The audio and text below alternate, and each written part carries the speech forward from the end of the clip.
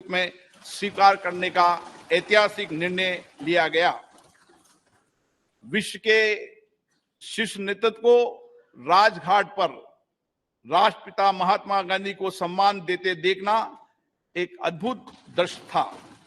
उन सभी ने महात्मा गांधी द्वारा प्रतिपादित शांति और अहिंसा के सार्वभौमिक विचार और वर्तमान समय में इसकी प्रासंगिकता को स्वीकार किया गया। माननीय प्रधानमंत्री जी ने स्वयं अंतर्राष्ट्रीय संस्थानों में सुधार करने, उसमें समय के अनुसार बदलाव लाने का पुरजोर समर्थन किया। इस विभाजित विश्व में स्थिरता, वृद्धि और विकास सुनिश्चित करने के लिए वास्तविक बहुपक्षवाद के लिए यह महत्वपूर्ण है। माननीय सदस्यगण, G20 का दृष्टिकोण अर्थ केंद्रित न होकर अब व्यापक रूप से मानव केंद्रित हो गया है। सतत विकास लक्ष्यों को साकार करने, अंतर्राष्ट्रीय वित्तीय संस्थानों में सुधार करने, डिजिटल सार्वजनिक बुनियादी ढांचे की स्थापना करने, हरित विकास समझौतों को प्रोत्साहित करने, महिलाओं के नेतृत्व के विकास को प्रोत्साहित करने, डिजिटल स्वास्थ्य पर वैश्विक पहल करने, पारंपरिक चिकित्सा की भूमिका को मान्यता दिए जाने जैसे विषयों को प्राथमिकता दी गई, वह सराहनीय है। G20 शिखर सम्मेलन के प्रमुख परिणामों में अंतर्राष्ट्रीय अर्थव्यवस्थाओं को अधिक सक्रिय करना, विकास के लिए अधिक संसाधनों की उपलब्धता, पर्यटन का विस्तार, विश्व स्तर पर कार्य के अवसर, मोटे अनाज के उत्पादन और उपभोग के माध्यम से सुदृढ़ खाद्य सुरक्षा, कौशल की कमी और गतिशीलता की समस्या का समाधान करना, ग्लोबल वैल्यू चेन की मैपिंग, MSME की सहायता करना और जैव ईंधन के लिए प्रतिबद्धता शामिल है। इनका लाभ पूरे देश को प्राप्त होगा। शिखर सम्मेलन के दौरान भारत मध्य पूर्व यूरोप आर्थिक कॉरिडोर और वैश्विक जैव ईंधन गठबंधन का शुभारंभ अत्यंत महत्वपूर्ण है। इन पहलों से एक कनेक्टेड भविष्य की नींव रखी गई है, जिसमें आगे भी भारत की महत्वपूर्ण भूमिका बनी रहेगी। पर्यावरण समर्थन के लिए लाइफ संबंधी उच्च स्तरीय सिद्धांतों को अंगीकृत किए जाने और जलवायु संबंधी लक्ष्यों को पूरा करने के लिए जलवायु वित्त और निवेश में बड़े पैमाने पर वृद्धि की आवश्यकता को विकसित देशों द्वारा स्वीकार किए जाने से इस क्षेत्र में भारत का नेतृत्व स्पष्ट रूप से प्रदर्शित हुआ है। भारत की अध्यक्षता में महिलाओं और आपदा जोखिम को कम किए जाने के बारे में G20 कार्य समूह के गठन के साथ साथ स्टार्टअप पर एक नए G20 की स्थापना के रूप में नई उपलब्धि दर्ज की गई है।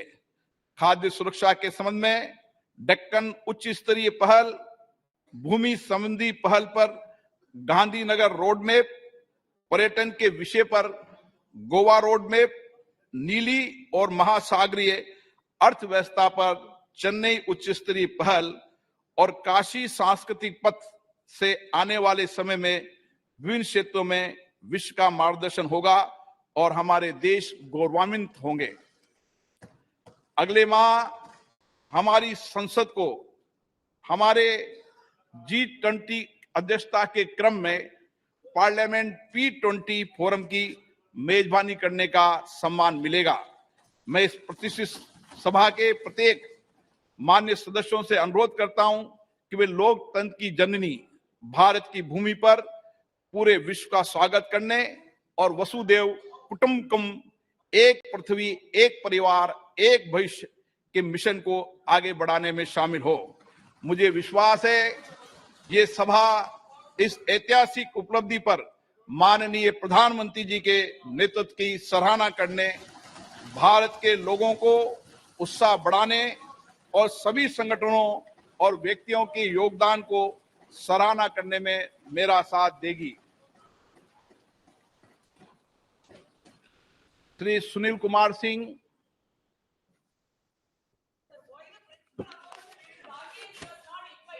माननीय अध्यक्ष महोदय, मैं विशेषाधिकार समिति का छठा प्रतिवेदन हिंदी और अंग्रेजी संस्करण सभा पटल पर रखता हूं। धन्यवाद। मान्य सदस्यगण, हमारा ये संसद भवन स्वतंत्रता प्राप्ति की ऐतिहासिक घड़ी से लेकर भारत के संविधान निर्माण की संपूर्ण प्रक्रिया और इसके साथ ही हमारे आधुनिक राष्ट्र की गौरवशाली लोकतांत्रिक यात्रा का साक्षी रहा है। स्वतंत्र भारत की प्रथम लोकसभा के अध्यक्ष श्री गणेश वासुदेव मावलंकर जी ने 15 मई 1952 को अपना पदभार ग्रहण किया था। देश की सर्वोच्च लोकतांत्रिक संस्था के प्रथम अध्यक्ष के रूप में उन्होंने नियम समिति, विशेषाधिकार समिति, कार्य मंत्रणा समिति सहित कई अन्य संसदीय समितियों की स्थापना की और सदन के अंदर उच्चतम परंपराओं की नींव रखी। इस सदन में अभी तक मेरे पूर्व 16 माननीय सदस्य अध्यक्ष सदन के आसन पर विराजमान हुए और उन सभी ने श्रेष्ठ परंपराएं स्थापित की है। माननीय सदस्यगण, इस कक्ष के माध्यम से अब तक 15 माननीय प्रधानमंत्रियों का नेतृत्व प्राप्त हुआ। उन सभी ने अपने विचारों और कार्यों से देश की दशा और दिशा तय की है। माननीय सदस्यगण, ये सदन संवाद संस्कृति का जीवंत प्रतीक रहा है। विभिन्न दलों के बीच सहमति असहमति के बीच पिछले 75 वर्षों में देश हित में सामूहिकता से निर्णय लिए गए। संसदीय विचार विमर्श की पद्धति से देश की जनता के जीवन में सामाजिक आर्थिक बदलाव के लिए कानून बनाए गए। आपदा और संकट के समय सदन ने एकजुटता और प्रतिबद्धता से उसका सामना किया। आज इस कक्ष में कार्रवाई का अंतिम दिन है। हमारे देश की लोकतांत्रिक यात्रा में इस भवन का योगदान अतुलनीय है। आज के बाद सदन की कार्रवाई नए भवन में संचालित होगी। हम नए भवन में नई आशाओं, नई उम्मीदों के साथ प्रवेश करेंगे। मुझे विश्वास है कि हमारी संसद के नए भवन में हमारा लोकतंत्र नई ऊंचाइयों को प्राप्त करेगा। मैं माननीय प्रधानमंत्री जी से आग्रह करूंगा कि वो अपने विचार को व्यक्त करें।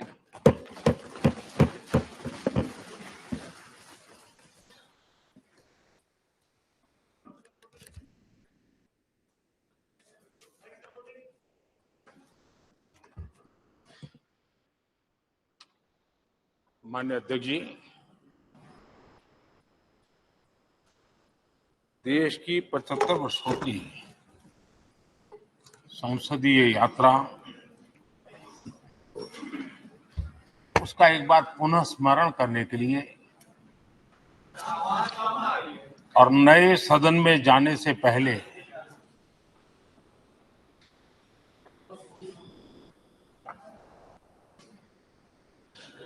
उन प्रेरक पलों को, इतिहास की महत्वपूर्ण घड़ी को स्मरण करते हुए आगे बढ़ने का ये अवसर है।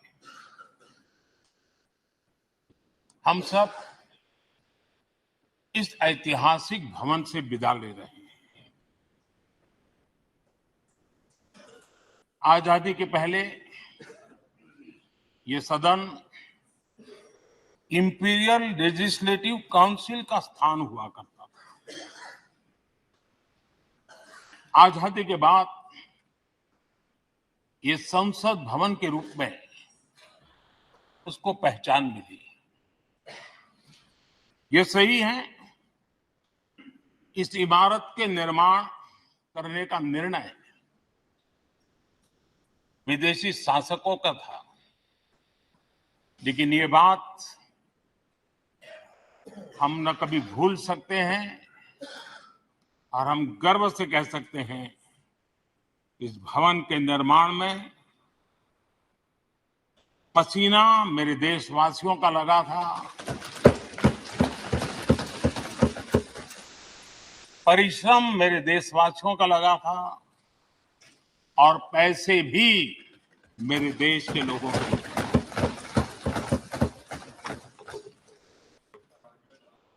इस 75 वर्ष की हमारी यात्रा ने अनेक लोकतांत्रिक परंपराओं और प्रक्रियाओं का उत्तम से उत्तम सृजन किया है और इस सदन में रहे हुए सबने उसमें सक्रियता से योगदान भी दिया है और साक्षी भाव से उसको देखा भी। हम भले नए भवन में जाएंगे, लेकिन पुराना भवन भी, ये भवन भी आने वाली पीढ़ियों को हमेशा हमेशा प्रेरणा देता रहेगा।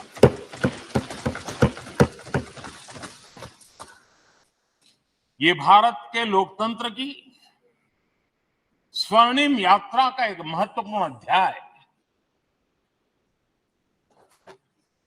जो सारी दुनिया को भारत की रगों में लोकतंत्र का सामर्थ्य कैसे है, इसका परिचित कराने का काम इस इमारत से होता रहेगा। आदरणीय अध्यक्ष जी, अमृतकाल की प्रथम प्रभा का प्रकाश राष्ट्र में एक नया विश्वास, नया आत्मविश्वास, नया उमंग, नए सपने, नए संकल्प और राष्ट्र का नया सामर्थ्य उसे भर रहा है। चारों तरफ आज भारतवासियों की उपलब्धि की चर्चा हो रही है और गौरव के साथ हो रही है। ये हमारे 75 साल के संसदीय इतिहास का एक सामूहिक प्रयास का परिणाम है, जिसके कारण विश्व में आज वो गूंज सुनाई दे रही है। आदरणीय अध्यक्ष जी, चंद्रयान 3 की सफलता न सिर्फ पूरा भारत, पूरा देश अभिभूत है और इसमें भारत के सामर्थ्य का एक नया रूप, जो आधुनिकता से जुड़ा है, जो विज्ञान से जुड़ा है, जो टेक्नोलॉजी से जुड़ा है, जो हमारे वैज्ञानिकों के सामर्थ्य से जुड़ा है, जो 140 करोड़ देशवासियों के संकल्प की शक्ति से जुड़ा हुआ है, वो देश और दुनिया पर एक नया प्रभाव पैदा करने वाला है। ये सदन और इस सदन के माध्यम से मैं फिर एक बार देश के वैज्ञानिकों और उनके साथियों को कोटि कोटि बधाइयां देता हूं, उनका अभिनंदन करता हूं।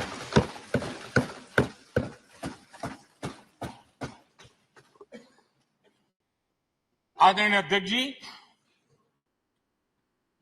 ये सदन ने भूतकाल में जब नेम की समिट हुई थी, सर्वसम्मति से प्रस्ताव पारित करके देश के इस प्रयास को सराहा था। आज G20 की सफलता को भी आपने सर्वसम्मति से सराहा है। मैं मानता हूं देशवासियों का आपने गौरव बढ़ाया है। मैं आपका आभार व्यक्त करता हूं। G20 की सफलता 140 करोड़ देशवासियों की है। ये भारत की सफलता है, किसी व्यक्ति की सफलता नहीं है। किसी दल की सफलता नहीं है। भारत के फेडरल स्ट्रक्चर ने, भारत की विविधता ने 60 स्थानों पर 200 से अधिक समिट और उसकी मेजबानी हिंदुस्तान के अलग अलग रंग रूप में देश की अलग अलग सरकारों ने बड़े आन बान शान से की और ये प्रभाव पूरे विश्व भर के मन पर पड़ा हुआ है। ये हम सबके सेलिब्रेट करने वाला विषय है, देश के गौरव गान को बढ़ाने वाला है। और जैसा आपने उल्लेख किया, भारत इस बात के लिए गर्व करेगा, जब भारत अध्यक्ष रहा उस समय अफ्रीकन यूनियन इसका सदस्य बना। मैं उस इमोशनल पल को भूल नहीं सकता जब अफ्रीकन यूनियन की घोषणा हुई और अफ्रीकन यूनियन के प्रेसिडेंट, उन्होंने एक इंटरव्यू में कहा कि मेरे जीवन में ऐसी पल थी, शायद मैं बोलते बोलते रो पड़ूंगा। आप कल्पना कर सकते हैं कि कितनी बड़ी अपेक्षा और आशाएं पूरी करने का काम भारत के भाग्य में आया। आदरणीय अध्यक्ष जी, भारत के प्रति शक करने का एक स्वभाव कई लोगों का बना हुआ है और जब आजादी मिली तब से चल रहा है। इस बार भी यही था, कोई डिक्लेरेशन नहीं होगा, असंभव है। लेकिन ये भारत की ताकत है कि वह भी हुआ और विश्व सर्वसम्मति से एक साझा घोषणा पत्र लेकर के आगे का रोड मैप लेकर के यहां से प्रारंभ हुआ है। और अध्यक्ष जी, आपके नेतृत्व में, क्योंकि भारत की अध्यक्षता नवंबर के आखिरी दिन तक है, इसलिए अभी हमारे पास जो समय है उसका उपयोग हम करने वाले हैं और आपकी अध्यक्षता में दुनिया भर के जो G20 के सदस्य हैं, P20 पार्लियामेंट के स्पीकर्स की एक समिट, जैसे आपने घोषणा की, सरकार का आपके इस प्रयासों को पूरा समर्थन रहेगा, पूरा सहयोग रहेगा। आदरणीय अध्यक्ष जी, हम सबके लिए गर्व की बात है, आज भारत विश्व मित्र के रूप में अपनी जगह बना पाया है। पूरा विश्व भारत में अपना मित्र खोज रहा है, पूरा विश्व भारत की मित्रता को अनुभव कर रहा है और उसका मूल कारण है हमारे जो संस्कार है, वेद से विवेकानंद तक जो हमने पाया है। सबका साथ सबका विकास का मंत्र आज विश्व को हमें साथ लाने में जोड़ रहा है। आदरणीय अध्यक्ष जी, ये सदन से विदाई लेना एक बहुत ही भावुक पल है। परिवार भी अगर पुराना घर छोड़ करके नए घर जाता है तो बहुत सारी यादें कुछ पल के लिए उसको झकझोर देती है। और हम जब ये सदन को छोड़ के जा रहे हैं तो हमारा मन मस्तिष्क भी उन भावनाओं से भरा हुआ है, अनेक यादों से भरा हुआ है। खट्टे मीठे अनुभव भी रहे हैं, नोकझोंक भी रही है, कभी संघर्ष का माहौल भी रहा है और कभी इसी सदन में उत्सव और उमंग का माहौल भी रहा है। ये सारी स्मृतियां हमारे साथ, हम सबकी साझी स्मृतियां हैं, ये हम सबकी साझी विरासत है और इसलिए इसका गौरव भी हम सबका साझा है।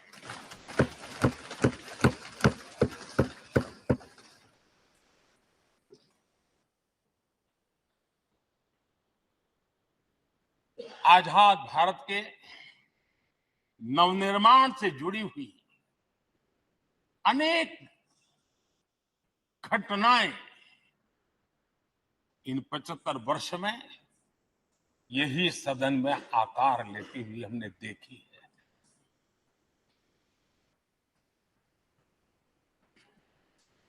आज हम जब इस सदन को छोड़ करके नए सदन की ओर प्रस्थान करने वाले हैं,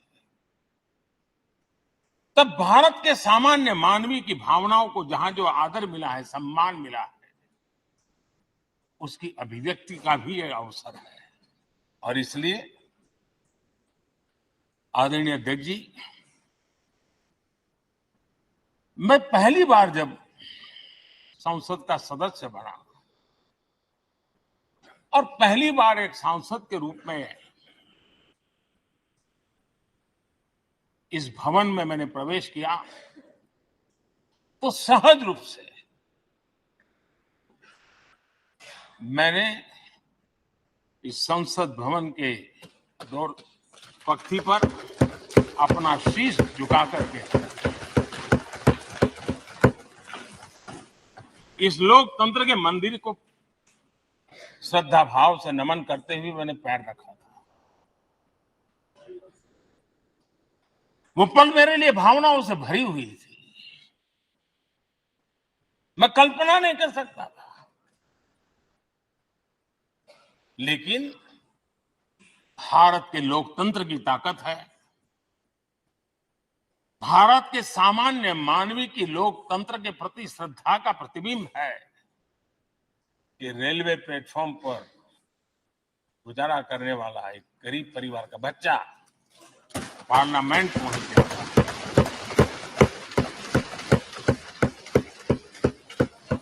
मैंने कभी कल्पना तक नहीं की कि देश मुझे इतना सम्मान देगा, इतना आशीर्वाद देगा, इतना प्यार देगा। सोचा नहीं था।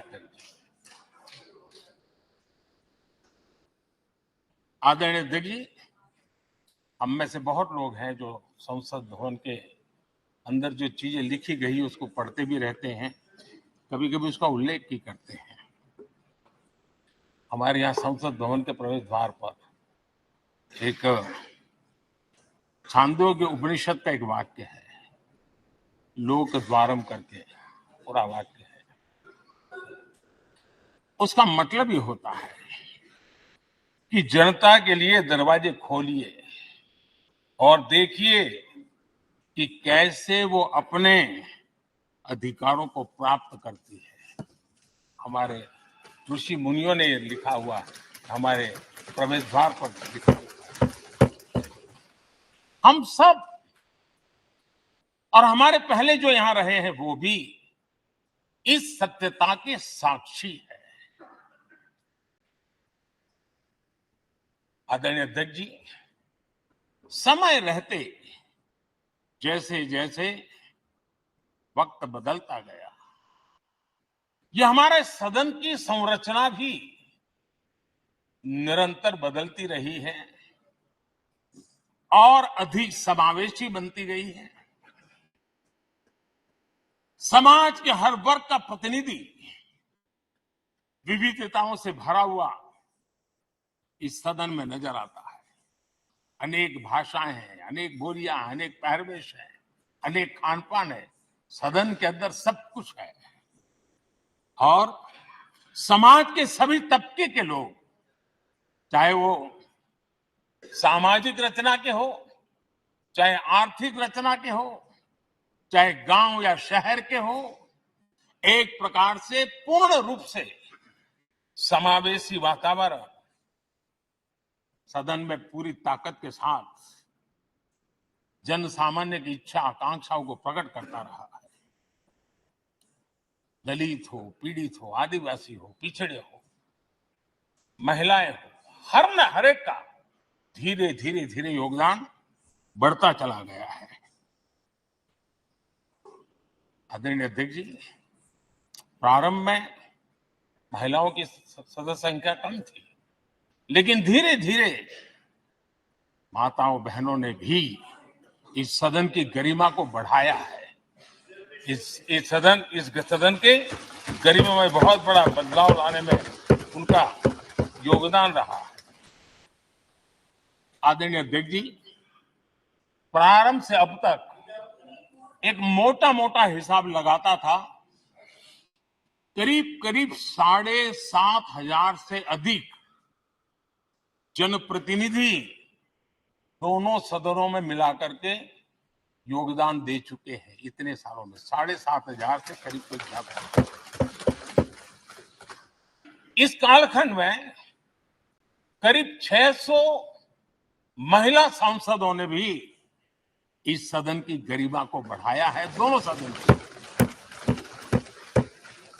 और आदरणीय अध्यक्ष जी, आप जानते हैं इस सदन में आदरणीय इंद्रजीत गुप्ता जी 43 ईयर, अगर मेरी गलती नहीं हो तो 43 ईयर इस सदन में लंबा समय बैठ करके इस सदन के साक्षी बनने का उनको सौभाग्य मिला।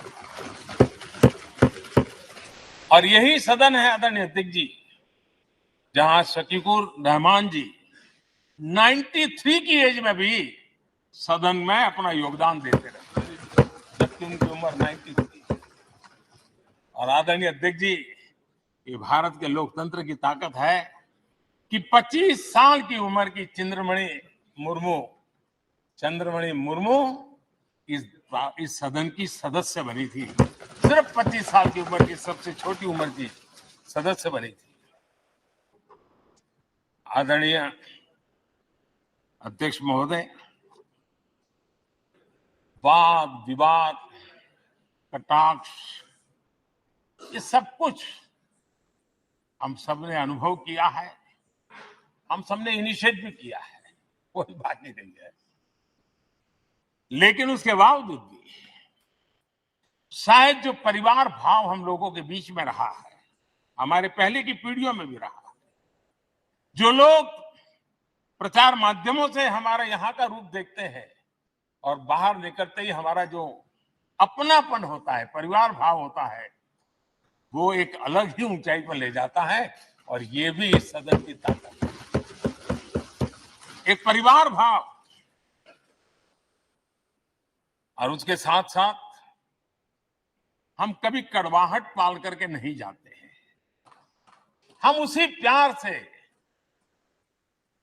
सदन छोड़ने के कई वर्षों के बाद भी मिल जाए तो भी उस प्यार को कभी भूलते नहीं है, उस स्नेह भरे याद दिनों को भूलते नहीं है। वो मैं अनुभव कर सकता हूं। आदरणीय अध्यक्ष जी, हमारे पहले भी और वर्तमान भी हमने कई बार देखा है कि अनेक संकटों के बावजूद भी, अनेक असुविधाओं के बावजूद भी सांसद सदन में आए हैं और उन्होंने शारीरिक पीड़ा भी असह्य हो तो भी सदन में एक सांसद के रूप में, जनप्रतिनिधि के रूप में अपना कर्तव्य निभाया है। ऐसी अनेक घटनाएं आज हमारे सामने हैं।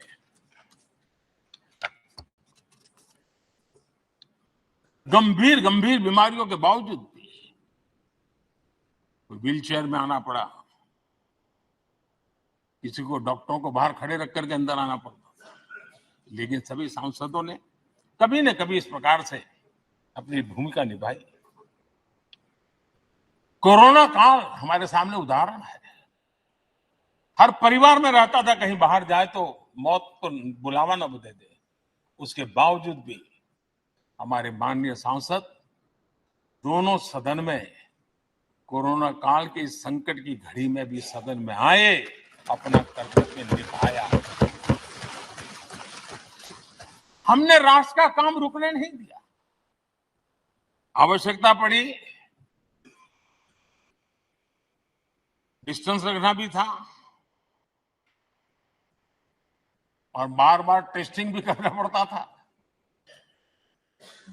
सदन में आते थे लेकिन मास्क पहनना पड़ता था, बैठने की रचना भी अलग अलग की, समय भी बदले गए।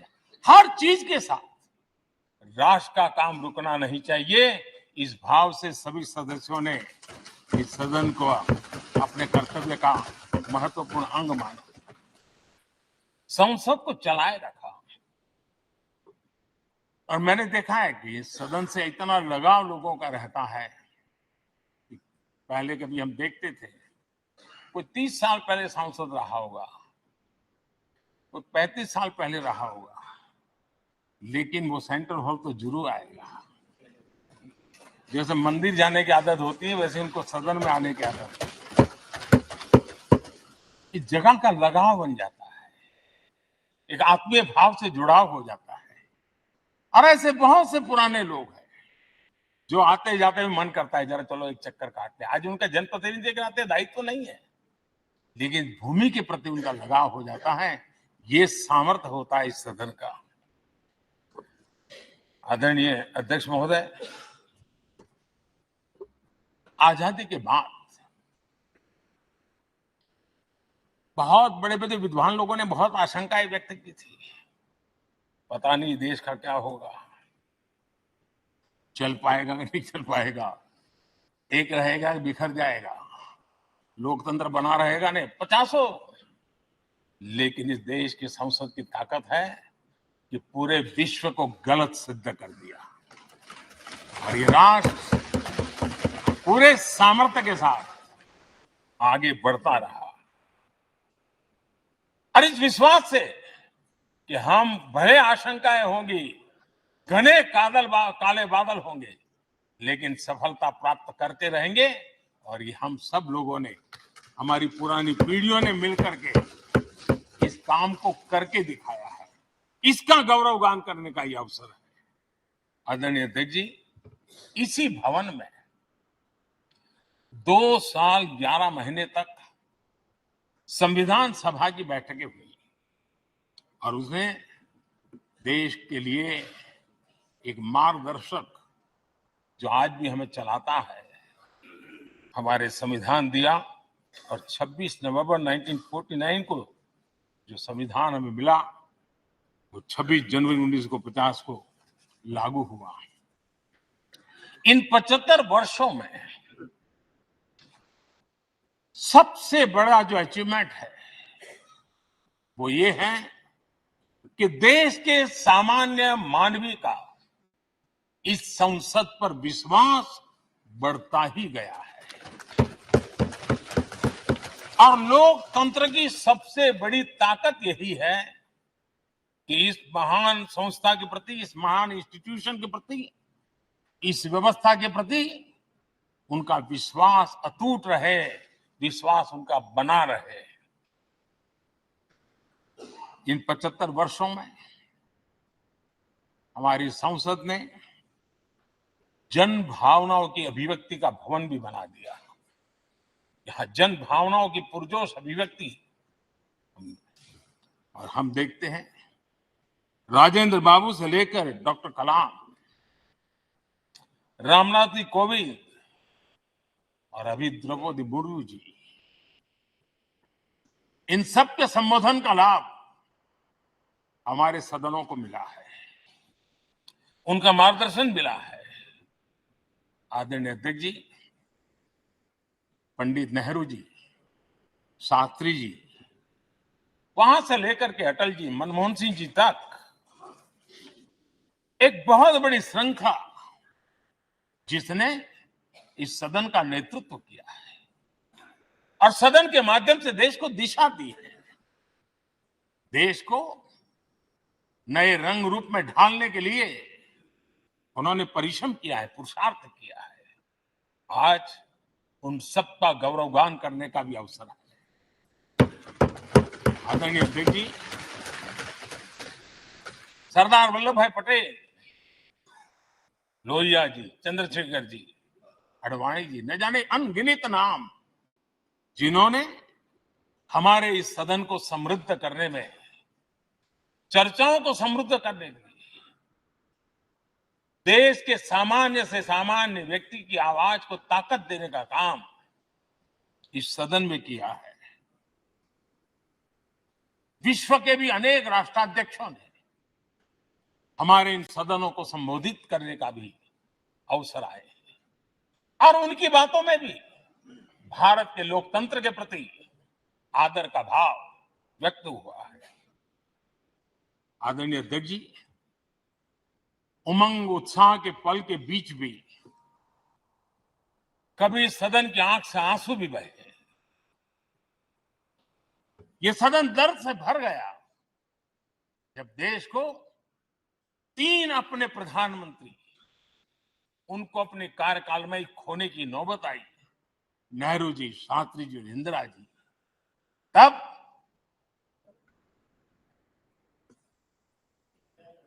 ये सदन अश्रु भीनी आंखों से उन्हें विदाई दे रहा था। आदरणीय अध्यक्ष जी, अनेक चुनौतियों के बावजूद भी हर स्पीकर ने, हर सभापति ने बेहतरीन तरीके से दोनों सदनों को सुचारू रूप से चलाया है और अपने कार्यकाल में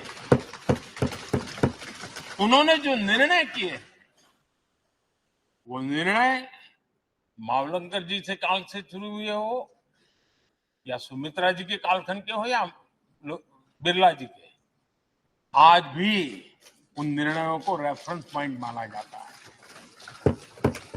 ये काम हमारे करीब 17 स्पीकर और उसमें 2 हमारी महिला स्पीकर ने भी, और मावलंकर जी से लेकर के सुमित्रा ताई तक और बिरला जी का मार्गदर्शन आज भी हमें मिल रहा है।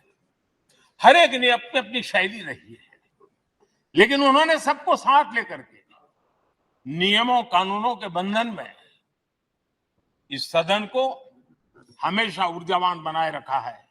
मैं आज उन सभी स्पीकर महोदय को भी आज वंदन करता हूं, अभिनंदन करता हूं।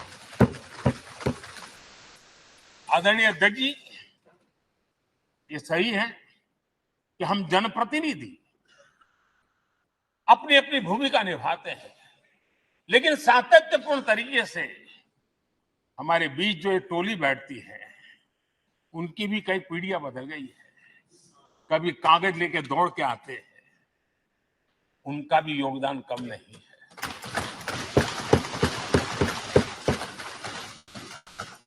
हमें कागज पत्र पहुंचाने के लिए दौड़ते हैं, सदन में कोई गलती न हो जाए, उसके निर्णय में कोई गलत ना हो जाए, उसके लिए वो चौकन्ने रहते हैं।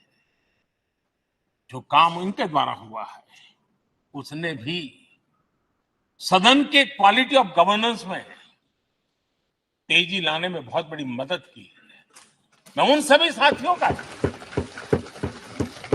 और इनके पूर्व में जो रहे हैं उनका भी हृदय से अभिनंदन करता हूं। इतना ही नहीं, सदन मतलब ये खंड ही नहीं है, इस पूरे परिसर में अनेक लोगों ने, किसी ने हमें चाय पिलाई होगी, किसी ने पानी पिलाया होगा, किसी ने रात रात चली हुई सदन को किसी को भूखा पेट रहने नहीं दिया होगा। कई प्रकार की सेवाएं की होगी। किसी ने माली ने इसके बाहर के एनवायरनमेंट को संभाला होगा, किसी ने इसकी सफाई की होगी। न जाने कितने ही अनगिनत लोग होंगे जिन्होंने हम सब अच्छे ढंग से काम कर सके और यहां जो काम हो वो काम देश को आगे बढ़ाने के लिए अधिक से अधिक तेजी से हो, उसके लिए जो माहौल बनाना, व्यवस्था बनाना, उसके लिए जिसने योगदान दिया है, मेरी तरफ से भी और इस सदन की तरफ से भी मैं उनका विशेष रूप से नमन करता हूं।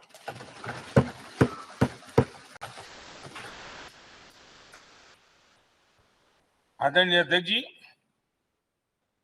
लोकतंत्र का ये सदन, आतंकी हमला हुआ, पूरे विश्व में यह आतंकी हमला एक इमारत पर नहीं था, ये मदर ऑफ डेमोक्रेसी एक प्रकार से हमारी जीवात्मा पर यह हमला था। ये देश उस घटना को कभी भूल नहीं सकता है, लेकिन आतंकियों से लड़ते लड़ते सदन को बचाने के लिए और हर सदस्य को बचाने के लिए जिन्होंने अपने सीने पर गोलियां झेली, आज मैं उनको भी नमन करता हूं। हमारे बीच नहीं है, लेकिन उन्होंने बहुत बड़ी रक्षा की है। आदरणीय अध्यक्ष जी, जब आज हम इस सदन को छोड़ रहे हैं, तब मैं उन पत्रकार मित्रों को भी याद करना चाहता हूं जिन्होंने जीवन में, कुछ लोग तो ऐसे हैं जिन्होंने पूरा जीवन अपने कार्यकाल में संसद के काम को ही उन्होंने रिपोर्ट किया है। एक प्रकार से वो जीवंत साक्षी रहे हैं।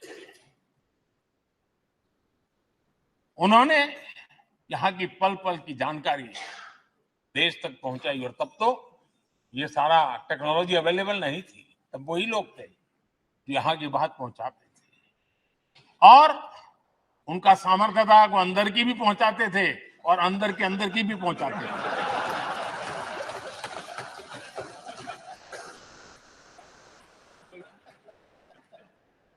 और मैंने देखा कि ऐसे पत्रकारिता जिन्होंने संसद को कवर किया, शायद उनके नाम जाने नहीं जाते होंगे, लेकिन इनके काम को कोई भूल नहीं सकता है। और खबरों को लिए नहीं, भारत की इस विकास यात्रा को संसद भवन से समझने के लिए उन्होंने अपनी शक्ति खपा दी थी। आज भी पुराने जो पत्रकार मित्र मिल जाते हैं और जिन्होंने कभी संसद को कवर किया हो, तो ऐसी अननोन चीजें बताते हैं जो उन्होंने अपनी आंखों से देखी होती, कान से सुनी होती है, जो अचरज करने वाली। यानी एक प्रकार से जैसी ताकत यहाँ की दीवारों की रही है, वैसा ही दर्पण उनकी कलम में रहा है, और उस कलम ने देश के अंदर संसद के प्रति, संसद सदस्यों के प्रति एक अहोभाव का भाव जगाया है। मैं आज कई पत्रकार बंधु होंगे जो रहे नहीं होंगे, लेकिन मेरे लिए जैसा ये सदन छोड़ना भावुक पल है, मैं पक्का मानता हूं इन पत्रकार बंधुओं के लिए भी ये सदन छोड़ना उतना ही भावुक पल होगा, क्योंकि इनका लगाव हमसे भी ज्यादा रहे। कुछ तो पत्रकार ऐसे होंगे जो हम लोगों की कम से भी समय उन्होंने काम किया होगा। आज उनके उस महत्वपूर्ण लोकतंत्र की ताकत बनने के लिए योगदान देने के लिए भी याद करने का अवसर है। आदरणीय अध्यक्ष जी, जब हम सदन के अंदर आते हैं, हमारे यहां नाद ब्रह्म की कल्पना है। हमारे शास्त्रों में माना गया है किसी एक स्थान पर अनेक बार एक ही लय में उच्चारण होता है तो वो तपोस्थली बन जाता है, उसके एक पॉजिटिव वाइब होते हैं। नाद की एक ताकत होती है जो स्थान को सिद्धि स्थान में परिवर्तित कर देती है। मैं मानता हूं ये सदन भी उस 7,500 हजार जनप्रतिनिधियों के द्वारा बार बार जो शब्द गूंजे हैं, जो वाणी यहां गूंजी है, उसने इस सदन में हम बैठकर आगे चर्चा करें या ना करें, लेकिन इसकी गूंज इसे तीर्थ क्षेत्र बना देती है।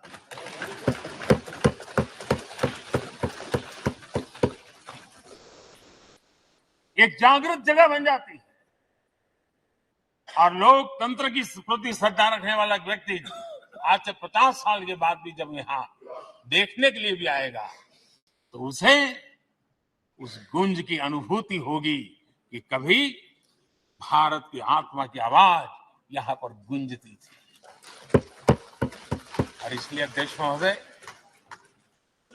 ये वो सदन है जहां कभी भगत सिंह, बटुकेश्वर दत्त, उन्होंने अपनी वीरता सामर्थ्य से अंग्रेज सल्तनत को जगा दिया था बम का धमाका कर।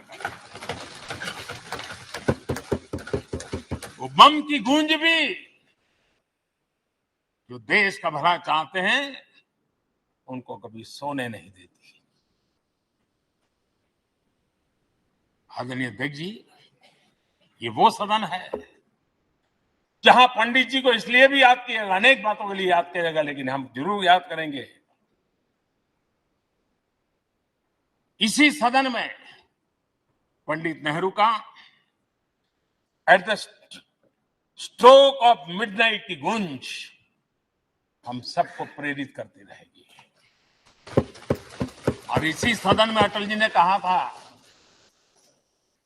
वो शब्द आज भी गूंज रहे हैं इस सदन में, सरकारें आएगी जाएगी, पार्टियां बनेगी बिगड़ेगी, लेकिन ये देश रहना चाहिए।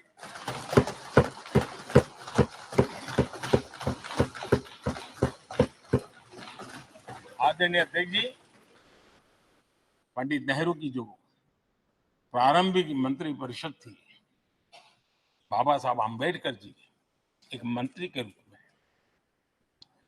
दुनिया की बेस्ट प्रैक्टिसेस भारत में लाने पर बहुत जोर दिया करते थे। फैक्ट्री कानून में अंतर्राष्ट्रीय सुझावों को शामिल करने पर बाबा साहब सर्वाधिक आग्रही रहे थे, और उसका परिणाम आज देश को लाभ मिल रहा है। बाबा साहब आम्बेडकर ने देश को नेहरू जी की सरकार में वाटर पॉलिसी दी थी, और उस वाटर पॉलिसी बनाने में बाबा साहब आम्बेडकर की बहुत बड़ी भूमिका रही थी। आदरणीय अध्यक्ष जी, हमें जानते हैं कि भारत में बाबा साहब आम्बेडकर एक बात हमेशा कहते थे कि भारत में सामाजिक न्याय के लिए भारत का औद्योगिकरण होना बहुत जरूरी है, क्योंकि देश के दलित पिछड़ों के पास जमीन ही नहीं है, वो क्या करेगा? औद्योगिकरण होना चाहिए। और बाबा साहब इस बात को मान करके, डॉक्टर श्यामा प्रसाद मुखर्जी जो पंडित नेहरू के मंत्री थे, उन्होंने इस देश में और पहले वाणिज्य मंत्री के रूप में और उद्योग मंत्री के रूप में उन्होंने इंडस्ट्री पॉलिसी इस देश में लाई थी। आज भी कितनी ही इंडस्ट्री पॉलिसी बने, लेकिन उसकी आत्मा वही होती है जो पहली सरकार के थी, और उनका भी बहुत बड़ा अहम योगदान रहा था। आदरणीय अध्यक्ष जी, लाल बहादुर शास्त्री जी ने 65 के युद्ध में हमारे देश के जवानों में का हौसला बुलंद करना, उनके सामर्थ्य के लिए को पूरी तरह राष्ट्र में झोंक देने की प्रेरणा इसी सदन में से दी थी लाल बहादुर शास्त्री का। और यहीं पर उन्होंने ग्रीन रिवॉल्यूशन के लिए एक मजबूत नींव लाल बहादुर शास्त्री जी ने रखी थी। आदरणीय अध्यक्ष जी, बांग्लादेश की मुक्ति का आंदोलन और उसका समर्थन भी इसी सदन ने इंदिरा गांधी के नेतृत्व में किया था। इसी सदन ने इमरजेंसी में लोकतंत्र पर होता हुआ हमला भी देखा था, और इसी सदन ने भारत के लोगों की ताकत को एहसास कराते हुए मजबूत लोकतंत्र की वापसी भी इसी सदन ने देखी थी। वो राष्ट्रीय संकल्प भी देखा था, ये सामर्थ्य भी देखा। आदरणीय अध्यक्ष जी, ये सदन इस बात का हमेशा ऋणी रहेगा, क्योंकि इसी सदन में हमारे पूर्व प्रधानमंत्री चरण सिंह जी ने ग्रामीण मंत्रालय का गठन किया था, रूरल डेवलपमेंट मिनिस्ट्री। इसी सदन में मतदान की उम्र 21 से 18 करने का निर्णय हुआ था, और देश की युवा पीढ़ी को इसका योगदान देने के लिए प्रेरित किया गया, उत्साहित किया गया था। हमारे देश ने गठबंधनों की सरकारें देखी, पीपी सिंह जी हो, चंद्रशेखर जी, और बाद में एक सिलसिला चला। लंबे अरसे से दिशा में देश जा रहा था, आर्थिक नीतियों के बोझ तले देश दबा हुआ था, लेकिन नरसिम्हा राव की सरकार थी जिन्होंने हिम्मत के साथ पुरानी आर्थिक नीतियों को छोड़ करके नई राह पकड़ने का फैसला किया था, जिसके आज देश को परिणाम मिलते हैं।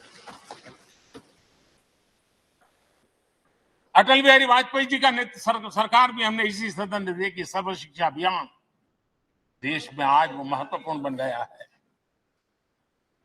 आदिवासी कार्यालय मंत्रालय अटल जी ने बनाया, नॉर्थ ईस्ट का मंत्रालय अटल जी ने बनाया, न्यूक्लियर टेस्ट भारत के सामर्थ्य का परिचायक बन गया।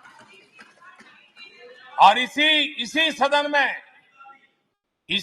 में मनमोहन जी की सरकार कैश फॉर वोट को भी, उस कांड को भी सदन ने देखा है। आदरणीय अध्यक्ष जी, सबका साथ सबका विकास का मंत्र, अनेक ऐतिहासिक निर्णय, दशकों से लंबित विषय, उनका स्थायी समाधान भी इसी सदन में हुआ। आर्टिकल 370, ये सदन हमेशा हमेशा गर्व के साथ कहेगा कि सदन के कारण one nation one tax, one nation one tax, GST का निर्णय भी इसी सदन ने किया। One rank one pension, OROP, ये भी इसी सदन ने देखा। गरीबों के लिए 10% आरक्षण कोई विवाद के बिना पहली बार इस देश में करने में सफल रहे। आदरणीय अध्यक्ष जी, भारत के लोकतंत्र में तमाम उतार चढ़ाव हमने देखे, और ये सदन लोकतंत्र की ताकत है, लोकतंत्र की ताकत की साक्षी है, जन विश्वास का एक केंद्र बिंदु रहा है। इस सदन की विशेषता देखिए, और दुनिया के लोगों का आज भी आश्चर्य होता है। ये सदन है जिसमें कभी 4 सांसद वाली पार्टी सत्ता में होती थी और 100 सदस्य वाली पार्टी विपक्ष में बैठती थी। ये भी सामर्थ्य इस सदन के लोकतंत्र की ताकत का परिचय कराता है। और यही सदन है जिसमें एक वोट से अटल जी की सरकार गई थी और लोकतंत्र की गरिमा को बढ़ाया था। ये भी इसी सदन में हुआ। आज अनेक छोटी छोटी रीजनल पार्टियों का प्रतिनिधित्व हमारे देश की विविधता को, हमारे देश के एस्पिरेशंस का एक प्रकार से वो आकर्षक केंद्र बिंदु बना है। आदरणीय अध्यक्ष जी, इस देश में 2 प्रधानमंत्री ऐसे रहे, मोरारजी भाई वीपी सिंह एक प्रकार से कांग्रेस में जीवन खपाया था, लेकिन एंटी कांग्रेस गवर्नमेंट का नेतृत्व कर रहे थे। ये भी इसकी विशेषता थी। और हमारे नरसिम्हा राव जी, वो तो बिस्तरा गोल करके घर जाने की तैयारी कर रहे थे, निवृत्ति की घोषणा कर चुके थे, लेकिन यही लोकतंत्र की ताकत देखिए, सदन की ताकत देखिए, वो प्रधानमंत्री के रूप में 5 साल हमारी सेवा कर रहे।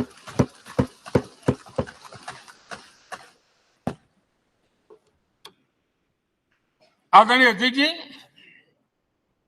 सबकी सहमति से कठिन कार्य होते हुए हमने देखे हैं। 2000 की साल थी, अटल जी की सरकार थी। इसी सदन ने 3 राज्यों का गठन सर्व स्वीकृति से किया और बड़े उमंग उत्साह से किया। जब छत्तीसगढ़ की रचना हुई तो उत्सव छत्तीसगढ़ ने भी मनाया, उत्सव मध्य प्रदेश ने भी मनाया। जब उत्तराखंड की रचना हुई तो उत्सव उत्तराखंड ने भी मनाया, उत्सव उत्तर प्रदेश ने भी मनाया। जब झारखंड की रचना हुई तो उत्सव झारखंड ने भी मनाया, उत्सव बिहार ने भी बताया। ये हमारे सदन का सामर्थ्य, सब सहमति का वातावरण बना करके। लेकिन कुछ कड़वी यादें वो भी है कि तेलंगाना के हक को दबोचने के लिए भारी प्रयास हुए, खून की नदियां भी बही, और बनने के बाद न तेलंगाना उत्सव मना पाया, न आंध्र उत्सव मना पाया। एक कटुता के बीज बो दिए गए। अच्छा होता उसी उमंग और उत्साह के साथ हम तेलंगाना का निर्माण करते तो एक नई ऊंचाई पर आज तेलंगाना पहुंच चुका होता। आदरणीय अध्यक्ष जी, संविधान सभा ने, आदरणीय अध्यक्ष जी, इस सदन की परंपरा रही है। संविधान सभा ने उस समय अपना दैनिक भत्ता 45 रुपये से कम करके 40 कर दिया था। उनको लगा हमें इसको कम करना चाहिए। आदरणीय अध्यक्ष जी, यही सदन है कैंटीन में मिलने वाली सब्सिडी, जो बहुत कम पैसे में खाना मिलता था, इसी सदस्यों ने उस सब्सिडी को भी खत्म कर दिया और पूरा पैसा देकर के अब कैंटीन में खाते हैं। आदरणीय अध्यक्ष जी, कोरोना काल में जब जरूरत पड़ी तो यही सांसद जिन्होंने एमपी लेड फंड को छोड़ दिया और देश को इस संकट की घड़ी में मदद करने के लिए आगे आए। इतना ही नहीं, कोरोना काल में इसी सदन के सांसदों ने अपने तनख्वाह में 30% कटौती की और उन्होंने देश के सामने आए हुए संकट में अपनी बहुत बड़ी जिम्मेवारी निभाई। आदरणीय अध्यक्ष जी, हम गर्व से कह सकते हैं, ये सदन में बैठे हुए लोग भी कह सकते हैं, हमारे पूर्वज जो सदन में बैठे थे वो भी कह सकते हैं कि हम ही लोग हैं जिन्होंने हम पर डिसिप्लिन लाने के लिए हमारे यहां जनप्रतिनिधित्व कानून में समय समय पर कठोरता बरती। नियम हमने ही लादे, हमने ही तय किया कि नहीं, जनप्रतिनिधि के जीवन में नहीं हो सकता। मैं मानता हूं ये जीवंत लोकतंत्र का बहुत बड़ा उदाहरण है और ये सदन ने दिया है, यही माननीय सांसदों ने दिया है और हमारी पुरानी पीढ़ी के सांसदों ने दिया है। और मैं मानता हूं कि कभी कभी उन चीजों को भी याद करना चाहिए। आदरणीय अध्यक्ष जी, हम जो वर्तमान सांसद हैं उनके लिए तो ये विशेष सौभाग्य का अवसर है। सौभाग्य का अवसर इसलिए है कि हमें इतिहास और भविष्य दोनों की कड़ी बनने का अवसर देता है।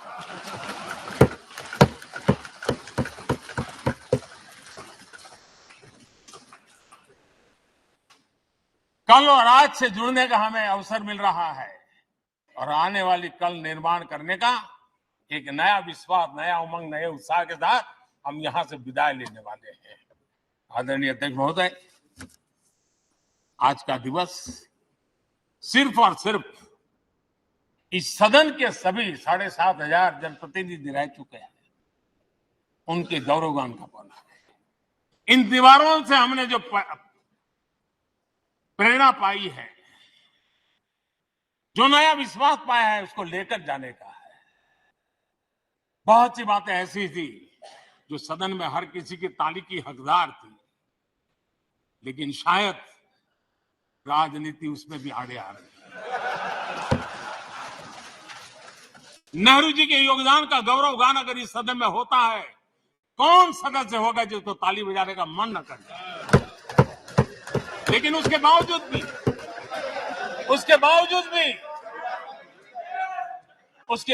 भी देश के लोकतंत्र के लिए बहुत जरूरी है हम सब ने अपने यहां सोच लें। आदरणीय अध्यक्ष जी, मुझे पूरा विश्वास है कि आपके मार्गदर्शन में और इस अनुभवी माननीय सांसदों के सामर्थ्य से हम नई संसद में जब जाएंगे तो नए विश्वास के साथ जाएंगे। मैं फिर एक बार, आज पूरा दिवस आपने इन पुरानी स्मृतियों को ताजा करने के लिए दिया, एक अच्छे वातावरण में सबको याद करने का मौका दिया, इसके लिए मैं आप सबका, आपका हृदय से आभार व्यक्त करता हूं। और मैं सभी सदस्यों से आग्रह करूंगा कि अपने जीवन की ऐसी मधुर यादों को यहां हम जरूर व्यक्त करें, ताकि देश तक पहुंचे कि सचमुच में ये हमारा सदन, ये हमारे जनप्रतिनिधियों की गतिविधि सच्चे अर्थ में देश को समर्पित है, इसका भाव लोगों के तक पहुंचे। इसी एक अपेक्षा के साथ मैं फिर एक बार इस धरती को प्रणाम करता हूं, इस सदन को प्रणाम करता हूं।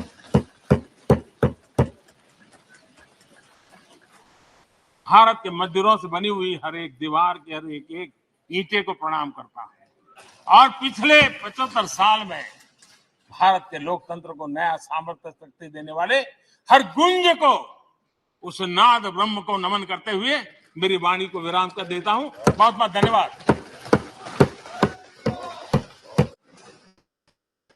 माननीय सदस्यगण, माननीय प्रधानमंत्री जी ने इस सदन की सीख, अनुभव, यहाँ की प्रेरणा, यहाँ की गूंज के बारे में व्यक्त किया है। मैं ये अपेक्षा करूंगा कि आज का दिन इसी तरीके से सकारात्मक वातावरण में हम चर्चा करें, सकारात्मक विषय रखें और जो कुछ भी यहाँ से सीखा है, हमारे पूर्वजों ने जो कुछ भी इस देश को, लोकतंत्र को दिया है, उसके बारे में सकारात्मक विचार रखें। आप सभी को बहुत बहुत धन्यवाद। अधीर रंजन चौधरी जी। प्रधानमंत्री को रहना चाहिए था, प्रधानमंत्री को उपस्थित रहना चाहिए था, हमारी बात भी सुन ले। ये क्या हमारी ज्यादा रही? I'm just coming. सर, ये हमारे ये उनका बैग यहीं पे है, उनका बैग यहीं पे है, उनका बैग यहीं पे, ये देखिए बैग, आपके बैग यहीं पे, आपको तो चले नहीं गए, आप तो चले नहीं गए, अरे बाप रे, चिंता नहीं आ रही है। आपके कहाँ गए? बहुत लंबी भाषण के। अरे भाई, आप कहाँ जा रहे हैं?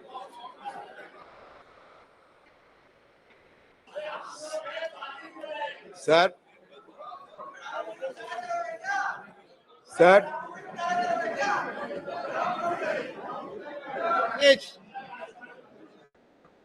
please, sir, I must appreciate your endeavor for offering this opportunity to ventilate our views on the constitutional दिवस, संविधान दिवस। लेकिन बात यह सर, कहे तो जाते हैं 75 साल, लेकिन जब तक मेरा जानकारी है, सबसे पहले जो कॉन्स्टिट्यूशन असेंबली की सभा हुई थी वो 1946 में, और 1949 26 नवंबर में ये अडॉप्ट हुई थी, और 1950 26 जनवरी ये चालू हुई थी हमारे संविधान इस देश में। लेकिन आप कहां से 75 साल के अमृतकाल ये लाया गया, ये मुझे समझ में नहीं आते हैं सर।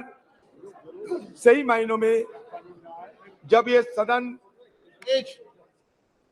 ये खबर मिल रही है कि आज ये सदन की अंतिम दिवस है, तो सही मायनों में भावुक तो होना स्वाभाविक है। कितने सारे विद्वजनों ने, ज्ञानियों ने, पंडितों ने और देश प्रेमी ने हमारे ये सदन, उसके साथ साथ हमारा संविधान और ये देश की लोकतंत्र की रक्षा करने के लिए न जाने कितने योगदान किए होंगे। बहुत सारे हमारे पूर्वजों ने ये दुनिया छोड़ के चले गए, उनका याद हम करते रहेंगे। जिंदगी में ये सदन जरूर कहेगी कि जिंदगी में कितने दोस्त आए और कितने बिखर गए। किसी ने 2 रोज के लिए आए, तो किसी ने चलते ही सांस भर लिए।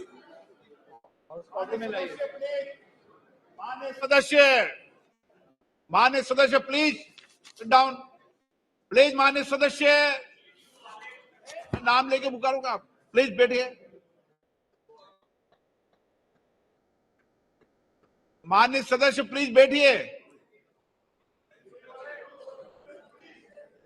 बैठिए। सर क्या है सर? जिंदगी में कितने दोस्त आए और कितने बिखर गए। किसी ने 2 रोज के लिए आए, किसी ने चलते ही सांस भर लिए। पर जिंदगी की दूसरा नाम है दरिया, वो तो बस बहते रहेंगे, चाहे रास्ते में फूल गिरे या पत्थर। उसी तरह हमारी ये सदन की कारवां ये भी चलते आ रहे हैं और आज भी ये चल रहे हैं। Sir, today I may come to that conclusion that this is the last day. Naturally, we are all present here to bid the adieu of our old building. Our magnificent building today singing a swan song, because tomorrow onward we will be shifting to a new parliamentary edifice. Sir, मैं शुरू में ये कहना चाहते हैं, मैं ज्यादा समय तो नहीं है हम लोगों के लिए, कि जब संसद में संविधान की चर्चा हो, लोकतंत्र की चर्चा हो, तो हमारे पंडित नेहरू जी और बाबा साहेब अंबेडकर, नेहरू जी तो आर्किटेक्ट ऑफ मॉडर्न इंडिया कहते थे, बाबा साहेब अंबेडकर को हम फादर ऑफ द कॉन्स्टिट्यूशन मान्यता देते हैं। अच्छा लगा कि आज नेहरू जी के बारे में हमें भी मौका मिलेगा ये सदन में बात रखने की। तो शुरुआत में मैं ये कहना चाहते हैं sir, architect of modern India Nehru had said, parliamentary democracy demands many virtues. It demands, of course, ability. It demands a certain devotion to work, but it demands also a large measure of cooperation, of self-discipline, of restraint. We know very well that there are not many countries in the world where it functions successfully. I think it may be said without any partiality that it has functioned with large measure of success in the country. Why? Not so because we, the members of this house, are exemplars of wisdom, but I think because of the background of our country and because our people have the spirit of democracy in them. Jawaharlal Nehru detested cultism. He was humble in his submission to constitutional requirement. In an interview with Mr. P.K. Karanjia, he specifically mentioned, "You are wrong in using words like the Nehru epoch or Nehru policy." Though he enjoyed massive majority in the parliament, he was tireless in listening opposition voice and never mock, deflect, pontificate when answering questions asked of him. He never believed in steamrolling the opposition and given due respect to feeling and sentiments of the opposition member. It is significant to note that it was during his tenure the parliament ran smoothly. He was not only led the nation in a difficult situation, but he was the prime force and pioneer who has given a wonderful beginning of our parliamentary democracy by his immense contribution. Sir, मैं आपके संगठन में लाना चाहते हैं, even speaker bell would ring for Jawaharlal Nehru when he exceeded time limit while making his speeches in the parliament. It shows that no one was beyond parliament's prerogative, and that was Nehru's contribution.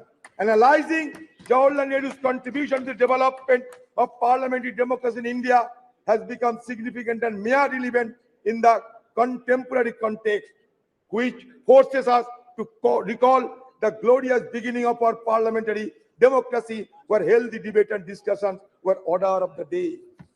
Sir, अगर सदन में जवाहरलाल नेहरू की चर्चा ना होगी, तो it will be equivalent of the performance of Hamlet without the presence of Prince of Denmark. So at the stroke of midnight hour, the iconic speech was delivered in the parliament still has been reverberating the entire precinct of this house. Sir, another one, most illustrious person, Baba Saheb Ambedkar.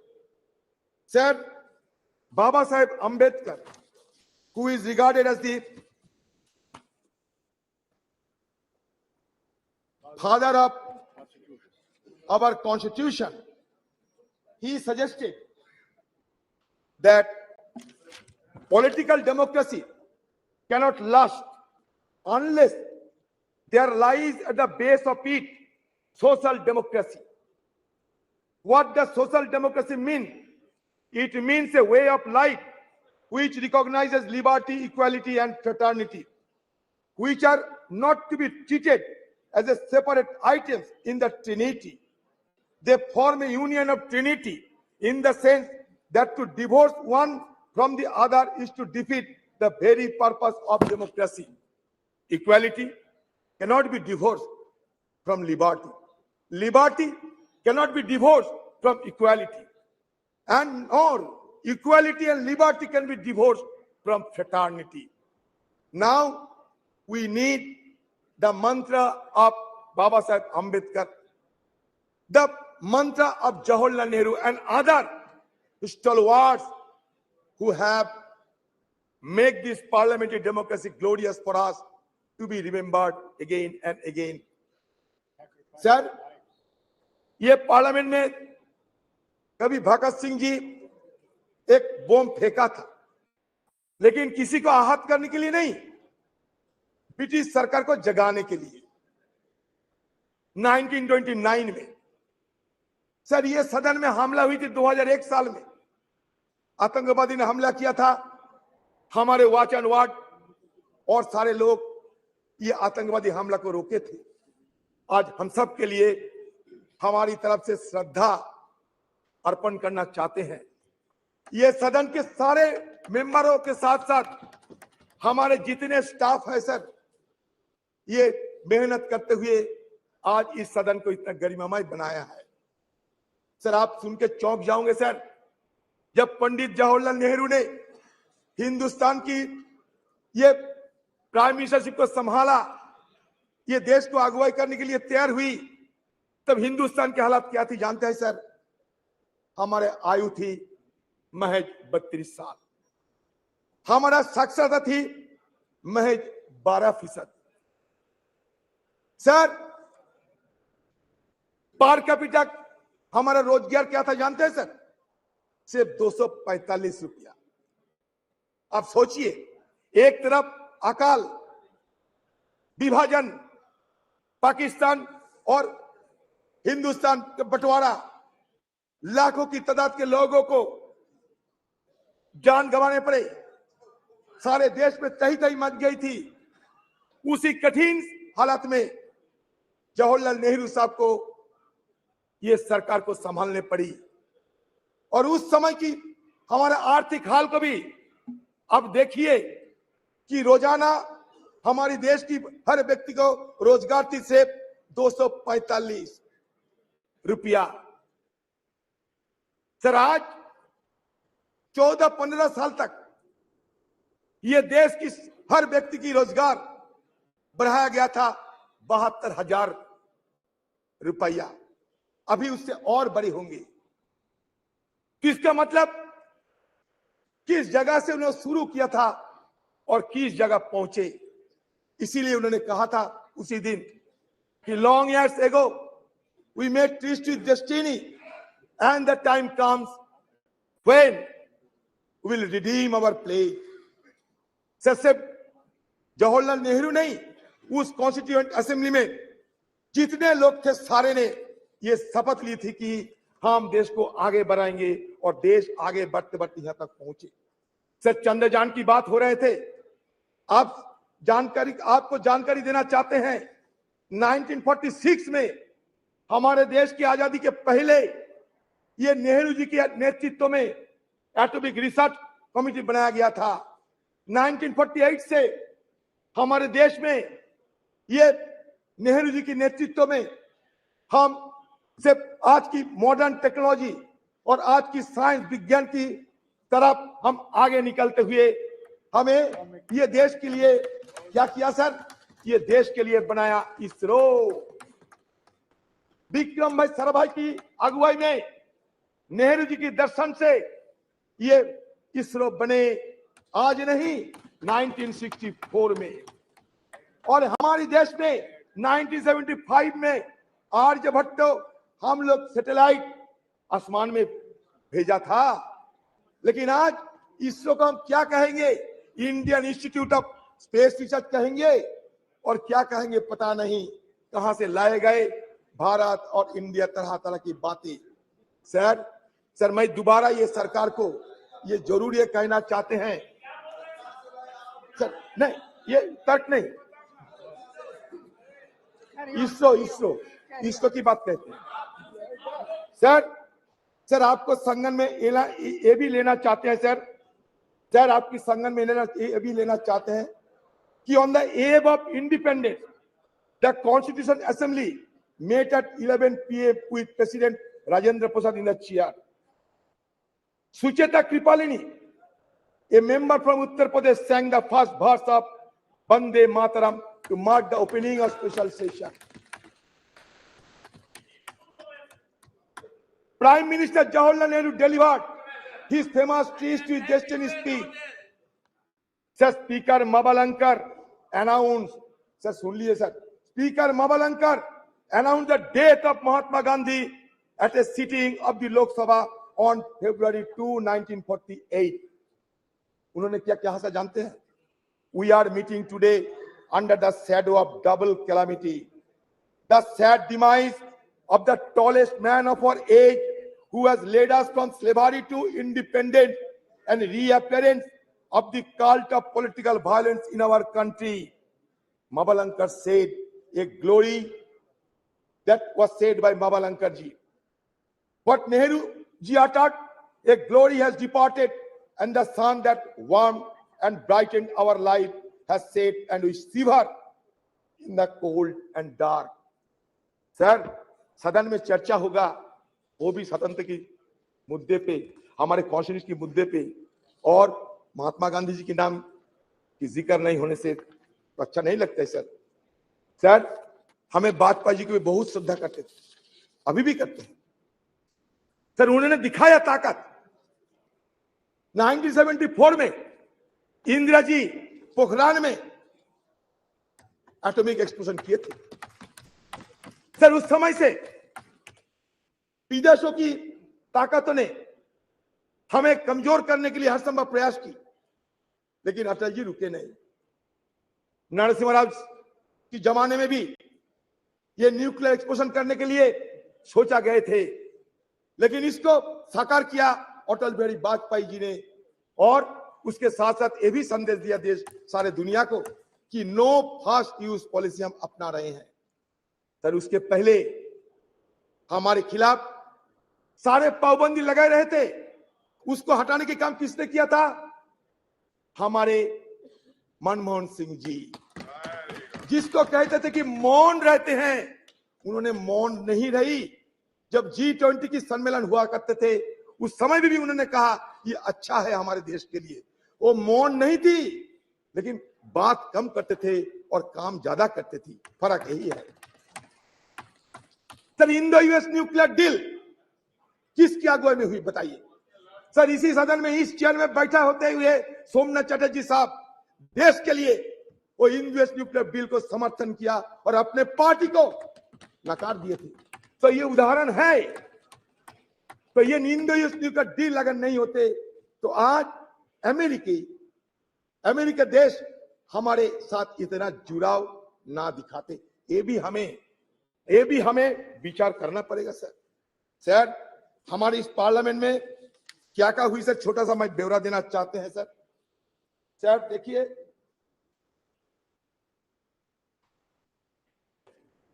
Sir, इस सदन में sir 1951 में representation of peoples act पारित हुई थी to ensure that people are given the right to vote. अगर vote देने के अधिकार ना होते तो आज बाकी बात करने की हमें गुंजाइश ना मिलते सर। दूसरा, essential commodities act 1955, a law that has helped the government regulate the production, supply and distribution of essential commodities such as drugs, oil, kerosene, coal, iron, steel, pulses. Sir तीसरा क्या हुआ? Green revolution in India 1967। 4, nationalisation of bank, 14 banks were nationalized which enhanced banking infrastructure and services and created provision of cheaper credit to farmers. बता दे sir, 1974 में atomic जब explosion हुई थी ना, हमारे प्रधानमंत्री उस समय रही थी स्वर्गीय इंदिरा गांधी जी। ये भी आपको याद दिलाते हैं। इंफॉर्मेशन टेक्नोलॉजी जब हुई थी हमारे देश में क्रांति के स्वरूप से, एक क्रांति के रूप से, हमारे स्वर्गीय राजीव गांधी जी। आज तो हम डिजिटल इंडिया की बात करते हैं। शुरुआत हमारे स्वर्गीय राजीव जी ने किए थे, शायद हम सबको ये याद में रखना चाहिए। सी डॉट से लेकर आज आर्टिफिशियल इंटेलिजेंस, जितने भी एवोल्यूशन होते हैं, इसका पीछे क्या इतिहास है, इसको हमें ध्यान में रखना चाहिए। हिस्ट्री को हम भूलना नहीं चाहिए। History is the remembrance of the past, it transmits from generation to generation. अगर हिस्ट्री को हम कैंसिल चेक नहीं बता सकते, history could not be treated as a cancel cheque, rather it should be treated as a promissory note in future. And now whatever cash in hand, we should spend it wisely. That should be the agenda of the any government. Sir, anti-defection law 1985 और एक क्रांतिकारी, child labor act 1986, the scheduled caste and tribes prevention of atrocities act 1989 to prevent atrocities against members of scheduled caste and scheduled tribe. Sir, panchayat Raj institution act, ये और एक क्रांतिकारी act है। ये enacted in 1992.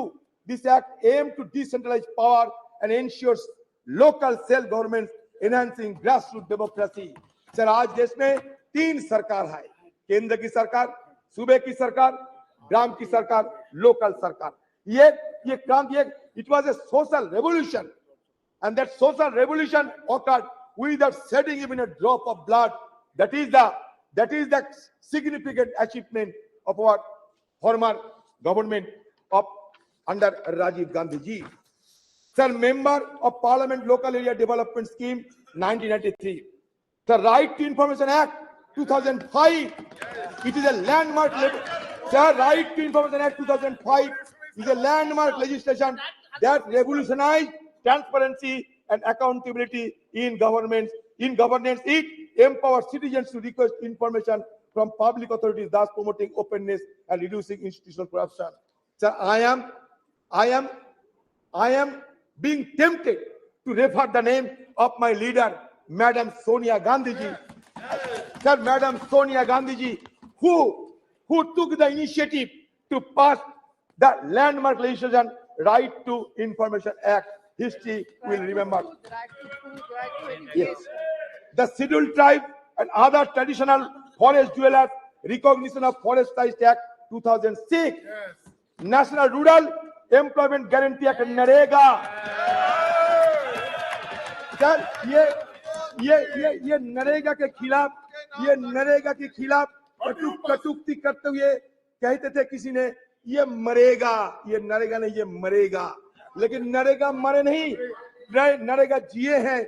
और नरेगा से हमें ग्रामीण लोगों को अभी भी ग्रामीण लोगों को इसके सहारे जीने का मौका मिलते हैं।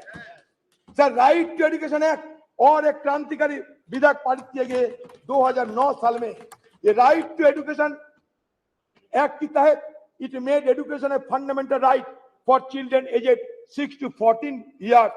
Sir, again, Food Security Act, National Food Security Act 2013. The Food Security Act aimed to provide subsidized food grain to large section of the population, ensuring food security. It sought to address malnutrition and hunger by guaranteeing access to essential food items. Sir, the issue is, sir, जानते हैं, गरीबी बढ़ रहे हैं, सारा देश में गरीबी बढ़ रहे हैं। सर, पॉवर्टी इंडेक्स में 117 की देश के अंदर हम 107 में आ गए। सर, कभी हमारे देश को देखते हुए ड्रेज और अमर्त्य सेन ने यह कहा था कि it looks like the islands of California in a sea of sub Saharan country. इसलिए हमारा ये गरीबी को सबको चूकता है। एक तरफ बढ़ते हैं कुछ चुनिंदे लोगों ने, लेकिन दूसरी तरफ हमारा गरीबी भी बढ़ते जा रहे हैं। इसको ध्यान में रखना चाहिए। Sir, right to fair compensation and transparency in land acquisition, rehabilitation resettlement act 2013, street vendors act 2014। Sir, बाद में क्या देखा हमने? बाद में हमें विरोध करने पड़े, क्योंकि सदन के अंदर विरोध करने का अधिकार तो हमें है, और विरोध करने के अधिकार हमारे संविधान भी हमें देते हैं। सर, यूएस न्यूक्लियर डील जब चर्चा होते थे, जब वोट ऑफ कॉन्फिडेंस हुआ था इस सदन में, तो कौन सा पार्टी कौन सा पक्ष में थे, शायद आपसे ज्यादा जानकारी है। मैं आज इसी शुभ एक अवसर पर किसी को और नहीं बोलना चाहते, लेकिन sir demonetization of currency note in 2016 हमने विरोध किया। इंट्रोडक्शन ऑफ कॉम्प्लेक्स जीएसटी उस समय भी लाए गए थे जिस समय दूसरा सरकार थे, लेकिन फिर भी लाने में जो कमियां थी वो बार बार हम लोग उसका उजागर कर चुके हैं। सर हमें application of article 370 and flight of Kashmir, ये मुद्दे को भी हमें आलोचना जरूर की थी। कश्मीर हमारा अंग है सर, आज भी देखिए कश्मीर में हमारे फौजों को जान गंवाने पड़ती, इसमें तो यह साबित होते हैं उस दिन हमारी तरफ से जो शंका जाहिर किए थे वो शंका सही है। सर आज मैं ये चाहता हूं कि हमारे सदन के अंदर हमारे जो रणकुबड़े जो फौजों ने वहां जान गंवा रहे हैं उसके लिए कम से कम हम थोड़ा सा मौन व्रत करते थे, थोड़ा सा साइलेंस ऑब्जर्व करते थे, अच्छा होते सर। एक तरफ मणिपुर, दूसरी तरफ जम्मू कश्मीर जल तो रहे हैं दोनों, और हम जल तो रहे हैं, इसलिए हमें बहुत कुछ करना बाकी है। ये तो सिर्फ एक झांकी है, हमें बहुत कुछ करना बाकी है सर। और एक देखिए, और एक divisive legislation, citizenship amendment act 2019 and NRC, तो इस तरीके की डिविजन लेजिस्लेशन के विरोध हम लोग किए हैं सदन के अंदर।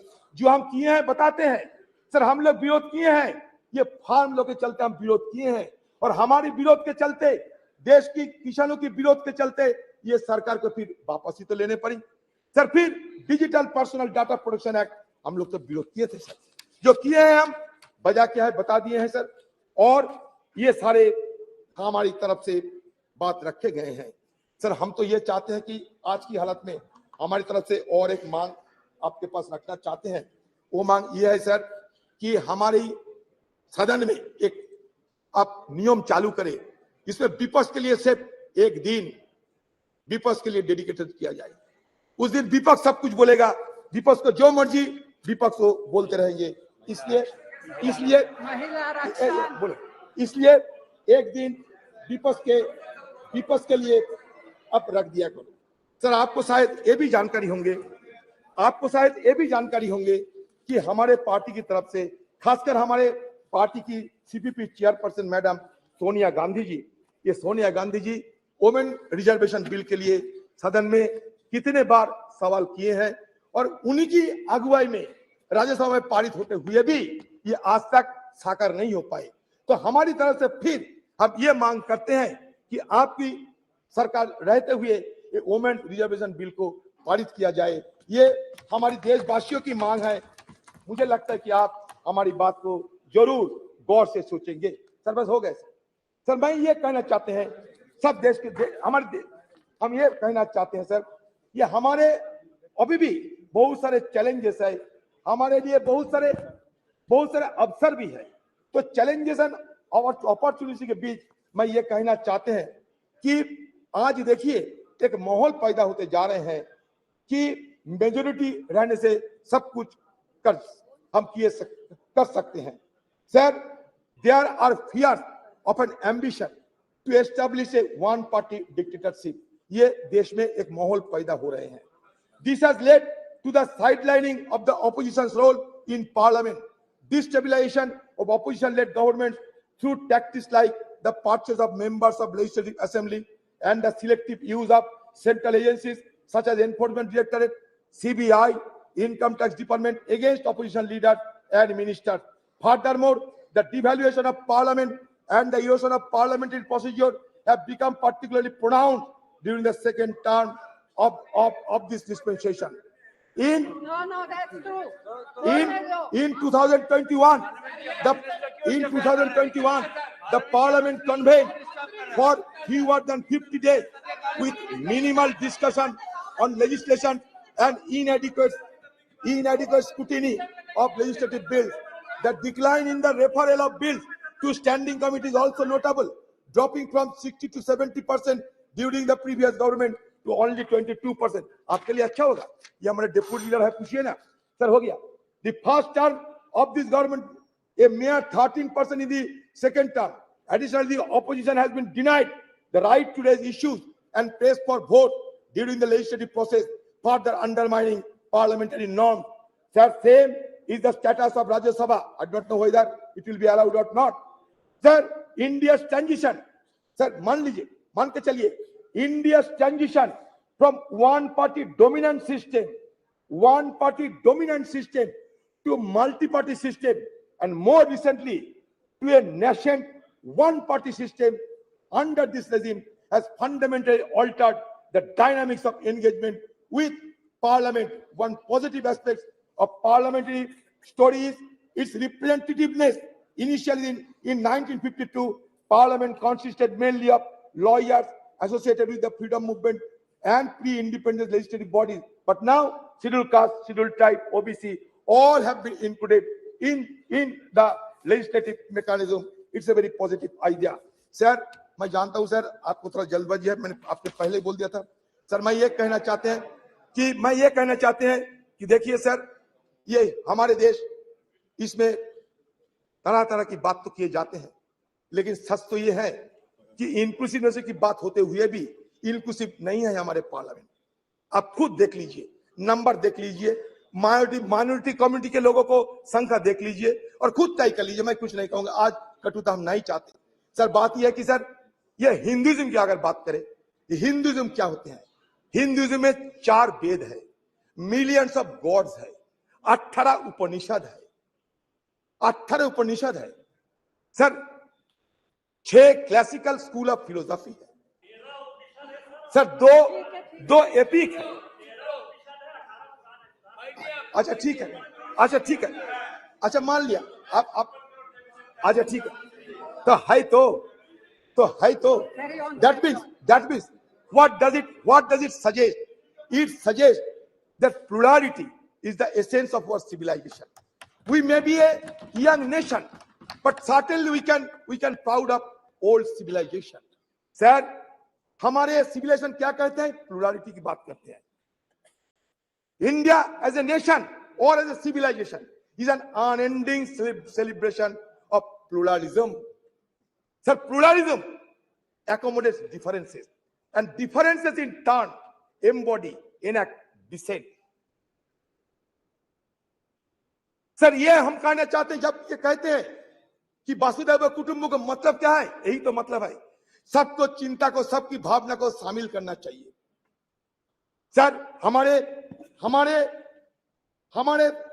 सरकार कहिए, हमारे संस्कृति कहिए, ये संस्कृति में ये भी दोहरा गया है.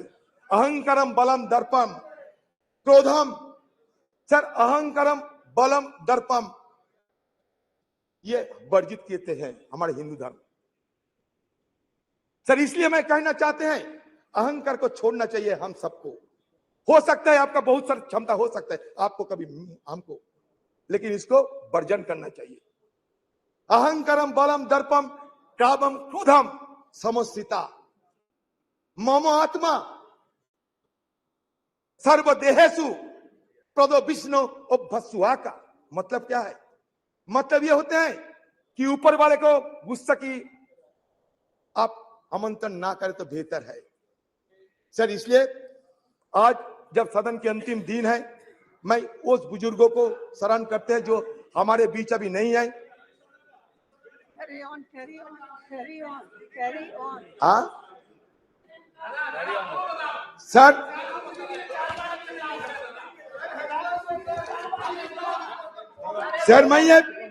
ये मैं और एक बात रखना चाहते हैं सर, बस लास्ट बात सर. देखिए सर, हम सब ये हमें भुगतना पड़ता सर इसके लिए, इसलिए मैं रखना चाहते हैं आपकी निगाहों में. सर, ये कहता है कि फ्रीडम ऑफ एक्सप्रेशन, ये मानते. अब सुन लीजिए sir, it is perhaps the most fundamental parliamentary right of a member of parliament. Every member is entitled to freely and fearlessly express himself on the floor of the house, inter alia, on burning issues of the day and matters of urgent public importance. If a member fails to do so under one of the available procedural devices, he often takes recourse to what has come to be known as 0 hour. While unparliamentary or objectionable expression may be expunged from the proceedings of the 2 houses of parliament by the respective presiding officer under the existing rules, shutting off or blinding the proceedings of any house under the presiding officer's direction. But nothing nothing of what is said without his permission would go on record. Maybe questionable desirability, in as much as in that case the reports of the proceedings cannot really be regarded anymore as a faithful record of all that happened. This applies equally well to the expurgated and edited version of the selected proceedings that may be telecast. In any case, when the question hour or any other part of the proceeding is telecast live, how can the presiding officer expansion order operate? Sir, इसलिए हम चाहते हैं कि हमारे अधिकार को ये दे जाना चाहिए सर. हम चाहते हैं कि सदन की जो गरिमा, वो गरिमा बरकरार रही है सर. आज स्पेशल सेशन है, ये नॉर्मल सेशन है, क्या है किसी को पता नहीं. हमें बाहर से मीडिया वालों के हवाले से पता चलता कि स्पेशल सेशन है या नहीं. सर, जब मिडनाइट सेशन होते हैं, जैसे कि आजादी के दिन हुई थी 14-15 अगस्त, वैसा मिडनाइट उसमें चर्चा नहीं होते. जैसे कि जीएसटी के लिए नरेंद्र मोदी जी किए थे, चर्चा नहीं होते, लेकिन बाकी स्पेशल सेशन में चर्चा होते. लेकिन इसके साथ साथ बाकी लेजिस्लेशन नहीं जा सकते. लेकिन यहाँ 8-9 सारे मुद्दे को आप शामिल किए हैं. पता नहीं इस तरीके की कैसे आप सदन को गरिमा को बरकरार रखेंगे. क्वेश्चन आवर में हमें शामिल होने का मौका नहीं है, जीरो आवर उठाने का मौका नहीं है. फिर आप कहते हैं कि गणतंत्र गरिमा को बजाय रखना चाहिए. सर, ओल्ड से न्यू हम जाते हैं, ओल्ड को हम भूलना नहीं चाहते. Old is always gold. Sir, there is a saying that old horse is best to ride. Old horse is best to ride. Accordingly, old house is best to bust. हम नया सदन में जाएंगे, लेकिन पुराने को याद में रखेंगे. सर, फिर एक बार कहना चाहते हैं, हमारे राजेश खन्ना जी बाबू मोशाई एक पिक्चर थे, उसमें कहा था जिंदगी बड़ी होना चाहिए, लंबी नहीं. हम रहे या ना रहे, लेकिन आज सदन के अंदर हम जो करते जा रहे हैं, अगले दिन हमारा पीढ़ियों ने इसको याद रखेंगे. इसलिए जिंदगी बड़ी होना चाहिए, लंबी नहीं. ये बात कहते हुए मैं अपना बात समाप्त करता हूं.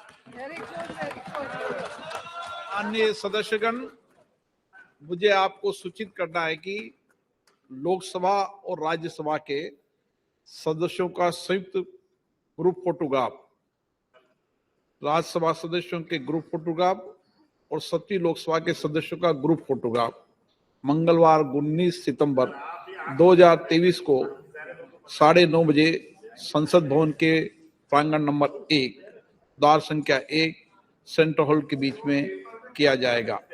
अतः मैं आपसे अनुरोध है कि ग्रुप फोटोग्राफ के लिए 19 सितंबर 2023 को पूर्वाह्न 9:15 पर उपस्थित स्थल पर पहुंचे, ऐसा मेरा आग्रह है. श्रीमान TR बालू साहब. Sir, from 1962 onwards, the DMK, now presided by the Honorable Chief Minister of Tamil Nadu, Dr. M.K. Stalin, has been part of all historical discussion in this house and also in the other house. Sir, though called it, this is the special session. There is nothing special about it. Just yet another session. The new Parliament building has been constructed at an enormous cost without a felt need. Money has been carved out by government when there is so much of financial crunch. Now Parliament House inaugurated with much fun and fair. But why the last session was not held? Was it due to any Vastu consideration or any only today you could find the auspicious moment? More than auspicious time, what is needed is an auspicious agenda of business, which augurs well for the well-being of peace, progress, and happiness of 1.3 crore people. This session in new premises seems not to be a social session, but an emergency session, or to carry out certain urgent mission of the ruling party to fulfill certain ulterior objects only in violation of democratic norms. This sitting will take stock of India's journey as an independent nation. We got independence in 1947. The 75th year of celebration fell last year in 2022. We have already stepped into 76th year. If at all any special event has to take place of the long journey, it has been done, it should have been done last year itself. Okay, even accepting the while that we are commending our 75th year parliament, such a special sitting should have been done in the historic parliament, house where the country's destiny was decided further nurtured and renewed in 1947. India, our country, our dear nation, the largest and vibrant democracy in the world, is today because of the invaluable contributions of firstly of the people of the country. Then comes to the political parties and the leaders who steered government for the majority of the time. That is, for the past 6 years, government of India was run by parties other than the present party. The strong base of the modern India, the developed India, was laid by 6 decades of planned work done by several leaders, starting from Jawaharlal Nehruji, the light of Asia. Contributions of Prime Ministers Lal Bahadur Shastri, Indira Gandhi ji, Morarji Desai ji, Chaudhry Charan Singh ji, young Prime Minister leader Rajiv Gandhi ji, and Narasimha Rao are great indeed. Tower of strength of the backward class masses who constitute more than 60%. VP Singh ensured social justice to them, which was denied to those marginalized fourth-level people, so-called Sutras. His contribution is immense and invaluable. It will stand out and shine in our modern history of progress. His government was pulled down with vengeance by forces inimical to the empowerment of weaker section. Leaders and their parties who led the country with a lot of sagacity and foresightedness. Whenever there was political instability, when single party majority evaded mainstream parties, it was like saving and protecting standard person. It happened in 1989, 96, 98, 99, 2004, and 2014. The leaders who came to the rescue of the nation at critical times were Deva Gowda, I.K. Gujaral, Atal Bihari Vajpayee, and Dr. Manmohan Singh. The political leaders who played a great role then were DMK leader Dr. Kalanga Karunanidhi, NTR, George Fernandez, Communist Party like Indrajit Gupta, Somnath Chatterjee, Sujit Singh. When we look back at 75 years, the contribution of these tall leaders is great and needs special mention. The contribution of opposition parties, mostly of the regional parties like DMK, in national politics and governance, have a special place.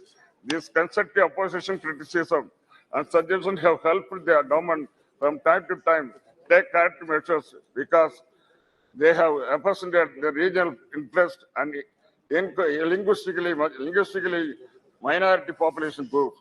DMK in parliament since 1962.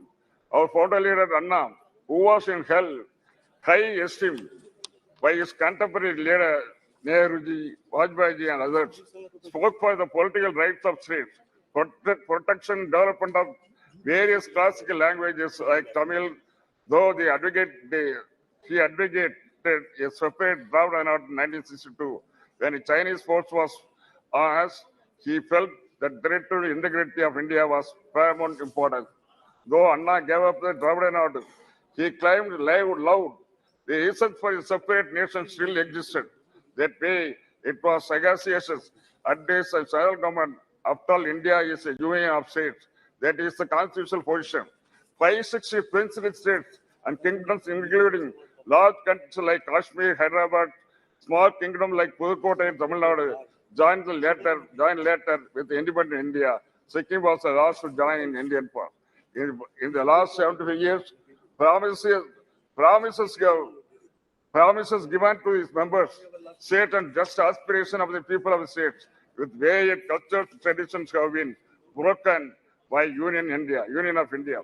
The latest example is repeal of Article 370 and snatching away the special status of Jammu and Kashmir, like rubbing salt on the serious wound that large states have now been broken into 2 union territories, whereby the emotions and rights of the people of Kashmir have been trampled upon.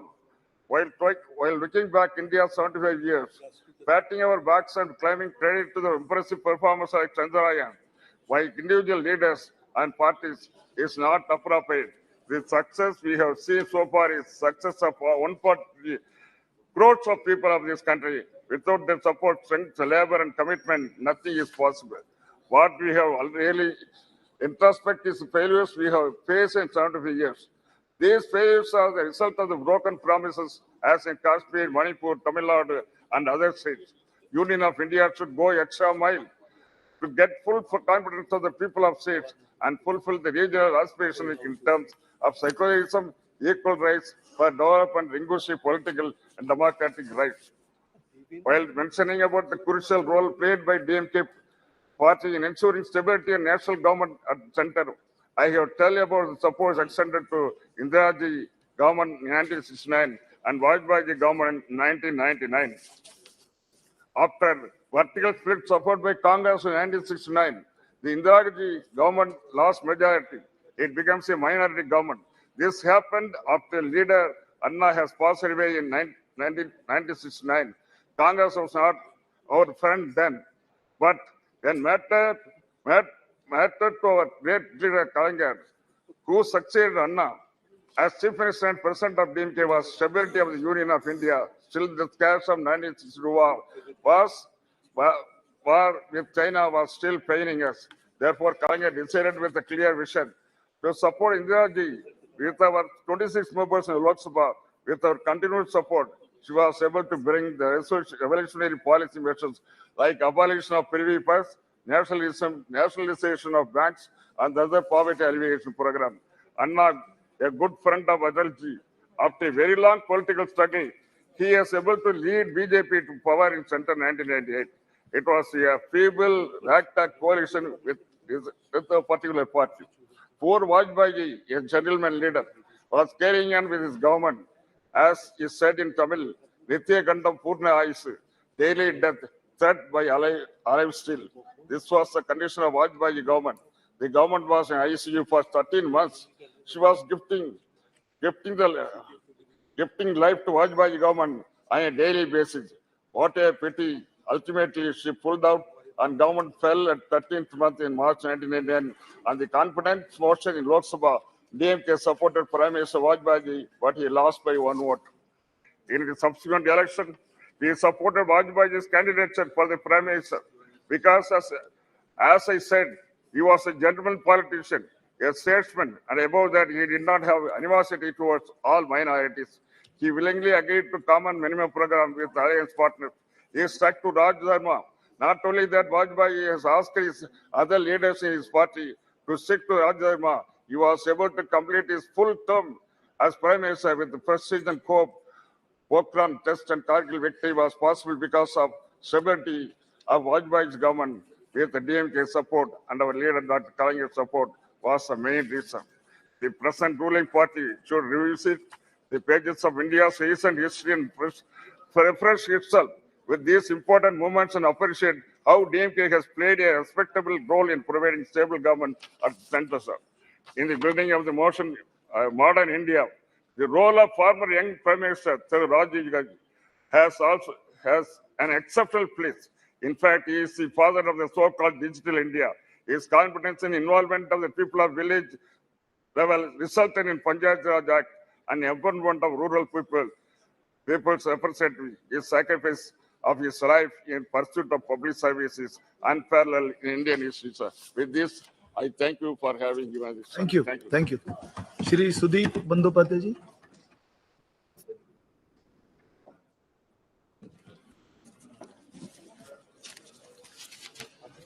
Sir, I rise to speak on the discussion on parliamentary journey of 75 years, starting from Samvidhan Sabha, which has not yet been discussed in details at all in the House.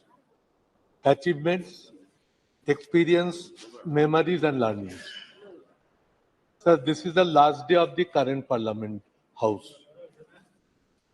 And this is possibly the last agenda we are going to discuss.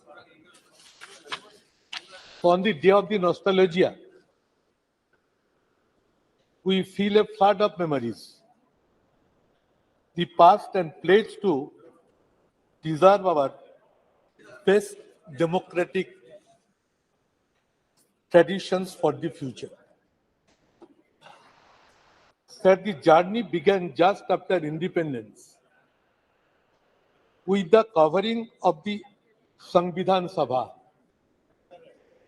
or Constituent Assembly. The list of members who registered and presented their credentials on the discussion held on December 9, 1946, from Bengal had been a veritable roll of honor. Many speakers took part. I will just remember their role.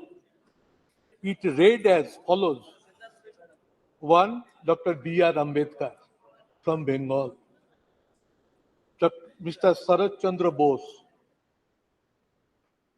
Mr. Kiran Shankar Roy. Mr. Frank Reginald Anthony. Mr. Satyaranjan Bakshi. Dr. Prafulla Chandra Ghosh. The list included another 25 members from Bengal who took part on this debate for the final publication of the Indian Constitution.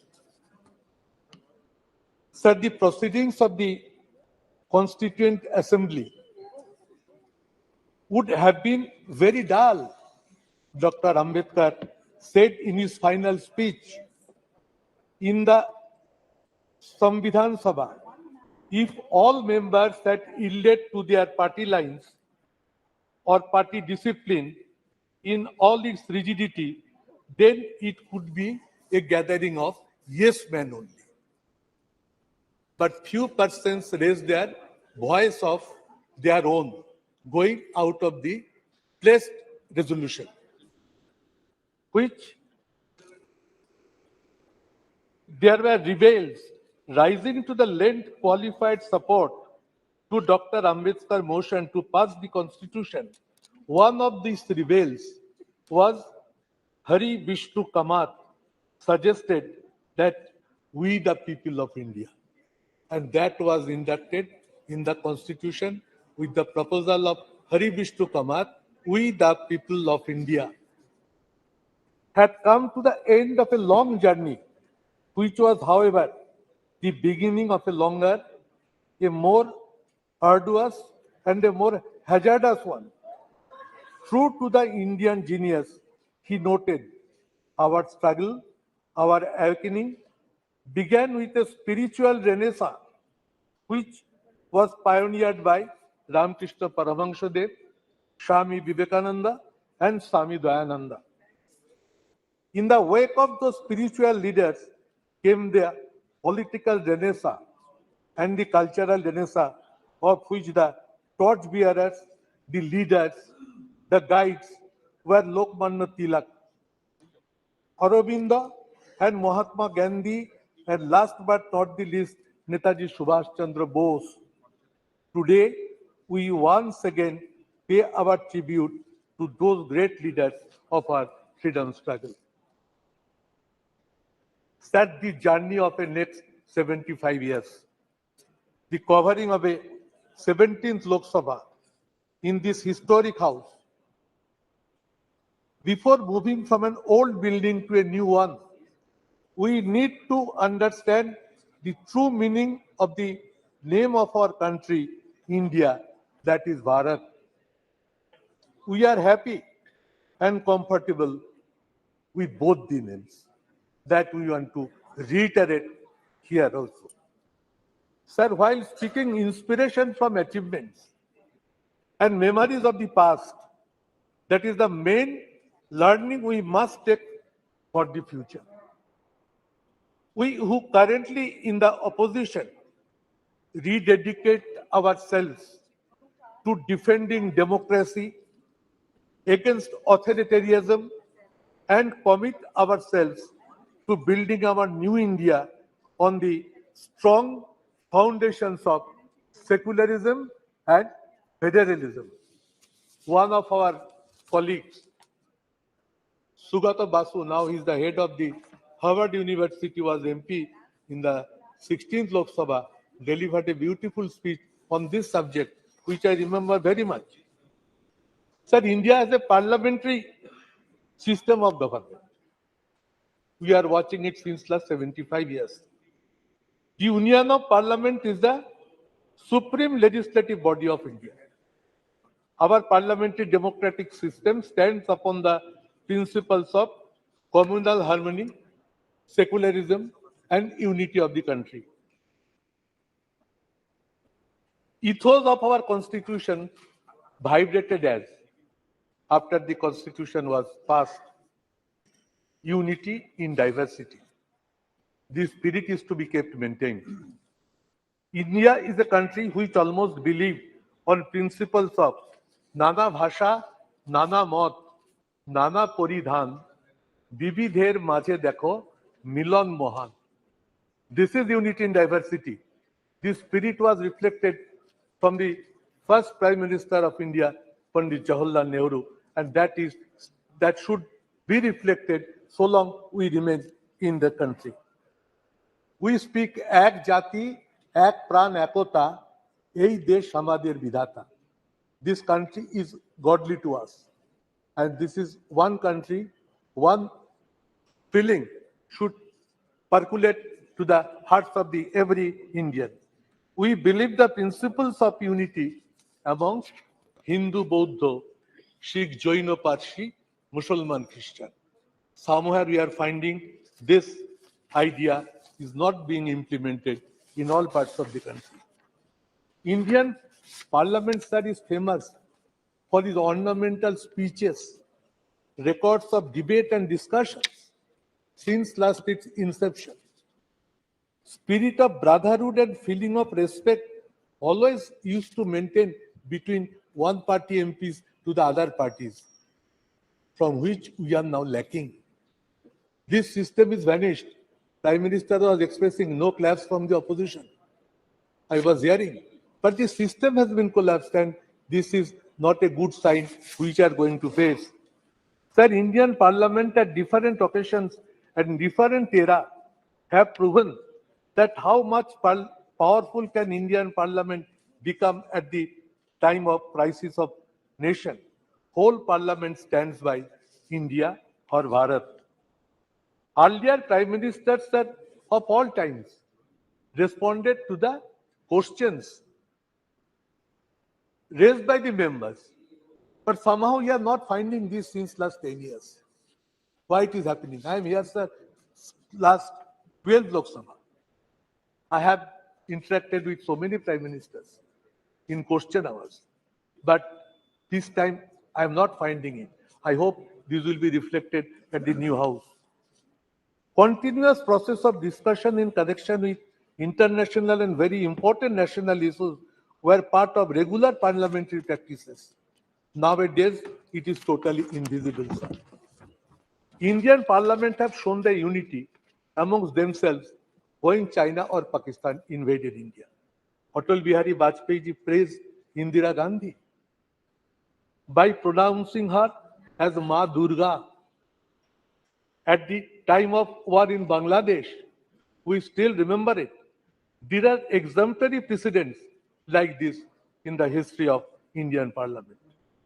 Opposition praising treasury benches opposition, these were reflected in the House on many occasions, on several times, but which is now being totally invisible. Keeping faith upon international solidarity and brotherhood, our Parliament has expressed solidarity with many other countries who have fought for their independence. Sir, I was first elected in 12th Lok Sabha as Trinamool Congress candidate. That time, our party leader Mamata Banerjee, it was the first time a new political party entered into the parliament. And that time, she raised her voice in parliament for 1/3 reservation of in Lok Sabha and assembly. The incident we still remember. She caught one MP by neck when she was going to hear the bill which was going to be placed on the floor of the House. Now Sonia ji has also written a letter to Honorable Prime Minister to take it up. Sir, our demand would be that in the next current new Lok Sabha, building, Parliament building. Let this women reservation bill be tabled and let it be passed without further delay. Let it be initiated with a positive direction by which this Parliament can initiate its journey with a very positive outlook. Sir, fall of government by one vote, we have witnessed it sitting on the floor of the House. And we have seen the power of the Parliament. How peacefully the voting pattern went on. And just next to me, Chandrasekhar ji was sitting. He asked me, Sudeep, what is the result of the vote? I said, Bajpayee ji has been defeated by margin of one vote only. He said it to me, oh ho, if I had the idea, I could have voted for Bajpayee ji, by which the vote pattern could have been different. So these are the memories which haunt me always. Sir, let the present House run with a positive direction. Common principle of parliamentary democracy is that House belongs to the opposition. I tell it at the all-party meetings whenever Honorable Speaker convenes that in a parliamentary democratic system, House should belong to the opposition. But nowadays, bills are being passed without debate or discussions. It is not a good precedent. Both sides are to be more objective in their approach, in their outlook. And when a House can run properly, if the ruling party takes a positive decision, then only it becomes possible. Otherwise, it is not possible for the opposition to run the House in a proper manner. The GST declaration being celebrated by convening midnight parliament session. It was held to make it historical. But many important and extraordinary situations prevailing in the country are not being allowed to raise and discuss in the House. Sir, brute majority in Parliament by one political party at this present Parliament reflects its arrogance is not desirable. What my long experiences say that if brute majority persists, they are in a mood to gag the voice of the opposition. It is neither desirable nor it is supported by all the members. So we will approach to the ruling party to make themselves restrained in the coming sessions. Long since it is proven, Parliament session must reflect with more positivity and become as result-oriented. But in few last sessions or in few last years, this Parliament session is not becoming result-oriented. That is a part of sorrow. The attitude of the ruling party of Parliament can make it viable and functioning. They will come, sir, if this way runs. That people will start losing their faith in the parliamentary system of process. That what this Parliament is going to give to us. And once people start losing their faith upon this parliamentary system, it is a very dangerous system. So, sir, we must try to remain more committed and faithful at the 75th year of Indian independence to see that parliamentary democratic system remains alive with its massive strength. Sir, we hope we are entering into a new parliament. Let all these systems be approached, be focused, be presented, be ventilated in a positive manner. Whole country should feel the change from one building to other building will also carry some feelings, good sense of ideas prevail, and we each one become to the respectful to each other sections in a broader mind. Then lastly, I must say the slogan that whatever manner country proceeds, we must say, long live secularism and federalism. The federalism structure of the country is under big threat. where West Bengal is one of the major victims. I should take it up. We are trying our best to draw the attention of the government, and as a leader of a Trinamool parliamentary party in Lok Sabha, I should keep it on record as mentioned. Sir, I repeat, no attempt is to be taken to create division in between India and Bharat. We firmly stand by both. Jai Hind, sir. Jai India, Jai Bharat.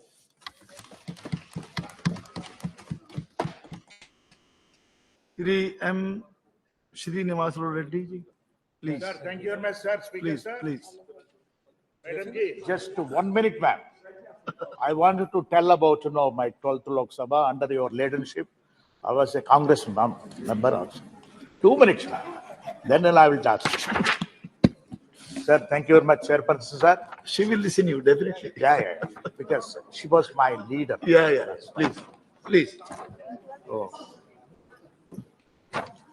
Sir, I compliment our Honorable Prime Minister for, conducting G20 summit successfully, and internationally, the country's name also in the worldwide totally, India is known everywhere also now, sir. So really, he has put a lot of, effort and hard work for this. My complimentaries again to him, sir. And one more thing, sir, my Chief Minister of Andhra Pradesh, Y.S. Jagannath Reddy, wishes to all the honorable members of this parliament on the occasion of 75 years Samvidhan Sabha, sir. He was also 2 terms, a member also of this house. So my experiences, I wanted to share. As my colleague, with the Sudeep ji, has mentioned about it. My 12th Lok Sabha I entered also, madam. That time, Madam Sonia ji was the president of the Congress party, and on Congress party ticket, I won, and I come to the parliament also. That is in 12th Lok Sabha, sir. So the experience, as earlier, my colleague mentioned, that time, after 13 months, Vajpayee ji's government, when ADMK withdrew the support for the Vajpayee ji's government, then strength has come down, sir. It has become a minority government. So that time, because confidence motion has been moved by Vajpayee ji also. So the voting pattern and everything was on slips generally. Everybody was in tense generally. How we know the result will be there? Because of the floor management. Everything, we all also thought that, okay, Vajpayee ji also will come out and everything. But lastly, when the result has come with 1 vote, he was defeated. The government was defeated. That too, the Chief Minister Giridhar Gomango ji was also a member of parliament in this house. Yes, Sudeep ji? Yes. So he came and voted. Then otherwise it would have become it equal and decided by the speaker also. That time the speaker was Honorable GMC Balayogi. So how the parliament also depends on nature only. Finally, God has to decide how it has happened. When we see all these experiences, we cannot forget in our lifetime, sir. So I have seen a lot of speakers also in this, because when I entered about 25 years back, before that itself, my family, my late brother and sister-in-law were also members of parliament. I used to come to the Central Hall regularly, enjoy the Central Hall, sitting there yourself. Sorry, ma'am. Sorry. The luxury of the Central Hall, sir. When you sit in the Central Hall and look at the dome, you will feel so comfortable also. Because that only now you are going to miss in the new parliament. And these experiences cannot be, generally, only memories will be there always for us also, sir. And regarding, again, in 14th Lok Sabha, sir, main, important, agreements, Indo-US agreement. This has happened on 23rd August 2006. So the bill that time, to be passed in this agreement was also a potential thing. Later, 14th Lok Sabha itself, 22nd July 2008, conference motion of Dr. Manmohan Singh ji. That also was a tensionable thing. It was also, floor management could able to do everything. So that was also in a tensionable. All this, strength of show of strength and everything used to happen in the midnight only, sir, generally. So the result of the thing was so joyful at the time. Then if you look at it also, sir, 15th Lok Sabha, that is, was thing for, our Andhra Pradesh itself. The division of both the states. Andhra Pradesh, has been divided into two states. That is Andhra Pradesh and Telangana. 18th February 2014, the bifurcation, the bill, AP reorganization bill has been passed. But problems are so far, after 9.5 years also, whatever the promises made on the floor of the house, both the houses have not been fulfilled, sir.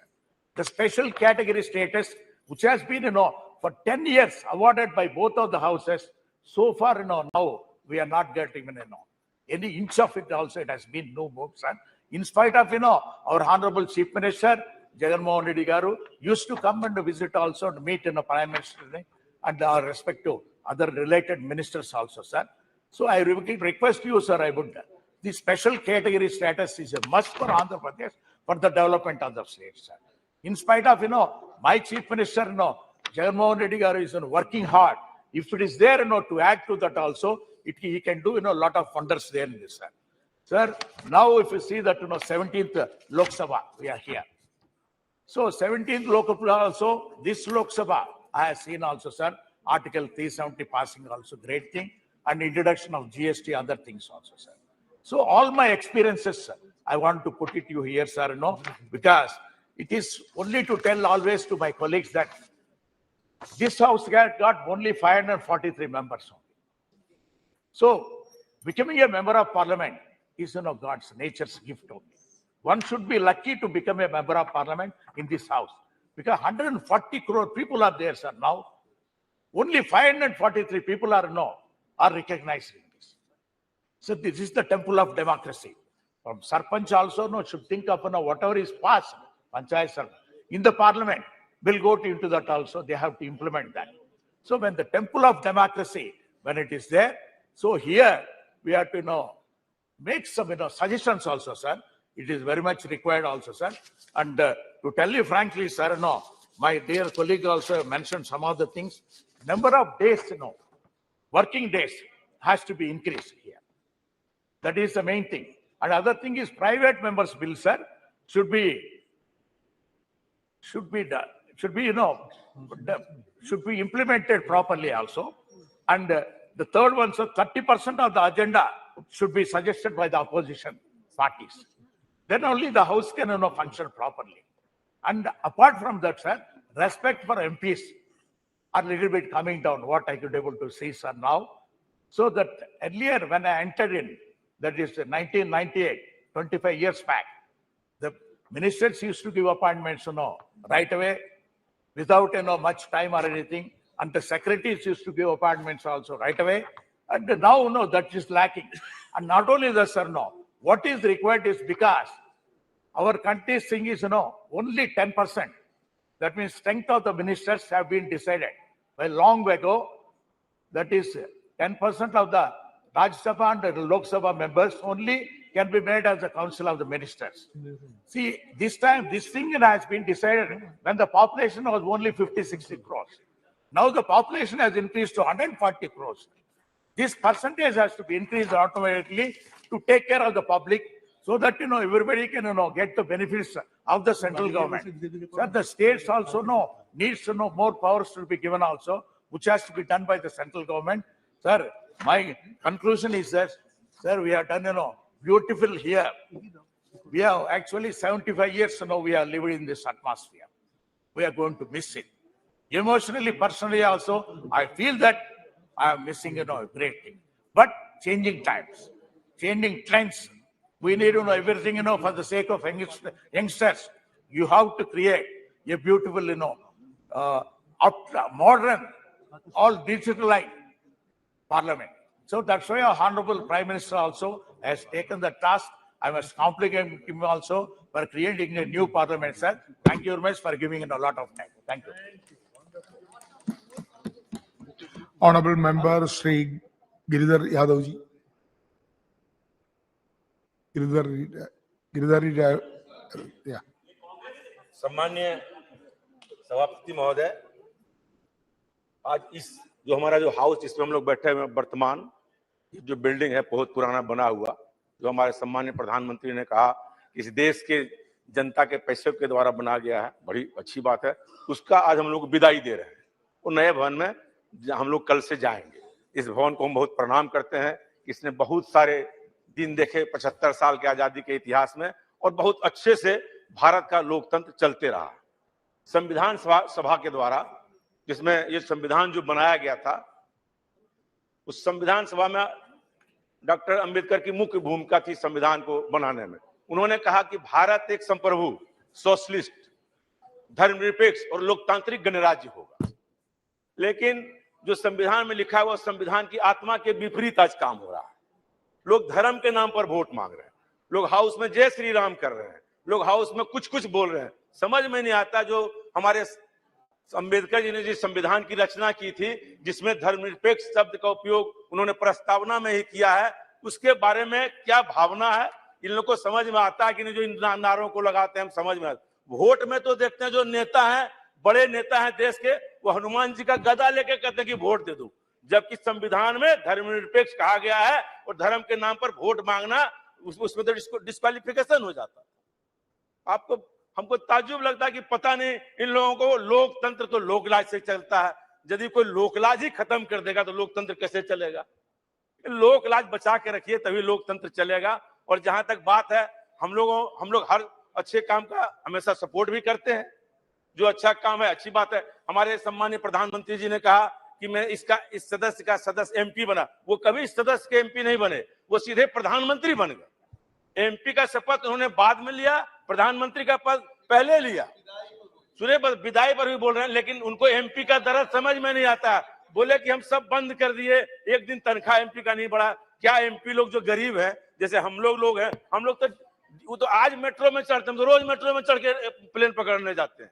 पैसा ही नहीं है, गाड़ी का कहां से जाएं? इसलिए जो हमारे एमपी हैं, जो गरीब एमपी हैं, उनका भी ध्यान रखिए। अब निशिकांत दुबे जी के हम बड़े आदमी तो है नहीं, जो हम तो साधारण जानते हैं मेरे बारे में, जानते हैं चौबे जी मेरे बारे में कि कैसे हम गरीबी में चलते हैं।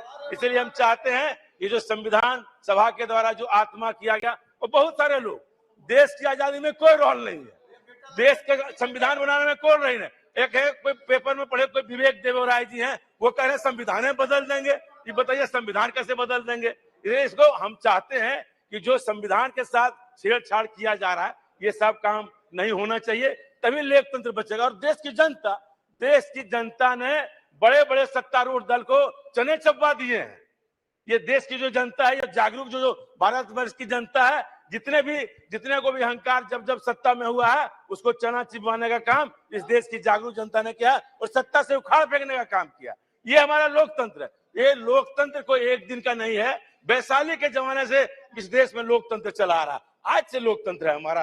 ये तो ट्यूटर पार्लियामेंट जो कहते हैं, वो ट्यूटर पार्लियामेंट जो अंग्रेज लोग बोलते हैं, पहले मेरे यहाँ ट्यूटर पार्लियामेंट था, ब्रिटेन में पहले लोकतंत्र, उसके पहले मेरे यहाँ लोकतंत्र, लिच्छवी का गणतंत्र, वैशाली का गणतंत्र। जो गणतंत्र इस देश में है, उसकी एक परंपरा रही है, उसी परंपरा के हम लोग हैं। आप जानते हैं अमेरिका में अभी जो चुनाव हुआ था ट्रंप और जे बाइडेन में, ट्रंप हमला कर दिया कि लोकसभा उसके जो उसका सदन है, बोला कि हम ही प्रधान राष्ट्रपति रहेंगे। लेकिन इस देश में ऐसा कभी नहीं हुआ। जब सत्ता परिवर्तन की बात आई हो, इस देश की जनता ने, इस देश के नेता ने, चाहे वो किसी दल के राजनीतिक नेता हो, किसी दल के प्रधानमंत्री हो, स्वेच्छा से जाके राष्ट्रपति के यहाँ इस्तीफा देने का काम किया। हम तो 3 बार लोकसभा में रहे। 11वीं लोकसभा में मुझे 3 प्रधानमंत्री को देखने का मौका मिला है। वाजपेयी जी 13 दिन के प्रधानमंत्री थे, तुरंत जाके इस्तीफा दिया। देवगौड़ा जी बने, उन्होंने इस्तीफा दिया। गुजराल जी बने, उन्होंने इस्तीफा दिया। ये तो हमारा स्वस्थ लोकतंत्र है कि जो बहुमत यहाँ होगा उसके बाद सीधे हम राष्ट्रपति के यहाँ जाते हैं और इस्तीफा देते हैं। ये किसी के द्वारा नहीं, हजारों साल की परिपाटी इस देश की जो है उसके द्वारा हमारा लोकतंत्र चल रहा है। और आप एक से एक दिन में देखा है इस हाउस, बड़े बड़े लड़ाइयां इस हाउस में भी देखा, लेकिन सब मिलके हम जानते हैं जब हम लोग आपस में किसी बात पर बहस करने लगते हैं तो जो हमारे सीनियर मेंबर ऑफ पार्लियामेंट होते हैं, वो तुरंत हम लोगों को जाके उस बात को कहते हैं कि नहीं आप लोग शांति रहिए। हम लोगों ने इस हाउस में जब वाजपेयी जी को देखे, जब 96 में हम लोग थे, जब वाजपेयी जी बोलने के लिए खड़े होते तो विपक्ष से लोग बोलते थे, सत्ता पक्ष से सारे लोग हम लोग सुनते रहते थे वो क्या बोल रहे हैं। लेकिन आज क्या परिपाटी है, जब हम लोग बोलते हैं विपक्ष का लोग, एक भी सत्ता पक्ष एमपी नहीं रहता। ये नहीं है ना, ये कोई उपस्थिति है, ये कोई उपस्थिति है, क्या कहते हैं निशिकांत जी, ये कोई उपस्थिति तो है नहीं। और हम लोग सब लोग रहते थे। ये स्वस्थ लोकतंत्र का इस देश में हनन हो रहा है, वो ये सत्तारूढ़ पार्टी के आपकी जिम्मेवारी है। अरे आपकी जिम्मेवारी है, लोकसभा चलाना सत्ता पक्ष की जिम्मेवारी है, कोरम पूरा करना सत्ता पक्ष की जिम्मेवारी है, विपक्ष की सूची लागू नहीं है। इसीलिए आप जो कह रहे हैं ये सच बात को स्वीकार करिए, आप ऐसा नहीं करिए। आप हम कोई ऐसा बात नहीं, ये आपकी जिम्मेवारी है, लेकिन आप तो सुनेंगे नहीं किसी का बात, आप बोलेंगे सब लोग चले जाएंगे। इसलिए स्वस्थ लोकतंत्र का हनन हो रहा है, इस पर भी हमारे सम्माननीय अध्यक्ष महोदय को विचार करना चाहिए। जब तक हम लोग इस पर विचार नहीं करेंगे तब तक कैसे चलेगा हम लोगों का काम। और हम लोग जिन बातों को आप देख लीजिए, अब हमारे संविधान को बनाया कितने 2 साल कुछ महीना बताए सम्मानीय प्रधानमंत्री महोदय, और आज कोई विवेक देवोराय या ओबेराय क्या है पता नहीं, नाम नहीं जानते हैं उतना, पेपर में पढ़े वो कहते हैं संविधान बदल देंगे। ऐसे कैसे होगा, बाहर का आदमी बोल रहा है कि संविधान बदल देंगे। अब हम लोगों को कल अपियर होना है कहाँ पे, फोटो सेशन, हम लोग पेपर में पहले ही पढ़ लेते हैं, बाद में सूचना हम लोग को जाती है कि कल हम लोग का ग्रुप फोटो सेशन होना। हम नोटिस ऑफिस में जाके पूछे भाई क्या बोला, सवेरे पेपर में देखे कि पहले ही छप गया।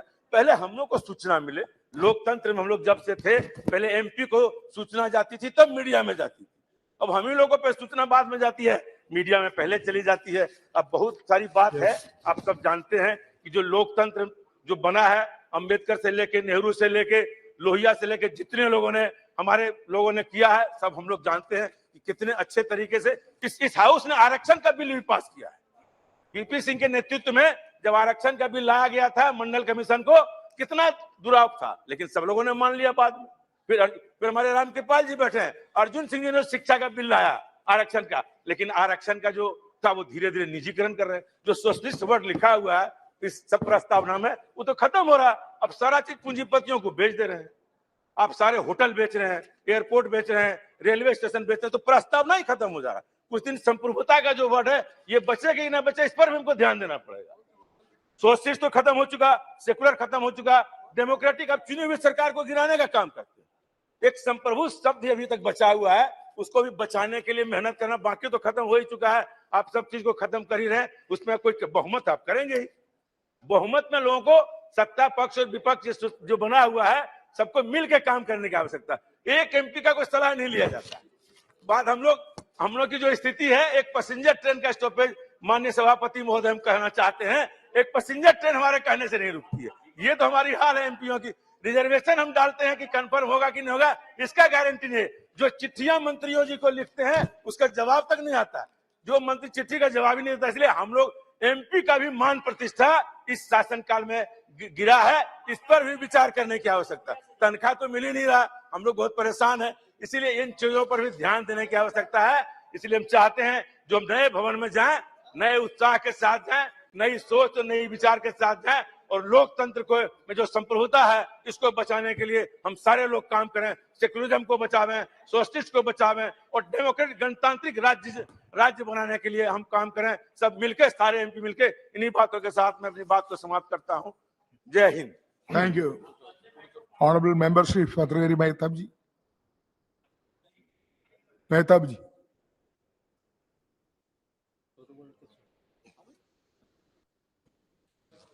Is not ready. Not ready. Mehtab ji. Thank you. Ready? Sir. Unexpected call, I think. Unexpected call. You're not ready. I'm unable. Unexpectedly. Yes. I was expecting Sivasana to speak before. No, she was a member late. But came late. because I don't have the habit of jumping the queue, and thank you for allowing me to speak. It is definitely a nostalgic moment. Nostalgic in the sense that when you leave one house and go to a new one, you have all the expectations of the new house. and you have all the expectations how it would be. And as we have seen the other day, when it was inaugurated, the technological advancement that has been put forth before all our seats is lacking here. Here it is very difficult, you also know yourself, that we have to squeeze our legs to sit in these benches. But the best part is, we don't relax while sitting in the Lok Sabha, in this house.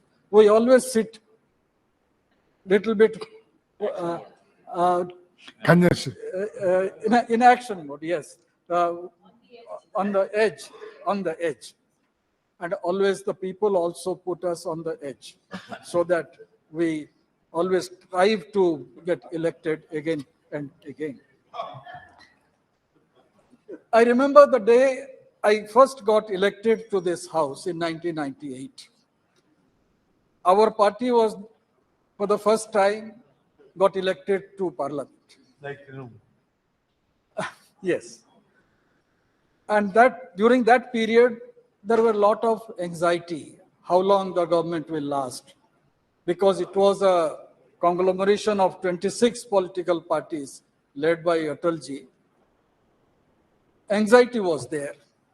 And while sitting in the central hall, normally when you have nothing to do or when you are anxious, you look upwards. And all of us, we were sitting in the bench where I still sit, in that last bench of Central Hall. And some of my friends always allow me to sit in that bench. We looked up. And in the inverted dome, we saw number of hexadomes. That time, one of my friend, my colleague had said, my intention is to be a member of this house at least for 2 terms. Then I asked him, 2 terms means 10 years. अगर 10 साल हो गया तो काफी है यहाँ member होने में, फिर हम अपने प्रोफेशन में निकल जाएंगे. That time I had yes, and that time I suggested, very foolishly of course, that let us count the hexagrams which are up there. Let us count it. And the day we get the correct answer, I'm yet to count it. The day we get the correct answer, counting it, think that that is the last term of yours in this house. And Mr. Shiv Kumar Udasi has already counted it. And he has been repeatedly telling us the eventuality. So I'm a short-sighted person. I'm very poor in arithmetic. I'm yet to complete the counting, and I still venture to count. Yes. Sir, we are celebrating Amrit Kal of Bharat, independent India. We are in the 75th year of our independence. I bow my head in reverence to those freedom fighters who gave away their present for our future, for our tomorrow. Let us not forget that it is because of their sacrifice, their titikya, tapasya, tyag, we gained freedom. And in Swadhin Bharat, our forefathers framed the constitution not by diktat of a few, but democratically after full-fledged discussion, deliberation, and debate. It is the constitution that has guaranteed us to remain one as a nation. They deliberated for 2 years, 11 months, the Honorable Prime Minister mentioned that time period. Many kingdoms ruled different parts of the present-day India in different eras. At no point of history, the borders of the present were borders of the past. This political map came into existence 75 years ago. A question may arise, is it language that keeps us together? Andhra Pradesh, sharing the same classical language, Telugu, split into two states, Madhya Pradesh, Bihar, Uttar Pradesh, being Hindi-speaking states, also split in not recent past. If language cannot unite even states and provinces, how can it be the basis of a nation? Are we united because of culture? Culturally, Bengalis and Bangladeshis share similar linguistic culture. Icons, food, dress, but they have different majority religions and have fought bitter battles a few decades ago. Is it Hinduism that defines the unity of India? Then why is Nepal a different country? Had religion been the defining force of a nation, then all Muslim countries be one nation. All Christians countries also be in one nation, but that is also not the case. As we see, none of the factors like language, religion, or culture guarantee to remain one as a nation. The political landmass that we call Bharat or India as is because of our constitution. Article 1 defines our nation today. And that was framed in this edifice 75 years ago. We all believe in the Constitution. It is our respect towards our national flag, national anthem, and national emblem that holds us to our nation. It is our trust in electoral democracy, despite its flaws. We all believe that all are equal before the law, irrespective of gender, race, religion, caste, language, or culture, and this keeps us together. This present model has so far proved better in keeping us together.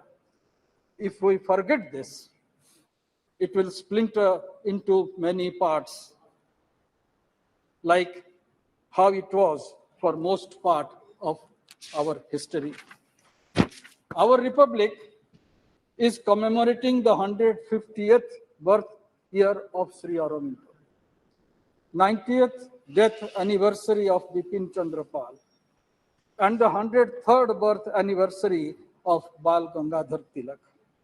Long before, in 1905, these three intellectual giants laid the foundation of our freedom struggle with clarity on the power of Swaraj, nationalism, and Sanatan Dharma.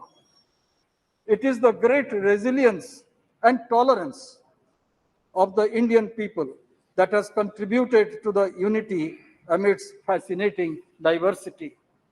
It is the spirit of togetherness and tolerance and acceptance of other point of view that has bound us together, the people of Bharat, of diverse region and culture, while extreme individualism and separatism have marked the evolution of European nationalism. Admittedly, all was not well with the Indian civilization in its journey towards unity and integration of our nation. We should remember the painstaking effort that Sardar Patel had made in uniting this country. The princely states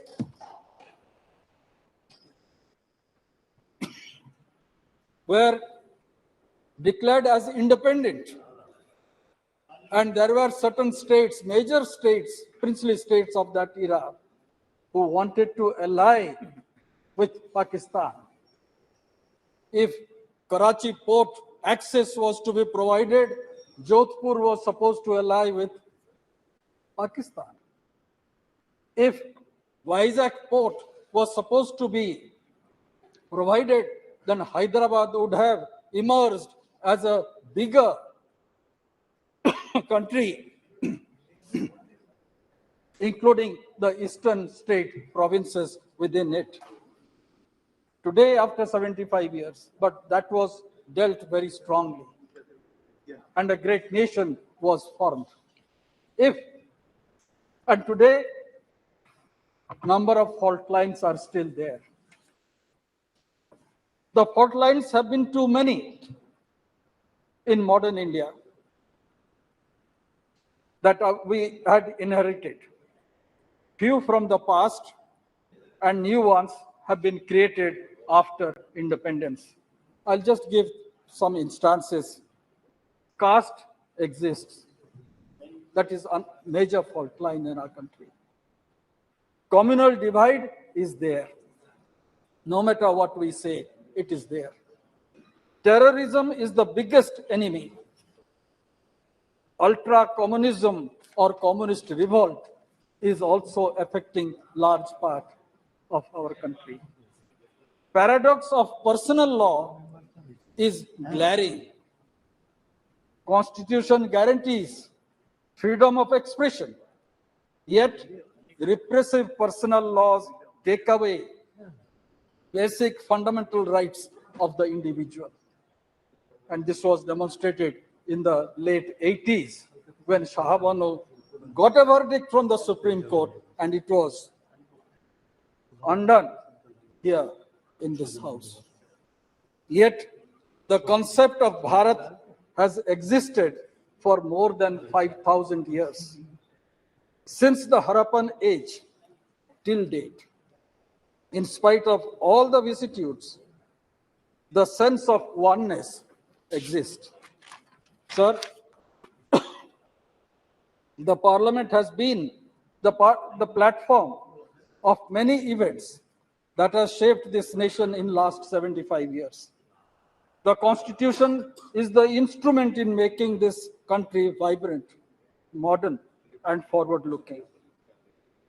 It ensures rule of law, for which independence of judiciary has been protected and guarded religiously. Our constitution is dynamic. The first amendment moved by the first Prime Minister, Jawaharlal Nehru, in May 1951, just a year after Constitution being adopted in the Constituent Assembly, clearly demonstrates keeping in tune with the time. And here I would like to quote what Pandit Nehru had stated.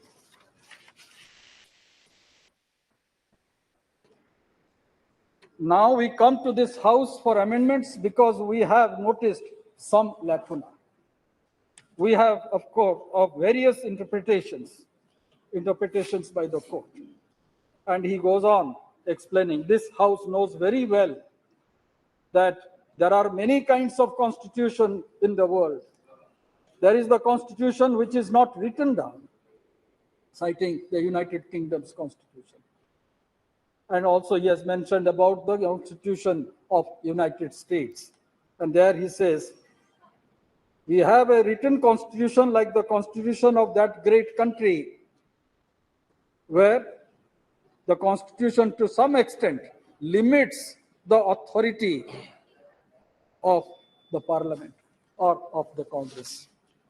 So bringing a semblance of both together, where rigidity will be little bit of flexible and one can move ahead. That's how the first amendment relating to Article 19, addition of 31A and 31B was incorporated so that the elected government can prepare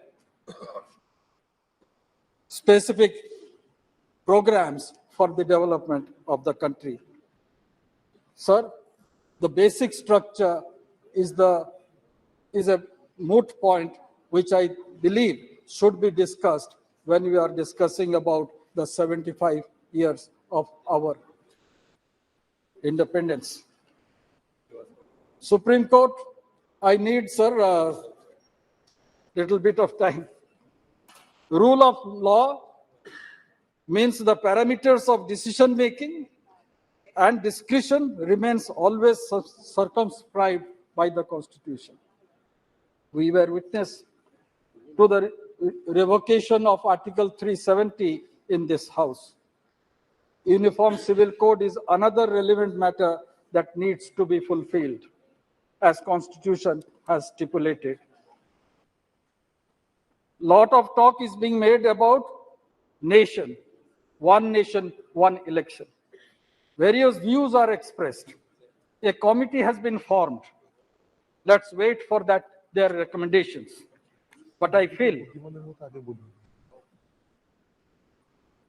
it's not something unachievable. I believe it is a necessity. We cannot have elections every year. And we should also remember what Gandhiji had said. He always said, India belongs to all who live in it. Feeling others' pain is the mark of a good individual. And the prarthana that is also sung in all Gandhian ashrams is Vaishnava Janato Tena Kahiye. पीड़ा जो दूसरे के पीड़ा जानते हैं वही वैष्णव ही होते हैं. And that is the essence of our republic, the mantra of our constitution. Sir, during my 25 years in this house, I've seen completed silver jubilee, the important matter.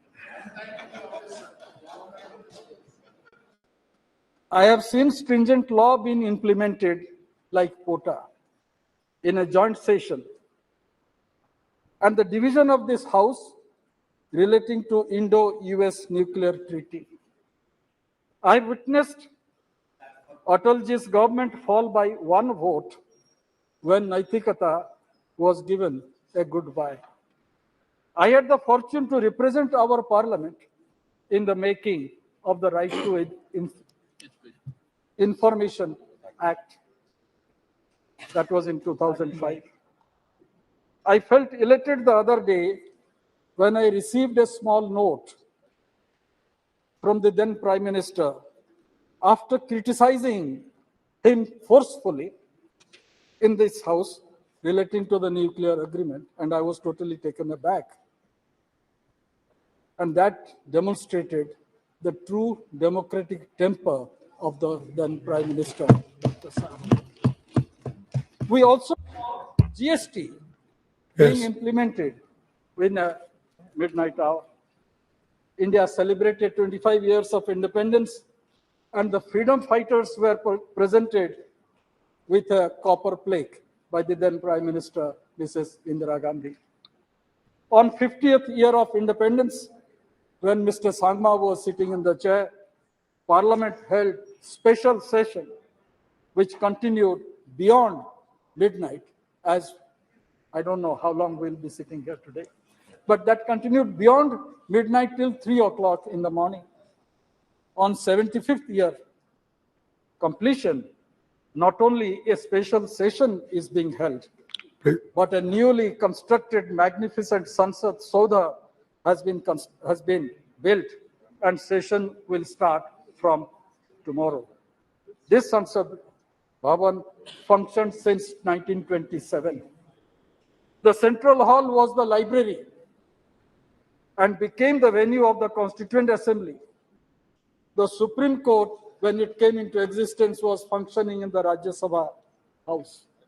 So these are certain instances which we remember, Yes. and which we also remember. I don't know what will happen once we move out to the new Saudha. How this will be utilized. Become a museum. Before concluding, sir, I will just mention one aspect.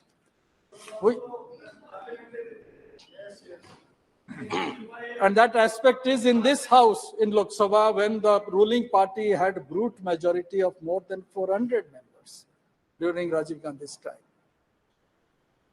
Constitution amendment was made and 10th schedule was added. For the first time in the Constitution, party was mentioned. Earlier in the Constitution, party within quote was never mentioned. It was all individual members. The rights of the individual was recognized. But after 10th schedule addition, party came Yes. into existence. Yes.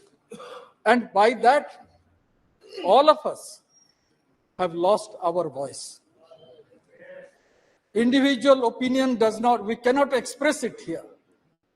Though no matter how much we oppose certain aspects of a bill, when there is a whip, the terrorism of whip is very much hanging over our head. That needs to be corrected. If not today, of course in future, I believe the people of India will correct it. Thank you. Because with rampant fractured mandate, that became a necessity. But I think it is necessary now that individual members should express themselves in this house. Unless you do that, the discussion, deliberations in the house becomes sterile. We know what Madam Supriya Sule is going to speak. We anticipate what Nishikant Dubey is going to speak. We all know. How? We also know Professor Sogat Ray's view, what he is going to speak. Because every view today is because of the party. The party gives dictate that this is the view is to be expressed. I also follow that view. And I also follow another point. And that is, we have committed ourselves to the rules and regulations of the process of the parliament. We never jump to the well. BJD perhaps is the first party, never jump to the well. And this has been recognized by the leader of the house, by the deputy leader of the house, and also by the chair. No. NCP also. And that's why I say there are certain customs and regulations which needs to be maintained for a proper functioning of the house. And the best part in our constitution that is enshrined is this, that yes, I should have that strength to act. I may not accept the other point of view, but should I quarrel with him? He has a different point of view. Let me accept it. And that is what Hinduism is all about. Yes. That is what Indianness is all about. We always have different path. That is what Bharatiyata is about.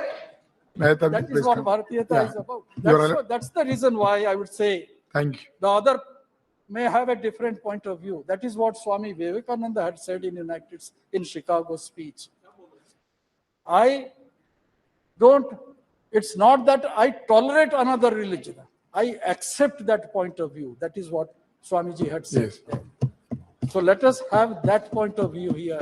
Let us hear others, and by hearing others, we can frame our own opinion and still hold to our own opinion. With these words, Thank you. Thank you, sir. Honorable Member Shri Rahul Sheware. धन्यवाद अध्यक्ष महोदय, आपने मुझे संविधान सभा से शुरू हुई 75 वर्षों की संसदीय यात्रा, उपलब्धियां, अनुभव, यादें और सीख के बहस पर बोलने का मौका दिया। अध्यक्ष महोदय, सबसे पहले मैं हिंदू हृदय सम्राट शिवसेना प्रमुख बाला साहब ठाकरे जी का धन्यवाद मानता हूं और उनकी वजह से आज मुझे इस सदन में आने का मौका मिला है और मैं खुद को भाग्यशाली समझता हूं कि मुझे इस सदन में भी बैठने का मौका मिला है और कल नए सदन में भी बैठने का मौका मिलेगा। और माननीय प्रधानमंत्री जी का भी धन्यवाद मानता हूं कि कल 19 सितंबर को गणेश चतुर्थी है और पूरे महाराष्ट्र और पूरे देश में गणेश चतुर्थी के अवसर पर गणेश उत्सव मनाया जाता है। और आप सभी को पता है कि हम गृह प्रवेश करते तो गणेश जी की पूजा करते हैं, तो कल का एक पवित्र दिन है और कल के पवित्र दिन में हम नए संसद में वहां पे प्रवेश करेंगे तो एक हमारे सभी सदस्यों के लिए एक भावुक क्षण है हमारे लिए। और अध्यक्ष महोदय, क्या अध्यक्ष महोदय, भारत के संविधान 26 नवंबर 1949 को संविधान सभा द्वारा अपनाया गया था और 24 नवंबर 1950 को सभा के सदस्यों द्वारा औपचारिक रूप से हस्ताक्षरित किया गया था और संविधान 26 जनवरी 1950 को लागू हुआ। अध्यक्ष जी, 1579 में इस देश में आने वाला पहला अंग्रेज एक ईसाई धर्म प्रचारक था। उसके बाद ऐसे व्यापारी आए जो व्यापार करने आए लेकिन शासन करने के लिए रुक गए। 1765 में अधिकार ईस्ट इंडिया कंपनी को हस्तांतरित कर दिया गया। बाद में इसे धीरे धीरे संसद के अधीन कर दिया गया और इसकी जगह संसद का अधिकार आ गया और अब तक ये जारी है। अध्यक्ष जी, इन दिनों देश भर में भारत और इंडिया नाम पर खासी बहस चल रही है। भारतीय संविधान का पहला अनुच्छेद कहता है इंडिया, जो कि भारत के राज्यों का संघ है। भारतीय संविधान सभा में भी इस विषय को लेकर काफी बहस हुई। संविधान सभा में कांग्रेस के दिग्गज नेताओं ने भारत नाम रखने की पुरजोर वकालत करते हुए कहा था कि भारत नाम रखने से गरिमा लौट आएगी। हजारों साल की गुलामी में हमारी पहचान ही मिट गई थी। इस विषय में इतिहास को किनारे नहीं किया जा सकता। संविधान सभा में भारत और इंडिया को लेकर हुई बहस को भी याद रखना चाहिए। दरअसल संविधान सभा में लंबी बहस के बाद इंडिया दैट इज भारत लिखा गया था और इस बहस में कांग्रेस के कई दिग्गज नेताओं ने भारत को देश की पहचान से जोड़ा था और उनका कहना था कि इंडिया दैट इज भारत के स्थान पर भारत दैट इज इंडिया लिखना उचित रहेगा। महोदय, इस डिबेट में कांग्रेस के दिग्गज नेता श्री कमलापति त्रिपाठी ने कहा था, यदि आप लोगों को लगता है कि संविधान में दैट इज लिखना जरूरी है तो भारत दैट इज इंडिया लिखना चाहिए। उन्होंने देश का नाम भारत रखने को गौरव, स्वाभिमान और स्वदेशी प्रतीक से जोड़ा था। त्रिपाठी जी ने कहा था, जब कोई देश दूसरे के दिए नाम और प्रतीकों का इस्तेमाल करता है तो उसकी आत्मा मर जाती है। भारत ने 1000 साल की गुलामी में सब कुछ खो दिया है। हमने अपनी संस्कृति, इतिहास, सम्मान, मानवता, आत्मसम्मान और यहाँ तक की आत्मा तक खो दिया है। भारत नाम रखने से पुराना गौरव वापस लौटेगा का तर्क देते हुए त्रिपाठी जी ने यह भी कहा था कि 1000 साल की गुलामी से निकलकर हम अपनी पहचान हासिल करेंगे। भारत नाम हमें हमारी संस्कृति से परिचय करता है। उन्होंने यह भी कहा था कि वैदिक काल से ही साहित्य में देश का नाम भारत ही रहा है। इसके अलावा वेदों, पुराणों और ग्रंथों में भी भारत का वर्णन मिलता है। अध्यक्ष महोदय, 18 सितंबर 1949 को हुई इस बहस में स्वतंत्रता सेनानी हरगोविंद पंत ने भी भाग लिया और इंडिया शब्द का विरोध किया और कहा कि यह नाम हमें उन विदेशियों द्वारा दिया गया था जो इस भूमि की समृद्धि के बारे में सुनकर हमारे देश की संपत्ति को लूटने यहाँ आए और हमसे हमारी आजादी छीन ली। संविधान सभा में इंडिया शब्द का पुरजोर विरोध करने वालों में कई संविधान सभा के सदस्य थे। जब संविधान सभा में इस विषय पर बहस हो रही थी तो हरगोविंद पंत आखिरी व्यक्ति थे जिन्होंने इस पर अपनी बात रखी। महोदय, फिर आज क्या हो गया कांग्रेस को कि आज कांग्रेस के नेता कमलापति त्रिपाठी जैसे अपने नेताओं की वाणी को भूल गए। श्री एच.वी. कामत ने सभा में सबसे पहले भारत नाम रखने का प्रस्ताव रखा था। यह सर्वाधिक की संविधान के पहले ड्राफ्ट में भारत लिखने की मांग श्री कामत, श्री गोविंद वल्लभ पंत, श्री हरगोविंद पंत और श्री कमलापति त्रिपाठी जैसे नेताओं ने की थी। आज के कांग्रेस के नेताओं को ग्रंथ पढ़ने से परहेज है तो फिर जानकारी कहां से आएगी।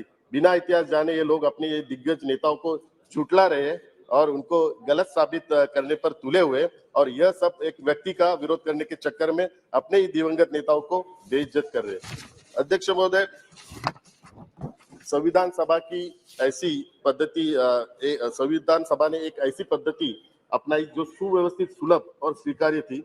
मौलिक मान्यताओं को सभी ने माना और उन पर सहमति व्यक्त की। हाल की आधी सदी में किसी भी प्रमुख सामाजिक संगठन या राजनीतिक दलों ने कभी भी संविधान की वैधता पर सवाल नहीं उठाया है।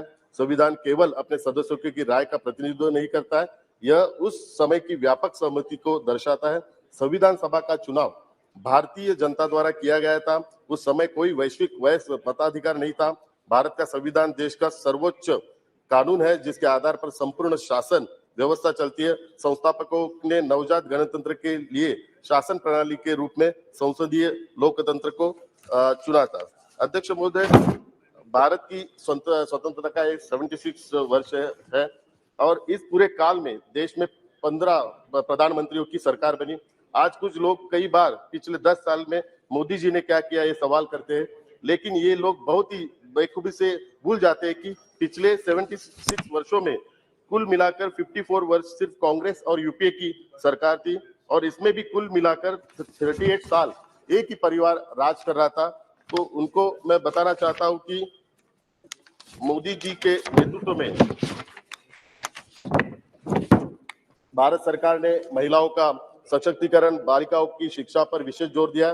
स्वच्छ भारत मिशन, नागरिकों को वित्तीय और अन्य सब्सिडी, लाभ और सेवाओं का सीधा हस्तांतरण, गरीबों और उन लोगों के लिए बैंकिंग सुविधाएं प्रदान की जो बैंकिंग के दायरे में नहीं आते थे। किसानों के लाभ के लिए प्रणाली, नीतियां और कार्यक्रम, हाशिए पर मौजूद लोगों के लिए सामाजिक सुरक्षा योजनाएं लागू की। फिर भी ऐसे ही कई अन्य क्षेत्र हैं जिन पर भी ध्यान केंद्रित करने की आवश्यकता है। माननीय मोदी जी के नेतृत्व में भारत सरकार बड़ी दृढ़ता से संविधान निर्माताओं के सपनों को पूरा करने के लिए आगे बढ़ रही है।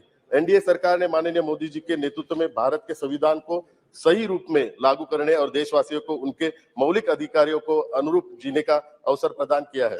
अध्यक्ष जी, साल 2023 में हमारे देश की आजादी के 75 साल पूरे हो रहे हैं और हमारा संकल्प नए भारत का निर्माण करना है। नया भारत एक आधुनिक समाज होगा जिसमें करुणा का लोकाचार समाहित होगा, एक ऐसा समाज जहां सभी हितधारकों को सर्वांगीण विकास और भागीदारी का ध्यान रखा जाता है, चाहे वो बच्चा हो, युवा हो या वृद्ध हो, पुरुष हो या महिला, गरीब हो या वंचित, जहां सुलभ, सस्ती और उच्च शिक्षा और गुणवत्तापूर्ण स्वास्थ्य देखभाल और पोषण, जहां प्रत्येक भारतीय अपनी क्षमता का एहसास करने और ऐसा करने में सक्षम है जिसमें हम में हर कोई संतुष्ट और खुश हो। और माननीय मोदी जी के नेतृत्व में भारत सरकार इसके लिए दृढ़ता से आगे बढ़ रही है। इसी से कहते हैं सबका साथ, सबका विकास और सबका विश्वास। अध्यक्ष महोदय, माननीय मोदी जी के नेतृत्व में भारत ने अपने गौरवशाली अतीत को पुनः प्राप्त करने और नई ऊंचाइयों को प्राप्त करने की अपनी यात्रा शुरू की है। बुनियादी ढांचे के विकास, रेलवे के आधुनिकीकरण और विस्तार, बंदरगाहों के विकास, हवाई अड्डों के विकास, शहरों के विकास, चिकित्सा विज्ञान और स्वास्थ्य देखभाल प्रणाली में विकास, खेल में विकास, विज्ञान और प्रौद्योगिकी में विकास, अंतरिक्ष में विकास के क्षेत्र में उपलब्धि है। प्रौद्योगिक परमाणु ऊर्जा में विकास, देश की रक्षा में विकास और भारत में विशाल आबादी के लिए खाद्य उत्पादन। अध्यक्ष जी, सबसे महत्वपूर्ण है एक बहुत छोटी अर्थव्यवस्था का दुनिया की 5वीं सबसे बड़ी अर्थव्यवस्था के रूप में विकसित होना। इसके लिए मैं माननीय प्रधानमंत्री जी का अभिनंदन करता हूँ। अर्थव्यवस्था की वृद्धि भारत को जल्द ही दुनिया की तीसरी सबसे बड़ी अर्थव्यवस्था में ले जा सकती है। एक और महत्वपूर्ण उपलब्धि आजादी के बाद से भारत में लोकतंत्र की सफलता। अध्यक्ष जी, देश के संविधान ने प्रत्येक नागरिक को बोलने की आजादी दी है, लेकिन इसका मतलब ऐसे नहीं कि कोई धार्मिक भावना को ठोस पहुंचाए। कुछ व्यक्ति अभिव्यक्ति स्वातंत्र का उसका गलत फायदा लेके धार्मिक भावना को ठोस पहुंचाने का भी काम कर रहे। अध्यक्ष जी, अंत में यही कहूंगा कि भारत के संविधान सभी प्रावधानों का पूर्ण मिश्रण है और इस प्रकार प्रावधान और अनुच्छेद ही इसे राज्य का सर्वोच्च कानून बनाते हैं। संविधान के किसी भी अनुच्छेद को लागू करने और व्याख्या करने में हमेशा संविधान सभा की आत्मा पर विचार किया जाना चाहिए। संविधान निर्माताओं ने संविधान में महत्वपूर्ण प्रावधानों को शामिल करने का प्रयास किया है ताकि किसी देश में शासन कैसे होगा इस बारे में अस्पष्टता की कोई गुंजाइश न रहे और इसलिए यह भारतीय संविधान की विशेषता है जो इसे अपने आप में एक संपूर्ण संविधान बनाती है और देश का एक व्यापक दस्तावेज है। हाँ अध्यक्ष महोदय, मैं अपनी वाणी को विराम देते हुए यही कहता हूँ कि सभी सदस्यों को मैं शुभकामनाएं देता हूँ, गणेश चतुर्थी की भी शुभकामनाएं देता हूँ और जब भी हम नए सदन में जाएंगे तो पूरी जिम्मेदारी के साथ हम जाएंगे। नए भारत निर्माण के लिए सभी का सहयोग रहेगा और जब भी मैं पहली बार इस सदन में आया था तभी मेरे साथ हमारे उस वक्त के एक्स मिनिस्टर अनंत विजय जी थे। तभी उन्होंने मुझे कहा था कि पूरे देश की आबादी हमारी 140 करोड़ लोगों की आबादी है, लेकिन केवल 545 लोगों को इस सदन में आने का मौका मिलता है। तो 140 करोड़ लोगों को रिप्रेजेंट करने के लिए हम सभी यहाँ पे आते हैं, तो जिम्मेदारी से देश को आगे बढ़ाने का काम करेंगे। धन्यवाद। Thank you honourable member Shri Rakesh Singh ji. Good, मेरा भी माइक चालू हो गया।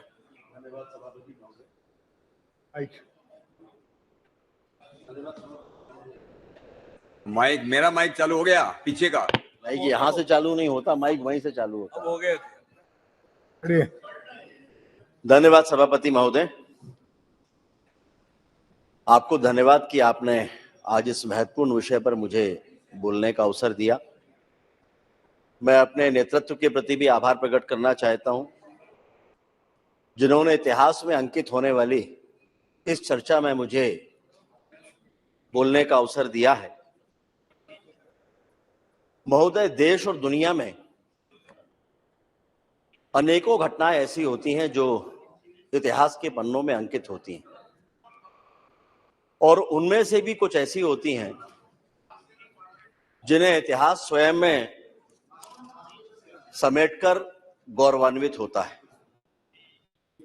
और आज जो घट रहा है, इसको अवसर के रूप में बदलने वाले देश के यशस्वी प्रधानमंत्री माननीय नरेंद्र मोदी जी के प्रति मैं संपूर्ण देशवासियों की तरफ से आभार प्रकट करना चाहता हूं, जिनके कारण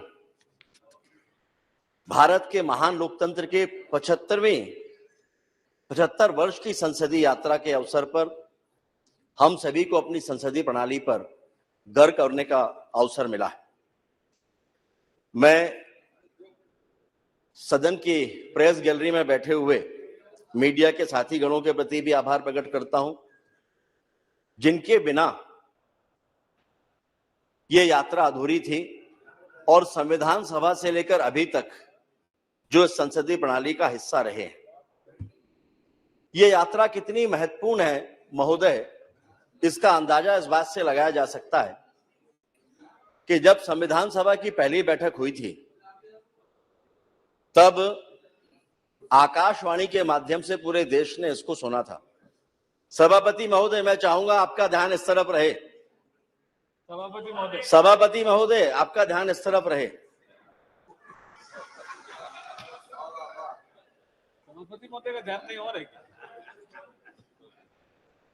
तब आकाशवाणी के माध्यम से देश ने संविधान सभा की पहली बैठक और उस पूरी कार्यवाही को सुना था, और आज संसद टीवी के माध्यम से देश प्रत्यक्ष रूप से इस चर्चा को सुन रहा है। जैसा माननीय प्रधानमंत्री जी ने कहा कि इस पूरी यात्रा में संसद के सभी अधिकारी और कर्मचारियों की भी महत्वपूर्ण भूमिका है। महोदय, अभी कुछ दिनों पहले ही G20 का ऐतिहासिक सम्मेलन भारत की धरती पर हुआ है। पूरे विश्व में जिसने भारत की साख बढ़ाई और प्रत्येक भारतवासी को जिस पर गर्व और गौरव की अनुभूति हुई, ऐसा वो सम्मेलन भारत मंडपम में जब आयोजित हुआ तो वहां हम में से अनेक लोगों ने देखा होगा कि वहां लोकतंत्र की जननी भारत, ये प्रदर्शनी लगी थी, और विश्व में लोकतंत्र का उद्गम किस तरह से भारत में हुआ, इसका सुंदर चित्रण उस प्रदर्शनी में है। लेकिन ये मान्यता देश और दुनिया के सामने इतने प्रभावी रूप से लाने के लिए मैं माननीय प्रधानमंत्री जी के प्रति भी आभार प्रकट करना चाहता हूं। महोदय, ऋग्वेद को विश्व का सबसे प्राचीन ग्रंथ माना जाता है, और इस ऋग्वेद में हमारी लोकतांत्रिक परंपराओं का स्पष्ट उल्लेख है। 40 स्थानों पर ऋग्वेद में और 9 स्थानों पर अथर्ववेद में गणतंत्र शब्द का उल्लेख आता है। यानी हजारों सालों से हमारे भारत में लोकतंत्र की सनातनी परंपरा रही है। ऋग्वेद के 10वें अध्याय के 174वें सूक्त के पहले श्लोक के अनुसार देश में राजा या राष्ट्राधिपति के चुनाव तब भी होते रहे, और वो श्लोक है, आत्वा हर्षित मंत्रेधि ध्रुव स्तिष्ठा विचाचली विशरत्वा सर्वा वांछन्तु मातत्व राष्ट्रमदि भ्रशत।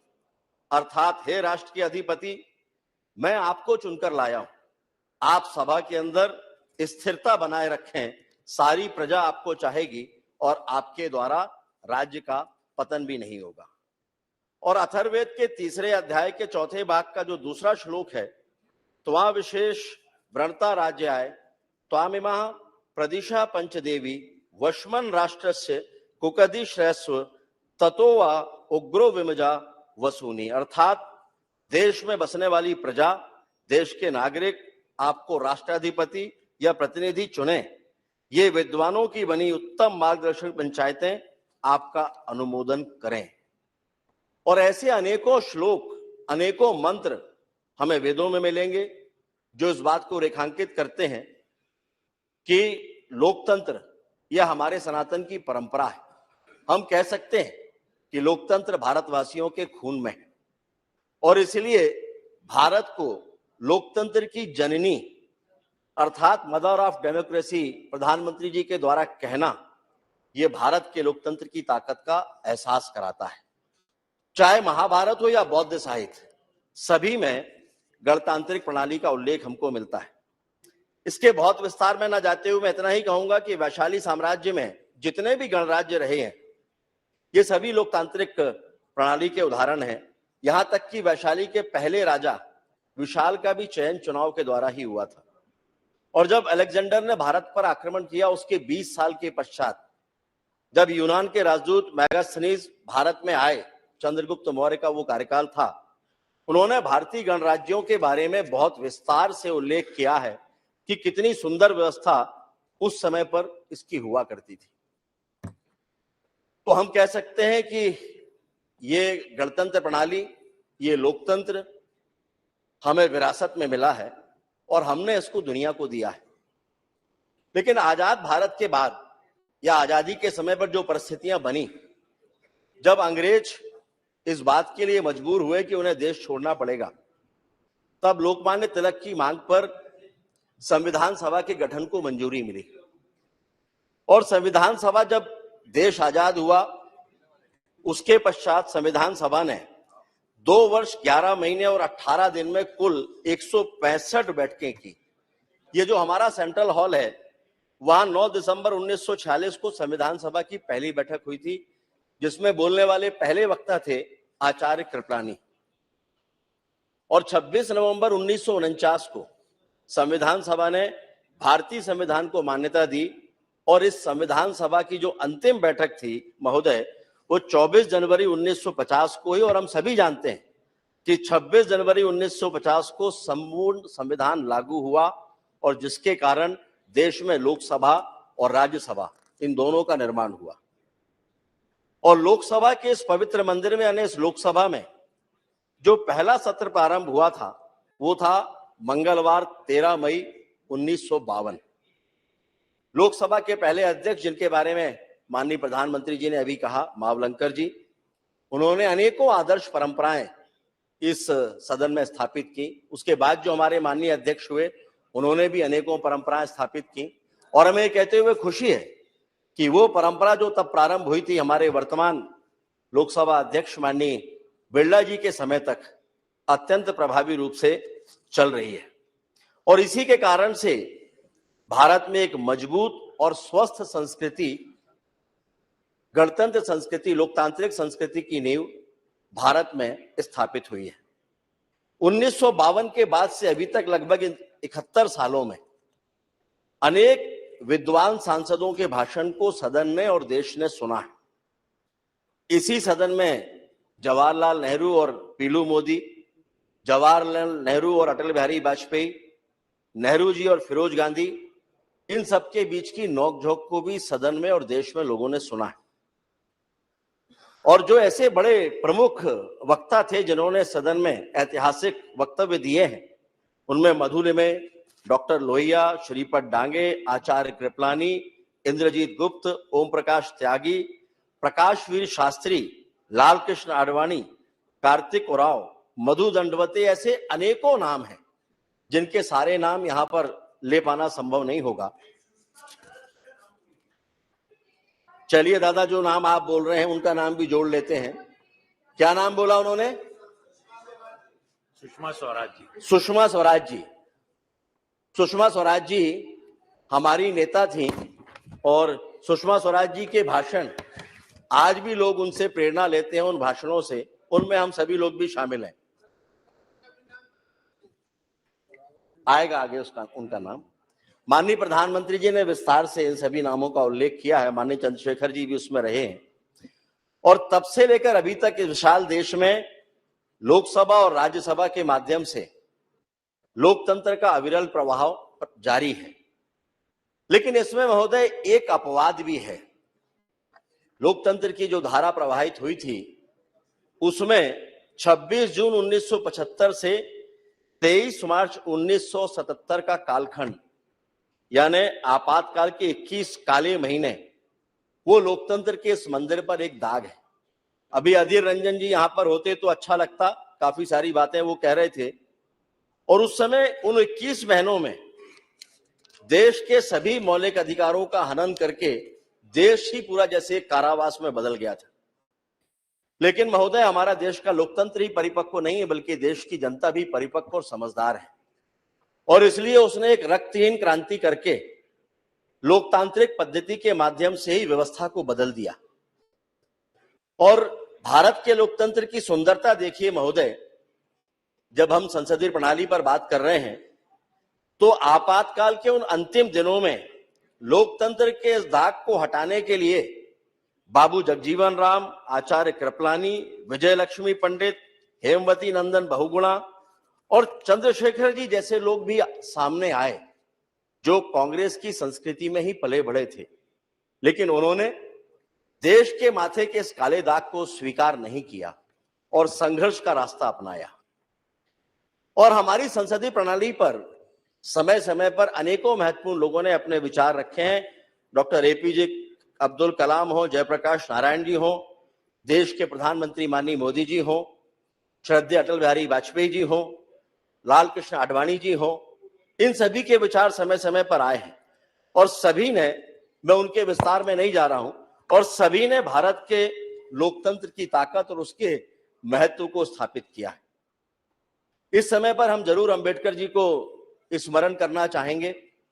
जो ड्राफ्ट कमेटी बने थे उसके वो चेयरमैन थे। और अंबेडकर जी ने ये कहा था कि हमने जनता के लिए और जनता द्वारा बनाई गई सरकार का सिद्धांत जब स्थापित किया है तो हमें यह प्रतिज्ञा भी करना चाहिए कि हमारे रास्ते में जो बुराइयां खड़ी हैं उनको मिटाने में हम किसी तरह की कोई ढिलाई नहीं बरतेंगे। और देश की सेवा का इससे बेहतर कोई दूसरा रास्ता नहीं हो सकता, ये अंबेडकर जी का मानना था। महोदय ये विचार अंबेडकर जी के हैं। अब इसकी व्याख्या अलग अलग तरह से लोग अपने अपने तरीके से कर सकते हैं, लेकिन एक मायने में उनका विचार एकदम स्पष्ट है, प्रतिज्ञा पूर्वक बुराइयों का समापन करना या मिटाना। अधीर जी अभी चले गए। हाँ, कोई नहीं है। चलिए, वो होते तो प्रतीक के रूप में हम उन्हीं को मान लेते, लेकिन वो नहीं है। तो ये देश जानना चाहता है कि क्या महोदय भ्रष्टाचार देश की सबसे बड़ी राजनीतिक, नैतिक और सामाजिक बुराई नहीं है?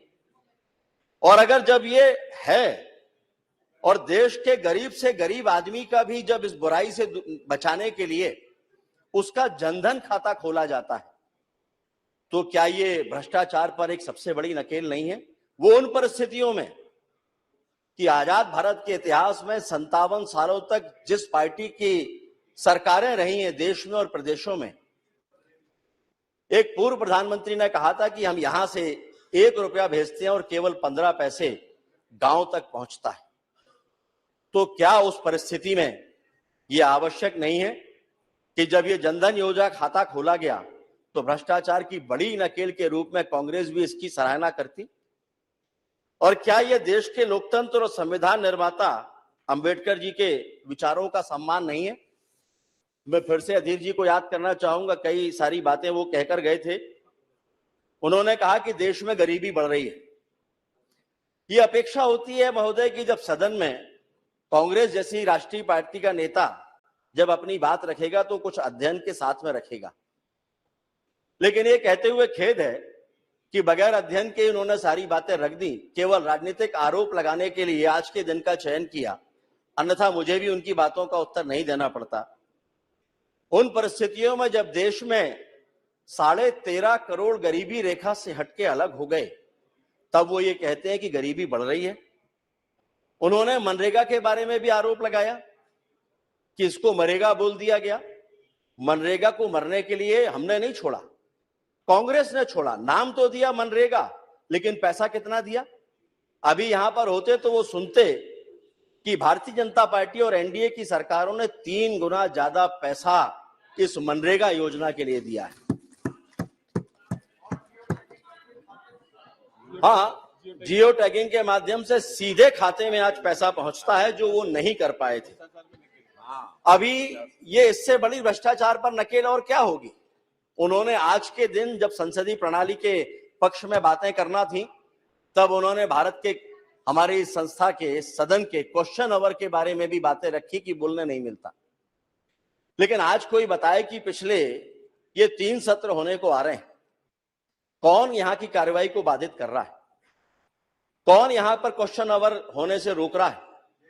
जो रोक रहे हैं वही ये सवाल खड़े करें कि उन्हें क्वेश्चन आवर में बोलने नहीं मिलता। इससे ज्यादा शर्मनाक स्थिति कोई दूसरी नहीं हो सकती।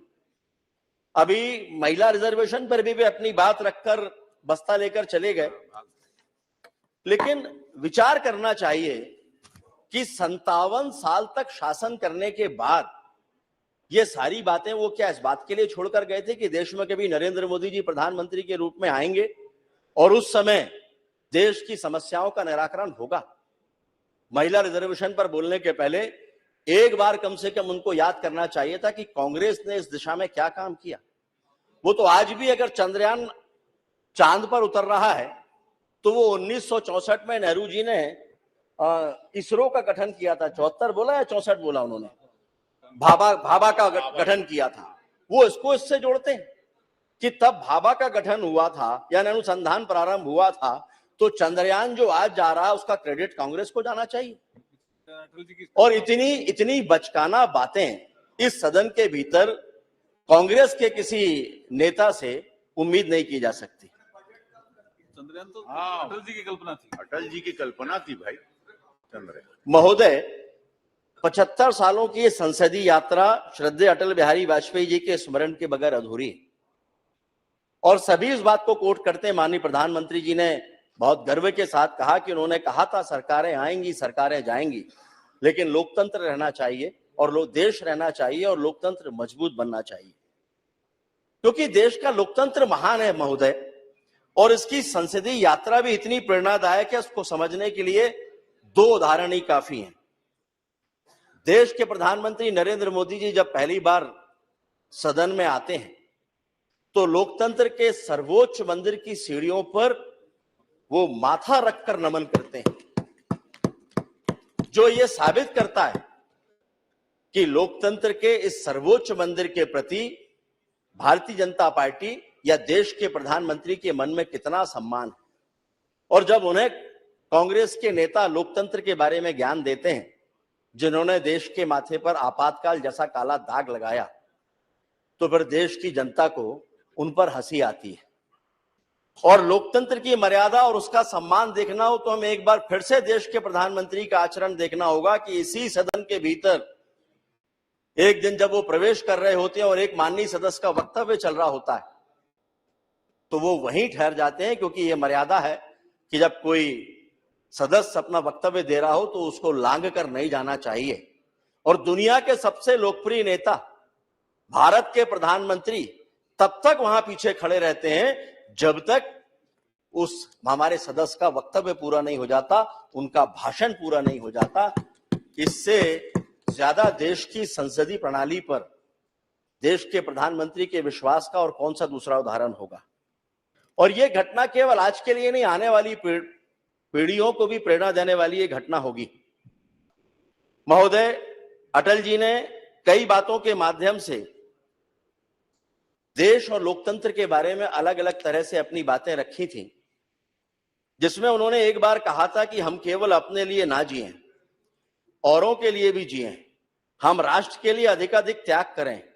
अगर भारत की दशा दयनीय है तो दुनिया में हमारा सम्मान नहीं हो सकता, किंतु यदि हम सभी दृष्टियों से सुसंपन्न हैं तो दुनिया हमारा सम्मान करेगी।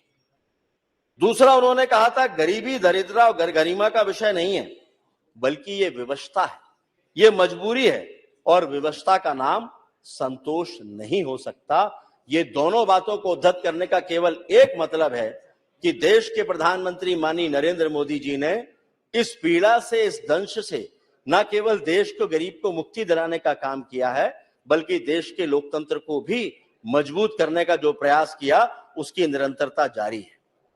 यहां मैं नेहरू जी को भी उद्धत करना चाहूंगा।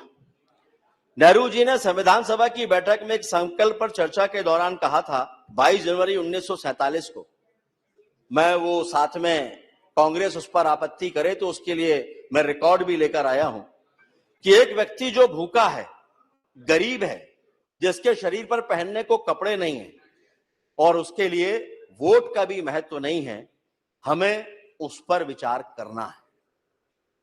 महोदय, कितना विचार करना है?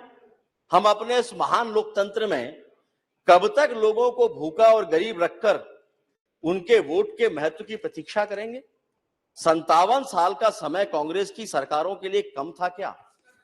जो ये पहले आपको वहीं से पूछना चाहिए, केवल उत्तर जा रहे हैं जिन्होंने प्रश्न किया था। ना, ये आप उस समय उधर बोलना चाहिए था, ये केवल मैं उत्तर दे रहा हूं। और यदि देश के प्रधानमंत्री माननीय मोदी जी उसकी गरीबी दूर करने के लिए प्रधानमंत्री आवास का पक्का मकान उसको देते हैं, जिसके घर दीपावली के दिन भी बिजली का बल्ब नहीं जला, उसके घर में बिजली का कनेक्शन देते हैं, उज्ज्वला की रोशनी देते हैं, शौचालय देते हैं, कोरोना से लेकर अभी तक मुफ्त का राशन देते हैं, और ऐसा करते समय बिना किसी भेदभाव के अपनी जिम्मेदारी का निर्वहन करते हैं, सबको समान अवसर देते हैं, तो क्या ये उस गरीब को वोट का महत्व समझाने और देश में लोकतंत्र का सम्मान नहीं है? और अगर सम्मान है तो क्या कांग्रेस कभी इसके पक्ष में कुछ कहना चाहेगी? महोदय, अभी आप कह रहे थे कि ये विषय नहीं है आज का, ये मैं भी जानता हूं, लेकिन जिस समय पर कांग्रेस के नेता इस बात को यहां पर रख रहे थे, मुझे आश्चर्य है कि आप में से किसी ने भी उनको ये नहीं टोका कि आज का विषय ये नहीं है। आज जब उसका उत्तर मिलना शुरू हो रहा है, तब आप ये कह रहे हैं कि आज का विषय नहीं। चलिए मैं उसी पर आता हूं जिस पर आज का विषय है। महोदय, इस सदन में अनेकों फैसले हुए हैं, लेकिन इस सदन में इतिहास की गलतियों को सुधारने वाले भी कुछ ऐसे फैसले हुए हैं जो इतिहास में दर्ज हुए हैं। इसी सदन के भीतर जम्मू और कश्मीर को लेकर भी अनेकों बार चर्चाएं हुई हैं। इसी सदन के सदस्य रहे डॉक्टर श्यामा प्रसाद मुखर्जी जी ने जो गलती उस समय पर हो रही थी उसका विरोध किया था। उन्होंने कहा था कि देश में 2 प्रधान, 2 विधान और 2 निशान नहीं चलेंगे। मैंने क्या कहा? नहीं, आपको इतनी आपत्ति हो रही है। नहीं, आप ये बताइए, मैंने कब कहा कि हाउस में कहा? नहीं, मैंने कब कहा कि हाउस में कहा? मेघवाल जी, मैंने कब कहा? मैंने कब कहा कि वो हाउस में बोल रहे थे? Please sit down.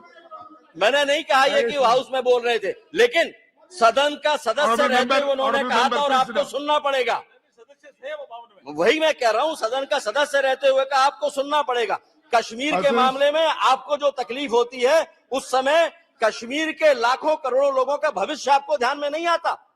जब कश्मीर में कश्मीरी पंडितों की हत्याएं होती हैं, मासूम लोगों के साथ में उनकी इज्जत छीनी जाती है, उनकी हत्याएं होती हैं, उनका खून बहता है, तब आपको ध्यान में नहीं आता कि श्यामा प्रसाद मुखर्जी ने क्या कहा था। Nothing going on record, और उस समय महोदय, बड़ी स्पष्टता के साथ मैं कहना चाहूंगा कि उन्होंने ये कहा था कि देश में स्वतंत्र राज्य का दर्जा देने की मांग करने वाले, आप सुन लीजिए इस बात को, शेख अब्दुल्ला क्या इस बात के लिए तैयार होंगे कि जम्मू कश्मीर के भीतर जम्मू और लद्दाख, वहां के लोगों को भी अवसर देंगे कि वो स्वतंत्रता की मांग करें और उनको मिले? ये उन्होंने कहा था और तब भी ये बात बोली थी उन्होंने। लेकिन उन्होंने ये भी कहा कि ये देश की अखंडता के साथ खिलवाड़ होगा।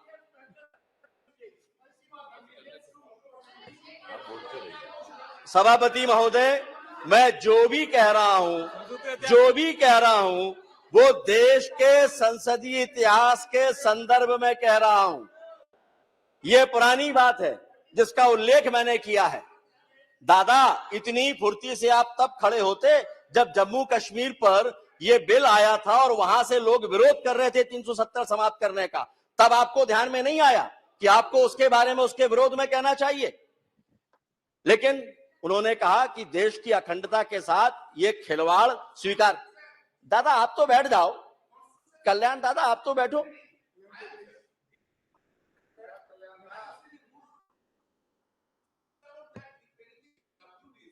Before the court, that should not be discussed in the parliament. Yes. 370. हम जम्मू कश्मीर पर चर्चा नहीं कर रहे हैं, हम केवल इसके इतिहास की जानकारी दे रहे हैं। We will go on the record and expense. और हमने ये देखा, अगर कुछ गलत हो जो नियम के विरुद्ध हो तो आप जरूर हटाइएगा, अगर कुछ गलत हो तो जरूर हटाइए। और हम सभी इस बात के गवाह हैं कि इसी सदन में माननीय प्रधानमंत्री जी के नेतृत्व में माननीय अमित शाह जी जब धारा 370 और 35A के खात्मे का बिल लेकर आए तो इतिहास में दर्ज होने वाली बहस भी इसी सदन में हुई थी। और जिसका जवाब देते हुए, दादा परेशान मत होइए, कोई भी ऐसी बात नहीं हो रही है। आप अपने इस हथियार का उपयोग सारे वक्तव्यों में करते हैं, लेकिन तभी करते हैं जब बात यहां से रखी जाती है। जब वहां से बात होती है तब आपके हथियार बाहर नहीं निकलते। और इसका जवाब देते हुए माननीय गृह मंत्री जी ने कहा था कि देश की एकता और अखंडता के लिए अपना सर्वस्व तो क्या, जान भी निछावर करनी पड़ी तो वो कर देंगे। कश्मीर भारत का अखंड और अटूट हिस्सा है। और आज धारा 370 और 35A की समाप्ति के साथ जम्मू कश्मीर विकास की नई इबारत लिख रहा है। महोदय, अब जो बात मैं कहना जा रहा हूं इनको शायद अच्छी नहीं लगेगी, लेकिन स्वस्थ लोकतंत्र के लिए आवश्यक है स्वस्थ विपक्ष का होना। स्वस्थ लोकतंत्र केवल सत्ता की जिम्मेदारी नहीं है, सत्ता पक्ष की जिम्मेदारी नहीं है। उसमें जिम्मेदारी और भागीदारी बराबरी से कैसी है ये मैं आपको अभी बता देता हूं। हम सभी को याद होगा, इतिहास में रिकॉर्ड में मिल जाएगा, दादा तो जरूर ढूंढ निकालेंगे उसको। जब हम संसदीय परंपरा के 75 वर्षों की बात कर रहे हैं तो संसद के माननीय सदस्य मधु लिमय जी के नाम का उल्लेख भी मैं करना चाहूंगा। इंदिरा गांधी जी ने जब लोकसभा में बजट पेश किया वो आर्थिक लेखानुदान था, और भाषण जब समाप्त हुआ तो मधु लिमय जी ने तत्काल व्यवस्था का प्रश्न उठाया, लेकिन स्पीकर ने उनको अनुमति नहीं दी, सदन उठ गया। मधु लिमय जी स्पीकर के चैम्बर में गए और जाकर वहां उन्होंने कहा कि आज एक बहुत बड़ी गलती हो गई है कि आपने लेखानुदान तो प्रस्तुत किया लेकिन मनी बिल तो प्रस्तुत ही नहीं हुआ। और अगर ऐसा है, आप रिकॉर्ड चेक कर लीजिए, और अगर ऐसा है तो आज रात को 12 बजे के बाद देश के सारे कामकाज रुक जाएंगे, कोई भी महकमा 1 रुपया भी खर्च नहीं कर पाएगा। और ये सुनने के बाद जो स्पीकर महोदय थे वो भी हतप्रभ रह गए। रिकॉर्ड बुलाया गया, रिकॉर्ड बुलाने के बाद पाया गया कि मनी बिल प्रस्तुत नहीं हुआ है। और उसके बाद सुझाव भी, मैं मजबूत विपक्ष की बात क्यों कर रहा हूं, सुझाव भी मधु लिमय जी ने दिया। उन्होंने कहा कि अभी भी आपके पास समय है, आप तत्काल सभी विपक्षी नेताओं को बुलाइए और आज सदन की बैठक आप बुलाइए। और जानकर आप लोगों को हैरानी होगी, आप में से कईयों को शायद जानकारी भी होगी कि उस समय रेडियो से बाकायदा घोषणा कराई गई कि जो जहां है वो तुरंत वापस लौटे। और सदन की बैठक हुई और रात में बैठक करने के बाद में मनी बिल पास किया और इस तरह से देश का कामकाज चला। यह है मजबूत और सकारात्मक विपक्ष। यह कांग्रेस के साथ यह विपक्ष था। हम वैसी उम्मीद तो कांग्रेस से नहीं करते, विपक्षी साथियों से नहीं करते, लेकिन सकारात्मक भूमिका में वो दिखाई दें, इतनी अपेक्षा जरूर हमारी होती है। महोदय, इसी सदन में बहुत सारे ऐसे कानूनों को भी हमने समाप्त किया है। 14 से ज्यादा ऐसे कानून जिनकी उपयोगिता लगभग समाप्त हो चुकी थी, उनके बारे में बहुत विस्तार से कहने की आवश्यकता नहीं है, लेकिन उनको खत्म करने में भी 75 साल 70 साल निकल गए, तब जाकर वो कानून समाप्त हुए।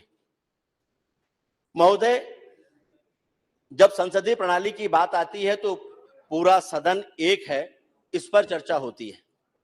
और आज इस सदन में उपस्थित विभिन्न विचारों और दलों का प्रतिनिधित्व करने वाले अपने सभी साथी सदस्यों का मैं आह्वान करना चाहूंगा कि यह गौरवशाली यात्रा सामूहिक है। माननीय प्रधानमंत्री जी ने भी कहा है कि यह साझा है, और ये हमारे सामूहिक प्रयासों की कहानी है। और अब जबकि माननीय प्रधानमंत्री जी की दूरदर्शिता और संकल्प से देश दुनिया की 5वीं बड़ी अर्थव्यवस्था बन चुका है और तीसरी बड़ी अर्थव्यवस्था बनने के संकल्प के साथ आगे बढ़ रहा है और हम विश्व में एक महाशक्ति के रूप में जाने जा रहे हैं, और इस समय हम पूर्णतः भारतीय ज्ञान और भारत की अपनी आर्थिक ताकत के बूते बने संसद के नए भवन में प्रवेश करके गुलामी के प्रतीकों को हटाते हुए आगे बढ़ रहे हैं, तब ये हमारी सामूहिक जिम्मेदारी है कि उस नए भवन को भावी पीढ़ियों और भविष्य के भारत की नींव रखने वाले लोकतंत्र के ऐसे मंदिर के रूप में स्थापित करें जहां मंदिर के घंटे से नाद की तरह एक ही गूंज हो, सबका साथ, सबका विकास, सबका विश्वास और सबका प्रयास। और विश्वास मानिए 140 करोड़ भारतीयों के स्वप्न को हम सब मिलकर पूरा कर लेंगे। इस मंत्र में इतनी ताकत है, आवश्यकता है राजनीति का चश्मा आंखों से उतारने की। महोदय, बहुत कुछ कहने को है, लेकिन मुझे लगता है कि हमारे जो माननीय सदस्य हैं आज दूसरा मानस बनाकर यहां पर बैठे हैं, और इसलिए अंत में मैं देश के प्रधानमंत्री माननीय नरेंद्र मोदी जी ने देश को उन ऊंचाइयों पर पहुंचाया जहां पर पहुंचने की कल्पना इसके पहले कोई कर नहीं सकता था। आज पूरी दुनिया में भारत के नाम का डंका बज रहा है, और इसलिए कुछ पंक्तियां उनको समर्पित करते हुए मैं अपनी बात समाप्त करूंगा। वो परख रहे हैं तूफानों में कितनी ताकत है, वो देख रहे हैं आंधियों की कितनी आहट है, पर मन में संकल्पों की राहत है। कांटों से कीलित पथ पर कदमों की छाप उकेरी है, हाथों को वज्र बनाकर अंधियारों में दीप जलाती वह एक जान अकेली है, वह एक जान अकेली है। और इसी के साथ हम सभी कल जब उस नए सदन में प्रवेश करेंगे तो भविष्य के एक नए भारत के संकल्पों के साथ हम अपनी जिम्मेदारी को महसूस करते हुए प्रवेश करेंगे। आपको बहुत बहुत धन्यवाद। भारत माता की जय। Thank you. Now, Honorable Member Srimati Supriya Sule ji. Sir, here I stand here on behalf of the NCP here for this very important discussion, which was actually started by the Honorable Prime Minister on a very emotional note. And he, after a long time today, spoke as a statesman. So I was presuming that this debate was not about the tutu meme, which we usually do. But unfortunately, when the Treasury bench started speaking, he made it really political, which was not what the Honorable Prime Minister's speech says. So I will follow the Prime Minister's speech first, but I will seek your help, guidance and time for 2 minutes to give a few clarifications to the Honorable. I won't speak as much as he does, but in a small few clarifications before I make it little political, with your permission, sir. Sir, India is the largest democracy in the world. Democracy, freedom, secularism, fraternity, equality. This is what B.R. Ambedkar ji gave us in this constitution, which we are also proud of. And this is what this organization, the Temple of Democracy Parliament, where we all are absolutely blessed that we have had the opportunity to speak on behalf of millions of Indians, to debate, deliberate, have discussions, and make sure that the last person becomes first. And that's what really the common agenda, I think, whether you're sitting on this side or this side becomes. And I appreciate the Honorable Prime Minister's speech today, where he appreciated that governance is continuity. Various people have contributed over the last 7 decades to build this country, which we all love equally. It's not that whichever side you love it less or more. Whether you call it India or Bharat, it's your own country. We're all born here. We're all blessed to be here. And I think I would take the point forward what Mehtab ji said, that unity in diversity, this is the beauty of India. And I think that's what clearly comes across in most of the speeches which came. And I'd like to quote Dr. Ambedkar. The B.R. Ambedkar in the Constitution Assembly said that the Constitution is a federal constitution. The Union is not a league of states, nor in the states is the agencies of the Union deriving powers from each other. Both Union and the states are created by the Constitution. Both derive their respective authority from the Constitution. And here, unfortunately, I felt a little sorry because I am the 2009 Member of Parliament here. Clearly, this is a huge legacy that we have been blessed to have. But I would like to put on record two people who have not been mentioned by the BJP today, who I've been highly influenced by in my parliamentary work, who come from the BJP, but I still feel that they were one of the tallest leaders and excellent, extraordinary parliamentarians who we looked up to. One was Honorable late Sushma Swaraj ji, and second was Shri Arun Jaitley ji, who constantly talk about cooperative federalism. It's not on this side or that side. Good work has to be established. So this building that we are all sitting in today, it was the Herbert Baker who opened this in 18 January 1927. And this building was built by sandstone. You know, Dushyant Singh ji comes from Dholpur. And fortunately enough, SP Baghel ji is here from Agra. ये जो मिट्टी इससे बनाई है, ये आपके निर्वाचन क्षेत्र आगरा से आई है. So Agra and Dholpur have contributed substantially to build this building. So we should thank the contribution of Agra and Dholpur for this. And thousands of Indian artisans who we are so proud of, which teach us about our legacy, have contributed for this work. While we are here, everybody talked about Panditji, President Rajendra Prasad. These are walls which the Honorable Prime Minister, or every wall, every tile, every bench has a story to tell. They can't articulate it, but they have so many stories, decisions, controversies that these walls of this beautiful parliament have seen. And I would definitely like to put on record that besides, of course, all the prime ministers, which the Honorable Prime Minister said, but there were people like C. Ram Gopal Chari ji, Sarvapalli Radhakrishna ji, Sardar Patel, Y.B. Chavan, C.D. Deshmukh, Madhu Dandote, Pranab Mukherjee ji. In this debate will be completely incomplete if we don't talk about Pranab Mukherjee, who we all learned so much from here while we were sitting here. Sir.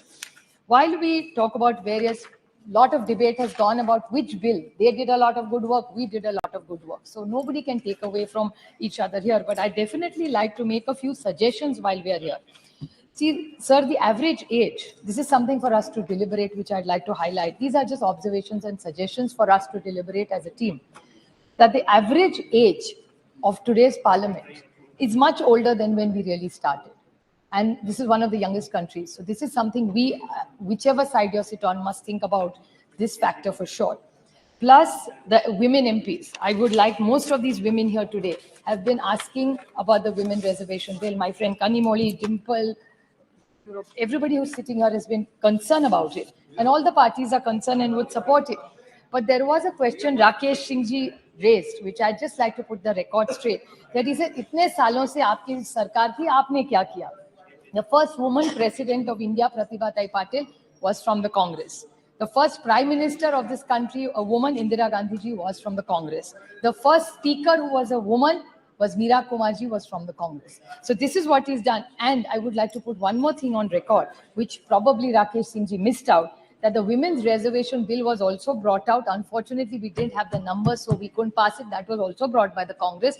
And the late Rajiv Gandhi ji and the then Chief Minister of Maharashtra, Sharad Pawar, were the first people who brought 33% reservation in every panchayat in this country. I'm very proud to say that Maharashtra was the first state to bring it to 33%, and then we raised it to 50%. So this is what has been done for women. And I take this opportunity that since we are all thinking here, deliberating here, 50% of India's population is women. So why don't we all deliberate in the new building, and maybe the first decision that the Honorable Prime Minister can take is ask, and we all support him if he brings in the reservation for women in Parliament and in assemblies. We all wholeheartedly. They should bring it. So there is another small observation which I would like to make. Please don't take it negatively. But this is the first session, as I mentioned, which has no deputy speaker. This must be the only session since independence where there has been no deputy speaker. So only term which has not had a deputy. So I wish Meghwalji was just here, but I would like to bring it to his and Prahladji's notice that he should take this issue up, that naye building mein ja rahe, so please, even if it's for a few months, we don't know when you're announcing election, but this is a record that there has been no deputy speaker in this term. So this is not something I think any of us should support. And Lok Sabha seatings, sir. This is another suggestion I'd very humbly like to make, that the Lok Sabha seatings keep going up and down. in 1956 was the longest, which is 151 days. So why can't we have more days? We are all happy to, whatever we get elected for, to come here and deliberate and make sure we serve the nation. So isn't there something we can, Supreme Court also works, and sometimes these ordinances which this government constantly brings, this is a record, the amount of ordinances this government has got. So why don't we have more parliament dates? Why does government need to bring so many ordinances? And if there are such hurry, call for parliament. You, instead of having 4 sessions, have 6 sessions. What is the problem? The other thing is the number of voters have gone up. So constituencies are becoming huge now. So is that something that the government would, this is a very positive suggestion I'd like to make the government. The constituencies are going from 23 lakhs to 25 lakhs. Impossible for an MP to manage even with the MP lakhs that we get. So is that something that we can all deliberate in and see? Because anyway, there are more seats coming there. Can there be another suggestion is stronger committees? The committees are wonderful. They do very good work. But can we have stronger committees, give them more authority? Could that be another suggestion? Another suggestion I'd like to make is question hour, sir. Question hour is something even Om Birla ji has always recommended in our all-party meetings. That can we find a consensus that that's 1 hour I would like to recommend as an MP I would write. That's one place we can really take the government to task. So can we unanimously suggest this, that no question hour, whoever sitting on which side should be disrupted. So this is something we should all consider, I think. Even when you're here. Even when you're here. We have seen him in the well many times, sir. So another suggestion I'd like to make is private members bill. Private members bill, don't be hubris. Private members bill, sir. It is a lot of MPs work very hard and do a lot of work to bring those bills, but they're almost toothless. So can we strengthen that part where there is more meaning, more visibility, more authority in those bills? Maybe we can debate it, deliberate them and come. Otherwise, it's just a piece of document that we argue with it, but it goes nowhere. So I think that's one legislation we must look into and see what more we can do. Sir, even the opposition, I know it's a numbers game, but many times they are in a treasury bench. They get hours to discuss. Their ministers speak for 90 minutes sometimes. And we are the opposition. So if Rakesh Singh ji really wants, there is a saksham opposition chahiye, like Madhu Dandaote ji, hame aur thoda waqt de dijiye. We will make some very good suggestions which will be productive. I have only not criticized. I have only given you suggestions. तो मुझसे अकेले नहीं, सबको थोड़ा विश्वास रखिए हम पे, हम लोग और दे देंगे. Sir, I think another thing which we need to do is the media. The Honorable Prime Minister was very gracious to the media today.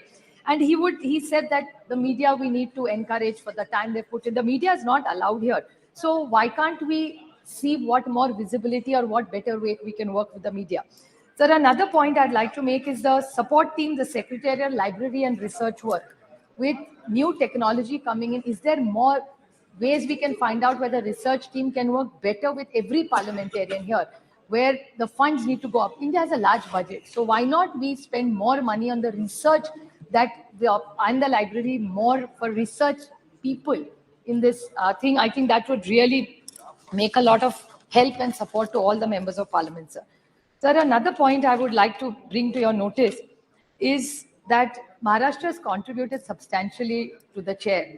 I mean, the Honorable Prime Minister was very kind to take Malvankar ji's name, but I would like to put it on record that Shivraj Patil ji, Manoj Joshi sir, Sumitra Mahajan ji, he mentioned, but she was Miss Maharashtra, Mrs. Madhya Pradesh. So she was our daughter from Maharashtra who got married into Madhya Pradesh. So we have had a long legacy of very good parliamentary work. So I feel that Maharashtra has contributed substantially and we're very proud to be integrated in this temple of democracy, for it to be fair and to be just. That's what which our constitution wants. Now, Rakesh ji's 2 small points I'd like to clarify. He talked about Bhashtachar. Rakesh ji, I'm completely with you.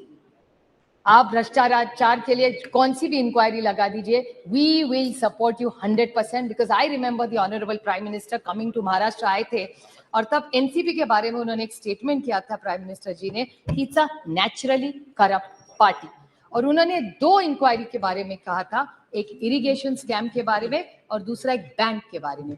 I request you with folded hands, with full humility कि माननीय प्रधानमंत्री जी की जो इच्छा है आप पूरी कर दीजिए. I will support it wholeheartedly. So आपने जो भ्रष्टाचार का जो उठाया था, प्लीज आप कर लीजिए, we will support you whole heartedly. ये दोनों नहीं और 4 भी है, कोई ACB जी है और बहुत सारे हैं। Another thing that you said about the Congress, which I repeat, that this is not about relationships. भाई तो मेरे 800 भाई है पार्लियामेंट में, एक थोड़ी है। So my suggestion to you is there are many such cases which the Honorable Prime Minister was very deeply pained by. So I understand his pain. उनका जो दुख है भ्रष्टाचार के बारे में, उनको जो करना है, वो पूरी ताकत से हम उनके साथ खड़े रहेंगे. So is any such things he wants to do in Maharashtra, we will wholeheartedly support him, and we will want to see where is these debates gone. And another thing that he said, that Congress के बारे में सबसे ज्यादा BJP का आप देखें तो it's very Congress heavy. आज अगर आप महाराष्ट्र में या इधर यहाँ भी जब देखें ना, तब बीजेपी कांग्रेस के वाले पुराने एनसीपी पुराने, वो आपके यहाँ हमारे से ज्यादा है. हमारे यहाँ नए लोग आ रहे हैं लेकिन आपके यहाँ ज्यादा है. So I think you really need to reinspect. जैसे 60 साल में आपने किया 60 साल में जिन्होंने जो किया ना, वो आप सारी वॉशिंग मशीन उस साइड में है, इस साइड में अभी कोई नहीं रहा. So we are very happy because we are completely with you, because we are mostly very honest, committed to the cause why we joined politics. Why did we all come to this temple of democracy? We came to this temple of democracy not here to just do a tutu meme. We genuinely wanted to influence policy to serve this nation for the betterment. यहाँ बैठो या यहाँ बैठो, अच्छा ही सोचेंगे ना देश के लिए, ऐसा थोड़ी करेंगे कि एक दूसरे के खिलाफ कुछ सोचेंगे. So I think the larger picture, I would like to finish my speech by quoting Somnath Chatterjee ji, who was here for 10 terms. I said the greatness of Parliament lies not just in the majestic building, but is derived from sustained by quality of debates that take place inside the house. So I think we take this opportunity that I'm eternally grateful, and people from Baramati who gave me this opportunity to stand here, because I have no identity here. My identity is my constituency and people. So I'm eternally grateful to be a part of this esteemed place, which is a temple of democracy, and I commit myself to working here and working within the rules of the constitution. Thank you, madam. Thank you very much. Shri Girish Chandar ji.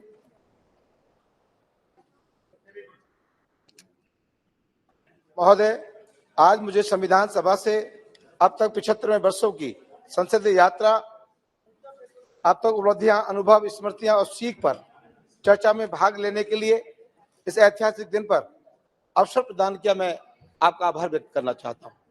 आपके साथ साथ Bahujan Samaj party के राष्ट्रीय अध्यक्षा आदरणीय बहन जी का भी आभार व्यक्त करना चाहता हूं. महोदय, आज हम धन्य हैं कि हमारे बीच बाबा साहब डॉक्टर भीमराव अम्बेडकर साहब का जन्म हुआ, जिन्होंने उस जमाने में अपने इस भारत देश में फैली कुरीतियां, भेदभाव, ऊंच नीच, सामाजिक, आर्थिक, शैक्षणिक विषमताओं को समाप्त करने के लिए जीवन के अपने अंतिम समय तक कार्य करते रहे. हमारे प्रदेश में तो एक कहावत भी है, जाके पैर न फटे बिबाई, सो का जाने पीर पराई. कहने का तात्पर्य यह है कि बाबा साहब ने स्वयं छुआछूत, ऊंच नीच और उत्पीड़न को सहा, जिसलिए उनको जब संविधान सभा में मौका मिला तो पिछड़ों, दलितों, महिलाओं के लिए संविधान में उन्हें हक दिलाने का काम किया. महोदय, लेकिन बाबा साहब अम्बेडकर साहब ने संविधान सभा की अंतिम सभा की बैठक में यह भी कहा था कि संविधान कितना भी अच्छा क्यों ना हो, लेकिन उसके मानने वाले लोगों की नियत साफ नहीं है तो संविधान कभी अच्छा नहीं हो सकता. बाबा साहब ने इस संविधान को लिखकर 1950 में जब बाबा साहब संविधान को सौंप कर निकल रहे थे, उस वक्त में कांग्रेस के अध्यक्ष आचार्य कृपलानी हुआ करते थे. तो आचार्य कृपलानी ने कहा कि अम्बेडकर तुम आज बहुत खुश हो.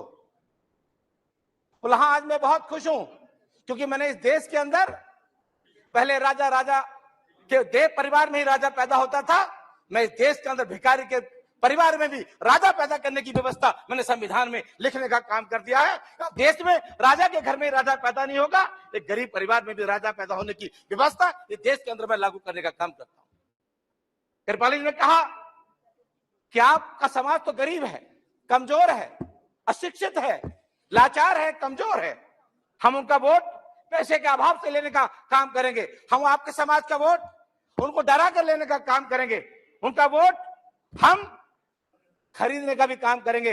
लेकिन बाबा साहब ने आचार्य कृपलानी जी को एक बात कही, ये बात सही है आपकी कि मेरा समाज गरीब है, कमजोर है, पिछड़ा है, शोषित है, अशिक्षित है, लाचार है।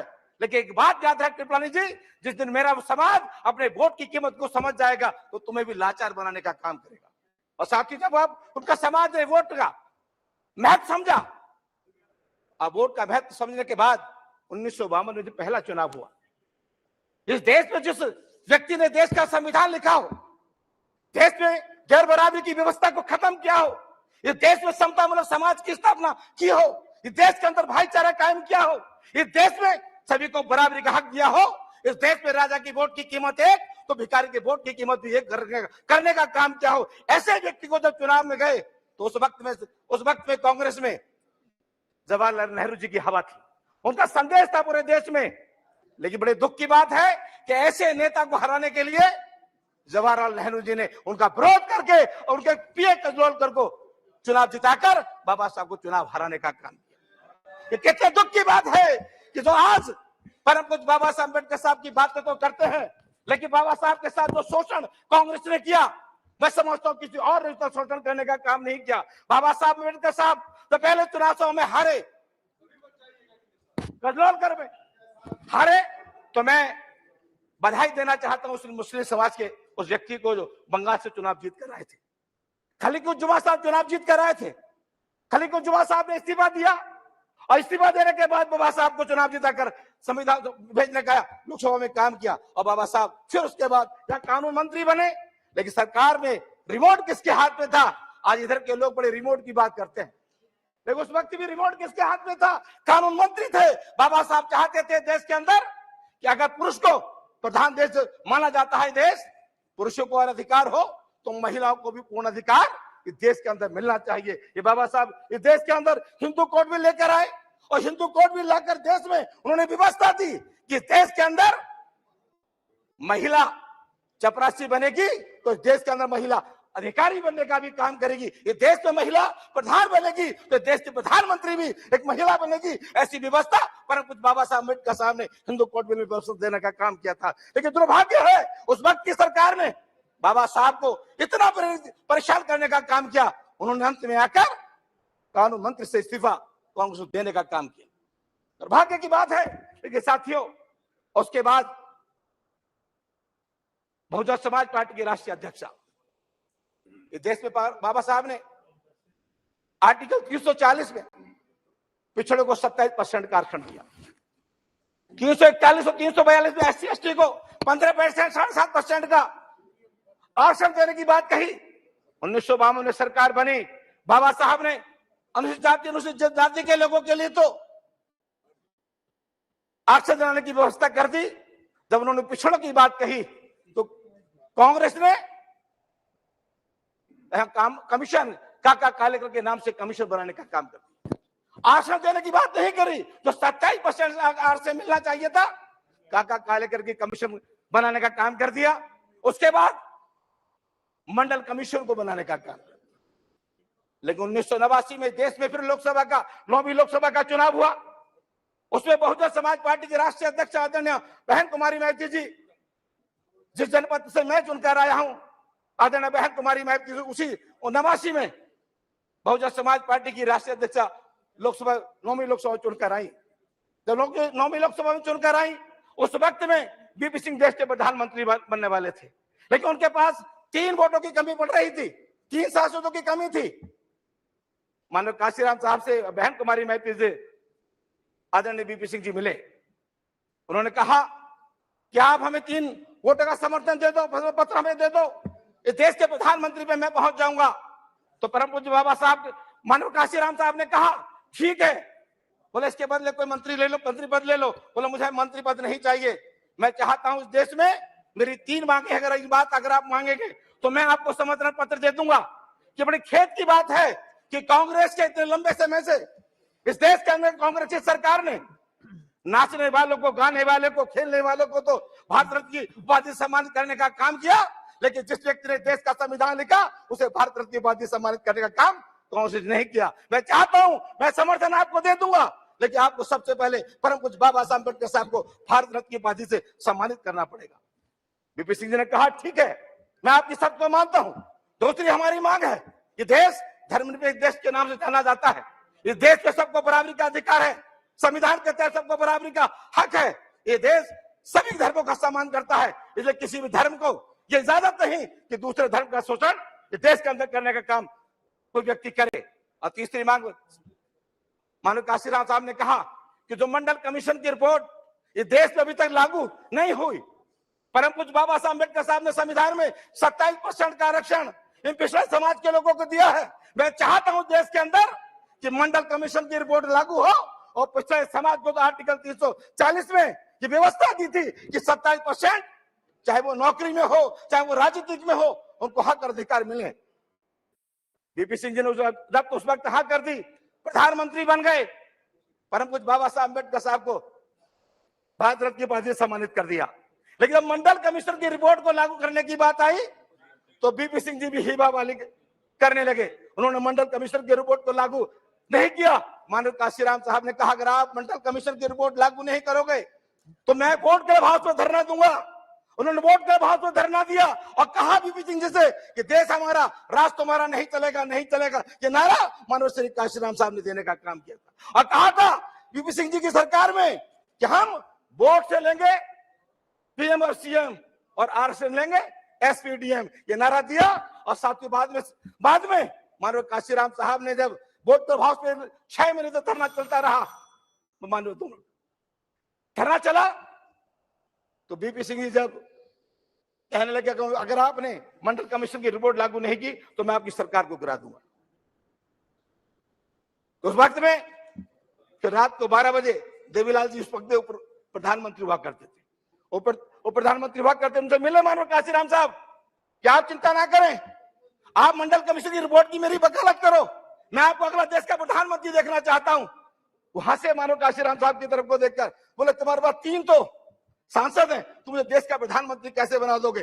बोले मैं ऐसे बना दूंगा कि मैं 22.5% खुद बैठा हूं और 54% की वकालत कर रहा हूं पिछड़ों को वोट का अधिकार, पिछड़ों का आरक्षण को लागू करने के लिए। तो सारे 85% के लोग तुम्हें वोट देंगे, तुम्हें देश का प्रधानमंत्री बनने से कोई रोक नहीं सकता। तब ये बात चली पता बीपी सिंह को।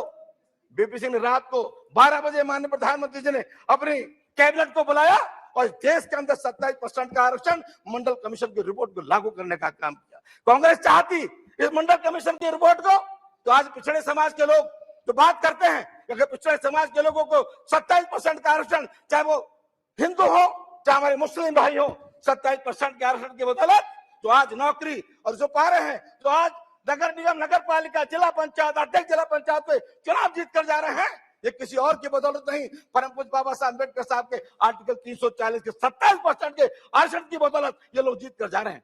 तो मैं चाहते ना कहते मानवर आपसे इतना कहना चाहता हूं, आज 75 साल इस देश की आजादी को हो गए हम लोग। कृपया समाप्त कीजिए। लेकिन दलितों के साथ जो बाबा साहब ने संविधान में व्यवस्था दलितों को दी थी, वो अभी भी वो अपने अधिकार से वंचित है।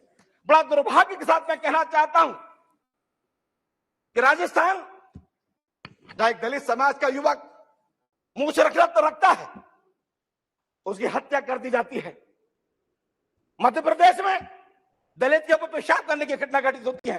पूरे देश में दलितों के ऊपर शोषण हो रहा है।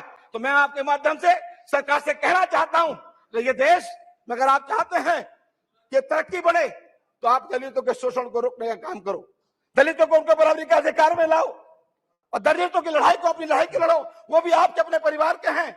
तो मैं आपके माध्यम से इतना कहना चाहूंगा कि 75 साल में आज हम लोग संकल्प लें कि जब नए संसद भवन में हम प्रवेश करें, इस लोकतंत्र के इस मंदिर से, पुराने मंदिर से जाकर नए मंदिर हम जाएं, तो वहां पर सरकार की सोच बदले और पूरे देश में जो दलितों को पूरा अत्याचार हो रहा है वो अत्याचार बंद हो और हर दलित को न्याय मिले। बहुत बहुत धन्यवाद। आपके माध्यम रखना चाहता हूं। आपका बहुत बहुत धन्यवाद। धन्यवाद। श्री एसटी हसन जी। बहुत बहुत शुक्रिया सर, आपने मुझे इस डिबेट में बोलने का मौका दिया। 76 साल का इतिहास सुबह से हम लोग सुन रहे हैं। अच्छी बातें भी हैं, मीठी भी हैं, खट्टी भी हैं, सभी कुछ है। हमने प्रधानमंत्री जी का पहली बार सकारात्मक भाषण भी सुना, जिसमें पहली बार हमने देश के एक बहुत बड़े राजनीतिक इंसान जवाहरलाल नेहरू जी की तारीफ इस दल से पहली बार सुनी। वो फ्रीडम फाइटर जो 9 साल तक जेल में रहे और उन्होंने देश को उस वक्त संभाला था जब हमारे देश में गाड़ियों में लकड़ी के पहिए चला करते थे। साइंस टेक्नोलॉजी में हम कहीं नहीं थे। धीरे धीरे हम आगे बढ़े और हम इस दौर में आ गए कि जहाँ सोफिस्टिकेटेड गाड़ियां और हर तरह की सुविधाएं हमें मैसर हैं। ये हमारी तरक्की होती चली गई। सर, मैं जब पहली बार सदन में आया, मैं तो पहली बार का सांसद हूं, मैंने सदन का शेप देखा, मुझे बापू का वो रंग बिरंगी गुलदस्ता याद आ गया। यहाँ पे हर धर्म के लोग, हर जाति के लोग, हर भाषा बोलने वाले लोग, हर रंग के लोग मौजूद थे और इस गुलदस्ते की खूबसूरती मैंने इस पार्लियामेंट के अंदर देखी। सर, हमने वो दौर भी देखा था जवाहरलाल नेहरू जी के बाद बहुत मिसेस इंदिरा गांधी भी तशरीफ लाई और इंदिरा गांधी के जमाने में जब हमने एटॉमिक ब्लास्ट करा था, हम एटॉमिक पावर भी बने थे, वो भी पल हमारे लिए स्मरणीय है और गौरवशाली है।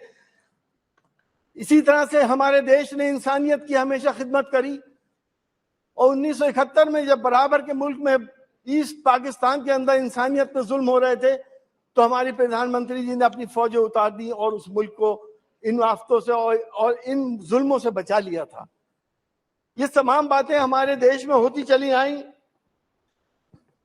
सर, हम ये जानते हैं बहुत सी चीजें नकारात्मक भी हमने देखी। इस 17वीं लोकसभा में हम आए, हमारे एक साथी हमारे साथ थे जो देश के नेता हैं, जिनको ऐसे ऐसे चार्जेस में फंसाया गया जिनका नाम आजम खान साहब है। वो इसी हमारे कुलीग थे, कहीं मुर्गी चोर, कहीं बकरी चोर, कोई भैंस चोर, अब पता नहीं क्या क्या उनके ऊपर इल्जाम लगाया गया और आज भी उनको टॉर्चर किया जा रहा है।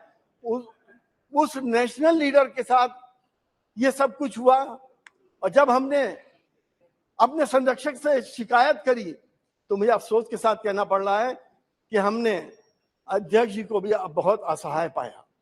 हमने प्रधानमंत्री जी से मिलने की कोशिश करी, हमें टाइम नहीं मिला। सर, प्रजातंत्र में ये परंपराएं हमारी समझ में नहीं आती कि प्रजातंत्र इस तरह से आगे बढ़ेगा या नहीं बढ़ेगा। हमने 7वीं लोकसभा में सर हमारे कुछ ऐसे बिल पास हुए, सीए आ गया, 3 तलाक का बिल आया, 370 को हटाया गया, जिससे हिंदुस्तान की दूसरी बड़ी आबादी मुसलमानों की दिल आजारी हुई। और इसका संदेश क्या गया देश के अंदर? संदेश ये गया कि किसी को हिजाब पे परेशानी होने लगी, किसी को नमाज पे परेशानी होने लगी, किसी को मस्जिद पे, किसी को मदरसे पे परेशानी होने लगी।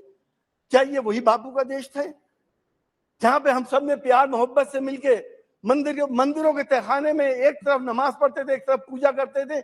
हमने इस तरह से देश को आजाद कराया जब हम एक थाली में खाना खाते थे। आज हम किस जगह पे आ गए कि यहाँ मंदिर ना हो, यहाँ मस्जिद ना हो, यहाँ अजान ना हो, यहाँ नमाज ना हो। अरे क्या पैदा करने वाला मेरा और है और आपका कोई और है? पालनहार क्या अलग अलग हो गए? सर, ये राजनीति बहुत खतरनाक दौर से गुजर रही है, देश के लिए बहुत खतरनाक है। अगर आज हमने ये नहीं समझा तो आगे आने वाला भविष्य हमारा अंधकार में है। हमें प्यार मोहब्बत से आगे बढ़ना पड़ेगा। हमने सर कानून पास करे। हम चाहते हैं कि हम इस लोकसभा से दूसरी लोकसभा में जा रहे हैं। हम चाहते हैं कि हमारा प्यार मोहब्बत, सांप्रदायिक सौहार्द, सर्वधर्म संभाव और वासुदेव कुटुंबकम के फंडामेंटल पे हम आगे बढ़ें, तभी हम दुनिया में महाशक्ति बन सकते हैं। हम नई पार्लियामेंट के अंदर सर चाहते हैं कि वुमेन रिजर्वेशन बिल आना चाहिए। समाजवादी पार्टी उसकी पक्षधर है, लेकिन समाजवादी पार्टी चाहती है कि SC ST और OBC और मुस्लिम्स का भी उसके अंदर अलग से रिजर्वेशन हो और ये रिजर्वेशन पार्टियों के ऊपर लागू हो, इलेक्शन कमीशन के ऊपर नहीं लागू होना चाहिए। पार्टियां अपने हिसाब से वुमेन्स को टिकट दें। कहीं ऐसा ना हो कि जहां जहां हमारे बड़े बड़े नेता खड़े होते हैं, अगर इलेक्शन कमीशन उनसे नाराज है तो उसको महिला डिक्लेयर कर दे। सर, हम चाहते हैं कि नई पार्लियामेंट के अंदर प्लेस ऑफ वर्शिप एक्ट को और स्ट्रेंथन किया जाए ताकि एक सांप्रदायिक सौहार्द बने। लोग मौका उठा रहे हैं देश के सांप्रदायिक सौहार्द बिगाड़ने का। अगर प्लेस ऑफ वर्शिप एक्ट को आप और स्ट्रेंथन करेंगे, प्लीज सुन लिए, स्ट्रेंथन करेंगे तो हम प्यार मोहब्बत से, एकता से और सांप्रदायिक सौहार्द, गंगा जमनी तहजीब से अपनी नस्लों को ये तहजीब दे के चले जाएंगे। वरना हमारी नस्लें यकीन जानिएगा हमें कभी याद नहीं करेंगी, वो हालात पैदा ना हो जाएं। आज देश की दूसरी बड़ी आबादी मुसलमान बहुत फिक्रमंद है, बहुत परेशान है कि हमारी नस्लों का आगे क्या होगा, कहाँ हमें इंसाफ मिलेगा और कहाँ हमारी बात सुनने वाला कोई होगा या नहीं होगा। हालांकि मैंने देखा इस पार्लियामेंट के अंदर, मैं धन्यवाद देता हूं अपने स्टेजी बेंच वालों को कि जब भी हमने कोई समस्या, लोगों की समस्या की बात करी तो इन्होंने हमारी मदद करी। जब भी हमने कोई क्वेरीज करी तो इन्होंने हमारी मदद करी। हमारे मनभेद हरगिज नहीं है, हमारे मतभेद जरूर हैं, वो हम पार्लियामेंट के अंदर हैं, बाहर हम सब एक हैं।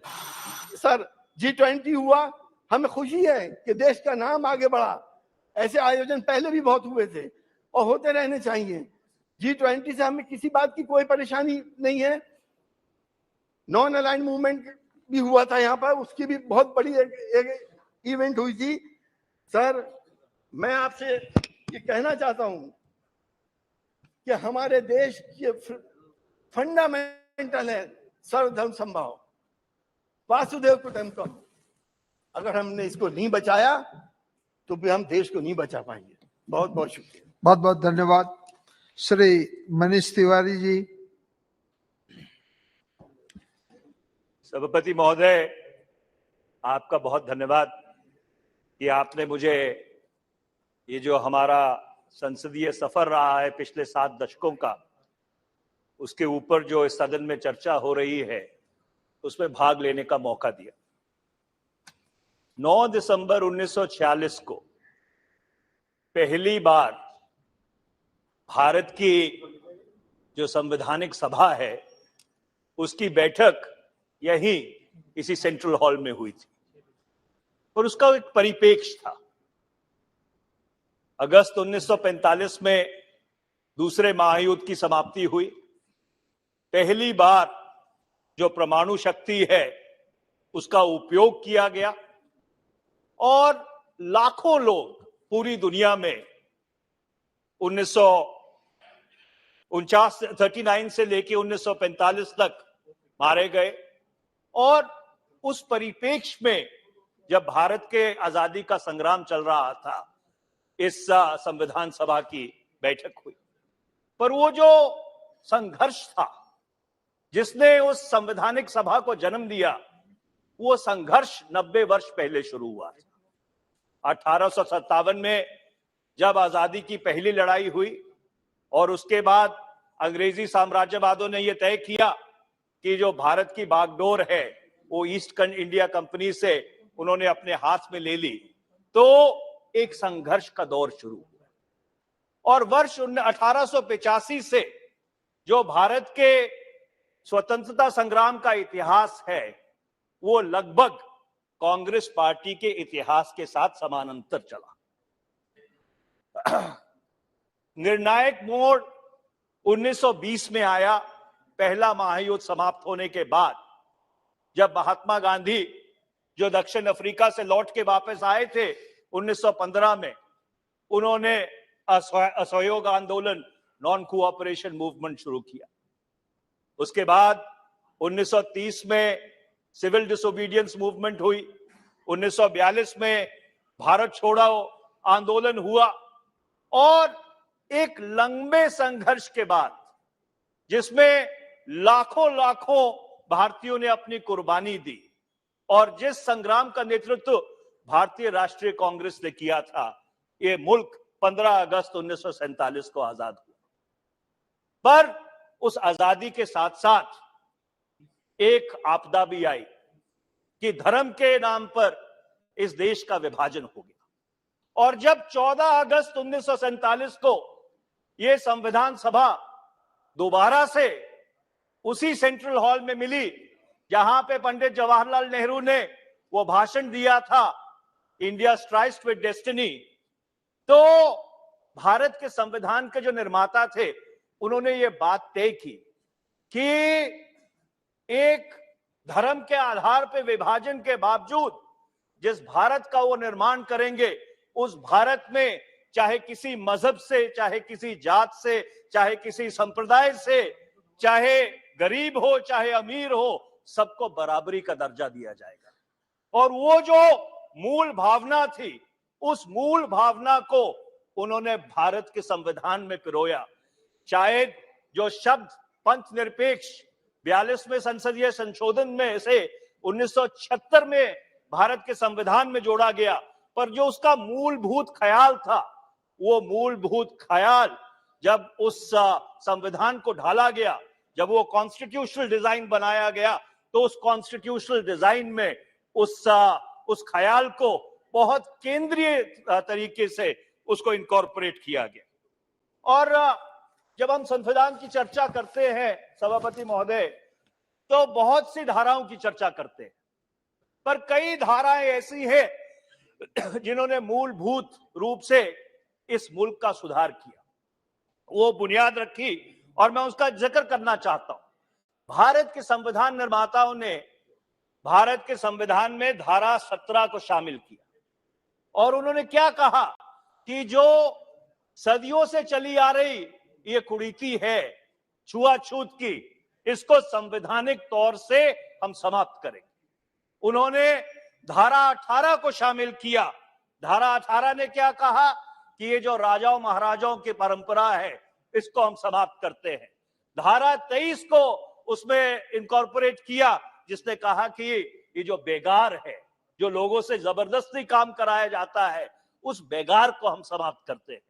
मैं इन धाराओं का जिक्र इसलिए कर रहा हूं क्योंकि जो सामाजिक असमानता है, जो सोशल इनइक्वालिटी है, जो आज भी हमारे मुल्क की सबसे बड़ी चुनौती है, सबसे पहले अगर किसी ने संवैधानिक तौर के उसको समाप्त करने की कोशिश की, तो वो भारत के संविधान के निर्माता थे डॉक्टर बाबा साहब भीमराव अंबेडकर, पंडित जवाहरलाल नेहरू, सरदार पटेल, मौलाना अबुल कलाम आजाद और अनेकों ऐसे लोग जिन्होंने उस संवैधानिक सभा में बैठकर अपने विवेक से ऐसे संविधान की संरचना की जिसने सबको बराबरी का दर्जा देने की कोशिश की। उसके बाद जो सफर शुरू हुआ 1955 में protection of civil rights act इस सदन ने बनाया।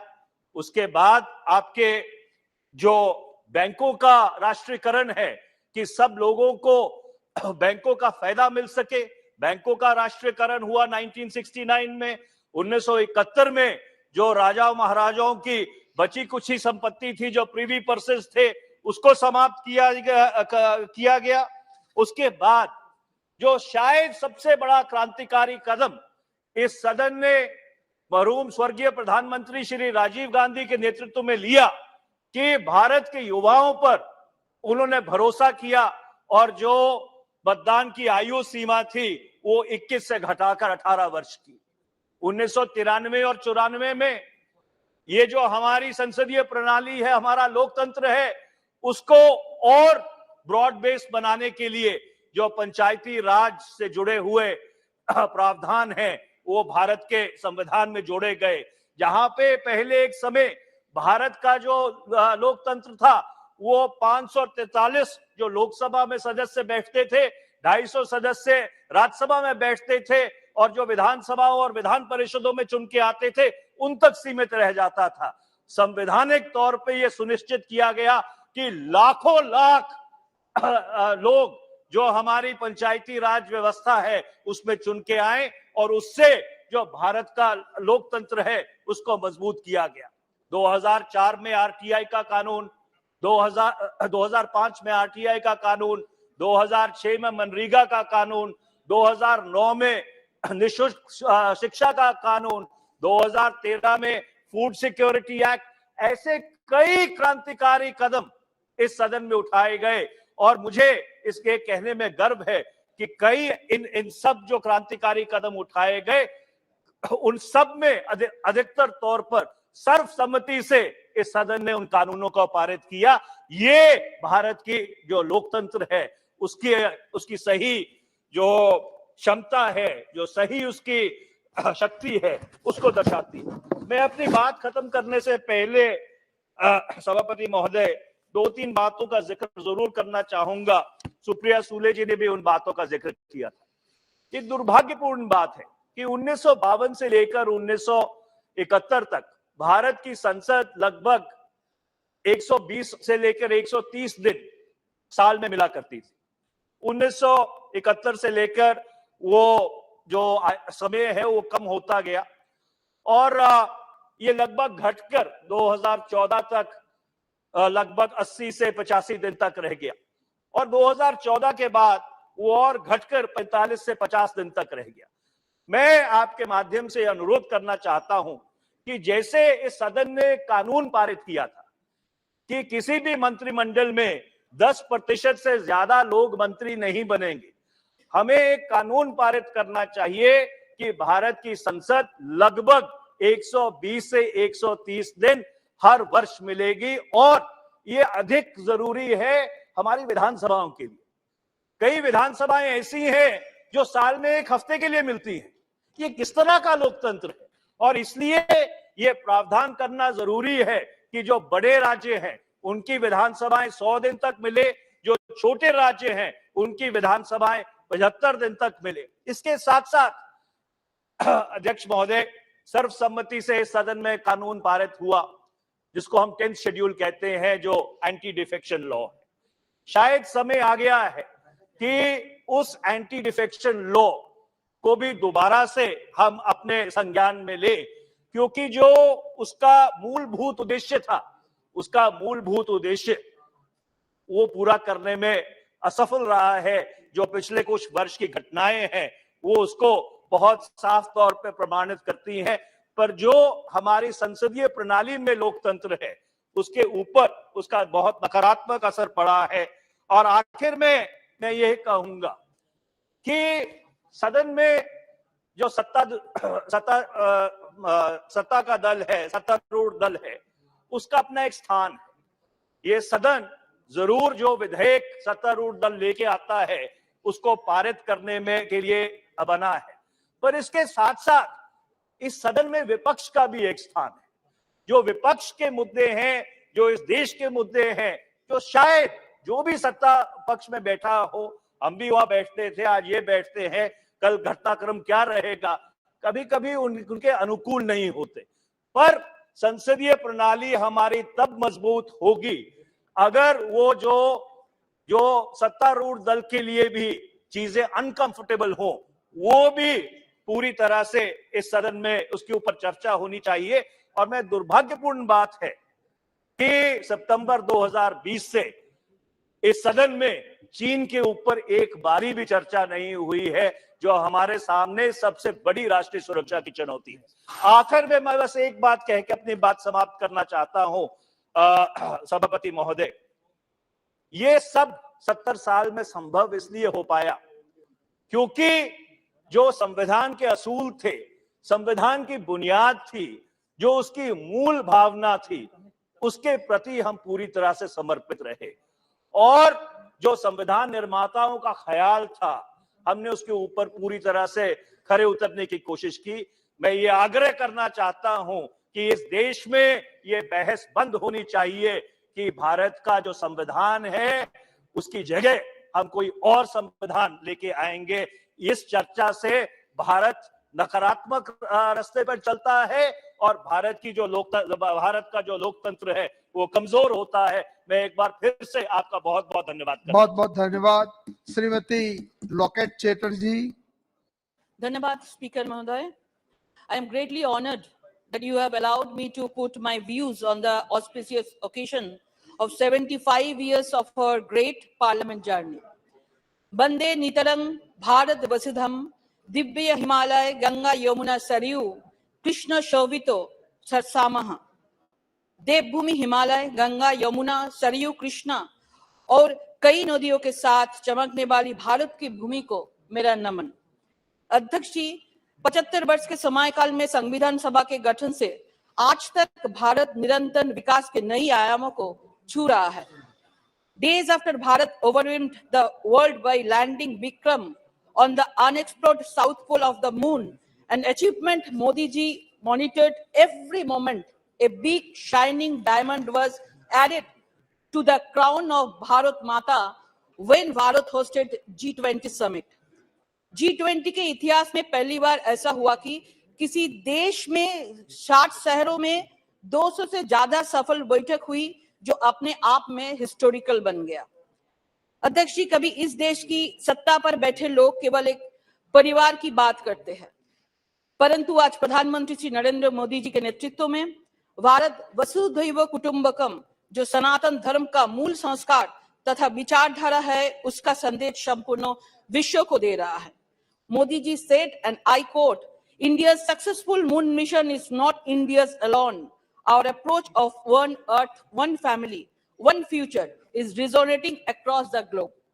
We must know that Bharat is the first nation who has reached South Pole as no other country could have reached there. The able and effective leadership of our Prime Minister and this government could have made it possible. Atul Prasad Sen had written, Bharat abar jagot sabhay শ্রেষ্ঠ আসন লবে। Bharat will once again reclaim her seat in the world stage. Bharatvarsha সূর্যের এক নাম, আমরা রয়েছি সেই সূর্যের দেশে। आज वही सूर्य पर आप भारत आदित्य L1 लॉन्च कर सूर्य का अध्ययन कर रहा है। बहुत दुख की बात है, विपक्ष वाला जो लोग है इसको लेकर भी राजनीति करते हैं। मैं बस उनसे इतना कहूंगी कि आपके पड़ोसी मुल्क इसलिए खुश है कि उनके झंडे पर चांद है। आप लोग इस बात पर गर्व कीजिए, हमारा तिरंगा आज चांद पर है। विश्व के जो अब देश भारत आएंगे वो सपेरे का खेल नहीं देखेंगे, बल्कि स्पेस टेक्नोलॉजी में भारत के कद को बढ़ना देखेंगे। Following Bharat's independence from the British rule in 1947, its members served as the nation's first parliament as the provisional parliament of Bharat. The assembly met for the first time in New Delhi on 9 December 1946, and its last session was held on 24 January 1950. The first task of the assembly is to free Bharat through a new constitution, to feed the starving people and to clothe the naked masses, and to give every Bharatiya the fullest opportunity to develop himself according to his capacity. This is certainly a great task. आज हम यहाँ बैठे हैं, एक दिन हमारे पूर्वज भी यहाँ बैठकर देश का संविधान को निर्माण किया था। मैं इसको नमन करती हूँ। अध्यक्ष जी, आजादी के बाद से अच्छे बुरे हर प्रकार के कालखंड को इस देश को लोगों ने देखा है, परंतु हमारा लोकतंत्र और लोकतांत्रिक व्यवस्था में विश्वास सदैव अटल रहा है। किसी ने कहा है कि मुश्किलों से कह दो उलझा ना करे हमसे, हर हालत में जीने का हुनर आता है हमें। 1952 में हुई लोकसभा बैठक में तत्कालीन प्रधानमंत्री ने, नेहरू जी ने इसी सदन में ये कह दिया था कि I will crash the Jansangh, और उसका जवाब देते हुए हमारे आदर्श डॉक्टर श्यामा प्रसाद मुखर्जी ने कहा था कि I will crash this crashing mentality. किसी भी लोकतंत्र में पक्ष और विपक्ष दोनों को ही महत्वपूर्ण भूमिका होती है। हम एक लंबे कालखंड एक विपक्ष में रहे हैं। हमने तो वो समय भी देखा है जब हमारे मात्र 2 सदस्य होते हैं और पक्ष के लोग हम दो हमारे दो बोल के मजाक उड़ाते थे। वही अटल जी ने कहा था, अंधेरा छटेगा, सूरज निकलेगा और कमल खिलेगा। और आज भी वो भविष्यवाणी सच होती जा रही है। इस देश की 140 करोड़ जनता ने हमें लोकतंत्र के इस मंदिर में लगातार दो बार बहुमत से भेजा है। अध्यक्ष जी, हमने इसी संसदीय यात्रा में एक समय वो अभी देखा है जहां 1962 का युद्ध हारने के बाद नेहरू जी की शांति नीति के विरोध में उनके द्वारा नामित सांसद और प्रसिद्ध कवि दिनकर जी ने संसद में अपनी नाराजगी व्यक्त करने कहा था कि रे रोग युधिष्ठिर कौन है यहाँ, जाने दे उनको स्वर्ग धीर, पर फिरा हमें गांडीव गदा, लौटा दे अर्जुन भीम वीर, कह दे शंकर से आज करे वे प्रलय नृत्य, फिर एक बार सारे भारत में गूंजे उठे हर हर बम बम का फिर महोच्चार। जो विपक्ष आज लोकतंत्र पर बड़े बड़े भाषण करते हैं, वो विपक्ष इमरजेंसी पर क्यों मौन है? जिस विपक्ष के युवराज आज विदेश में जाके भारत में लोकतंत्र समाप्त हो गया बोल के भाषण देते हैं, आज मैं उसको याद दिलाना चाहती हूँ, उनका दादी ने अपनी सत्ता बचाने के लिए इस देश में इमरजेंसी लेके आया था। अध्यक्ष जी, 1975 में एक व्यक्ति की सत्ता बचाने के लिए लोकतंत्र का गला घोटने का प्रयास किया गया। अटल जी, लाल कृष्ण आडवाणी जी, जयप्रकाश नारायण जी, मुरली मनोहर जोशी जी जैसे विपक्ष के नेताओं और समाज के प्रमुख लोगों को जेल जाना पड़ा। यहां तक कि इस सदन में अधिकारों को भी समाप्त कर दिया था, मीडिया पर भी प्रतिबंध लगा दिया था। परंतु उन लोगों के शायद इतिहास को समझ में कम आती थी कि ये तानाशाही यहाँ पे स्वीकार नहीं होगा। ये देश लोकतांत्रिक मूल्यों का जीता जागता उदाहरण है। अत्यंत परिणाम आपके और हमारे सामने है। कबीर का एक दोहा है जो शायद वर्तमान में विपक्ष पर सटीक बैठता है, बुरा जो देखन में चला, बुरा न मिलिया कोई, जो दिल खोजा अपना, मुझसे बुरा ना कोई। अध्यक्ष जी, मुझे कहने में संकोच नहीं है कि 1986 में प्रधानमंत्री राजीव गांधी शाहबानो केस में सुप्रीम कोर्ट के आदेश के केवल राजनीति के कारण इस सदन के माध्यम से पलट दिया था और मुस्लिम महिलाओं को उनके अधिकारों को वंचित कर दिया था। परंतु वो भूल गए थे कि the parliament always made efforts to make upliftment of Nari Shakti, poor and weaker sections of the society. इसी सदन में जब प्रधानमंत्री जी नरेंद्र मोदी जी आए, उन्होंने 3 तलाक को समाप्त कर मुस्लिम महिला को आत्मसम्मान से जीने का मौका दिया है। कांग्रेस सरकार द्वारा कश्मीर में धारा 370 लगाकर उसे विकास के मुख्य धारा से अलग करने का प्रयास किया, परंतु हमने हमेशा कहा था, जहां हुई बलिदान मुखर्जी, वो कश्मीर हमारा है, वो कश्मीर हमारा है, वो सारा का सारा है। और आज धारा 370 समाप्त कर जम्मू कश्मीर को विकास की मुख्य धारा से जोड़ने का काम आदरणीय प्रधानमंत्री नरेंद्र मोदी जी ने किया है। This house also witness of many historical debates, from midnight freedom to debate on citizenship amendment bill. The CAA was passed to provide India citizenship to the illegal migrants who entered India on or before 31st December 2014. इसी सदन में 73वां 74वां संविधान संशोधन पर महिला को पंचायत में 33% का आरक्षण दिया है। वही सदन में परमाणु प्रशिक्षण और वैश्विक नीतियों पर भी चर्चा करते हैं। The House passed the 124th Constitution Amendment Bill 2019, providing for people from economically weaker sections to avail of 10% reservation in government jobs and educational institutes. This Parliament approved the Unlawful Activities Amendment Bill 2019, which gives the power to the center and states to declare any individuals as terrorists and confiscate their property. This act definitely a correct procedure to make my country more secure. I also must acknowledge that since last 70 years, this auspicious house has passed many acts which have shaped our country. This include Right to Education Act, Right to Information Act, Information Technology Act, Panchayat Raj Act, and मैं one nation one ration card, 80 crore जनता को free में ration देना, international millets year, ये सब यही 75 साल में घोषणा हुआ। जब अटल जी ने नेता प्रतिपक्ष थे, प्रधानमंत्री पीवी नरसिम्हा राव जी ने उन्हें जेनेवा भेजा था पाकिस्तान को मंसूबे पर पानी फेंकने के लिए। अटल जी राजी हो गए क्योंकि उस समय राजनीति की नहीं, देश जरूरी था। तब कांग्रेस ने बोल रहा था कि ये राव साहब का चाल है, लेकिन वाजपेयी जी ने कहा था देश हमारी प्राथमिकता है, राजनीति नहीं। अटल जी जेनेवा गया और देश को जिता के लेके आया। सर, हमारे लिए सबसे पहले देश है, पर कुछ लोगों के लिए देश से बढ़कर एक परिवार है। इसी सदन में देखा है कैसे 1971 में पाक से युद्ध के दौरान वैचारिक मतभेद होते हुए भी कैसे जब राष्ट्र की बात आए तो तब हमारे वरिष्ठ नेता, तत्कालीन नेता विपक्ष अटल जी ने सदन में माध्यम से इंदिरा जी का सरकार को समर्थन किया है। आज का ये विपक्ष समर्थन तो दूर की बात है, सेना के ऊपर भी प्रश्न चिन्ह रखते हैं। However, this house also witnessed the fall of Vajpayee government by only one vote. A BJP prime minister was ousted by the single vote of a Congress chief minister. It was one of the most unfortunate incident in Indian parliament.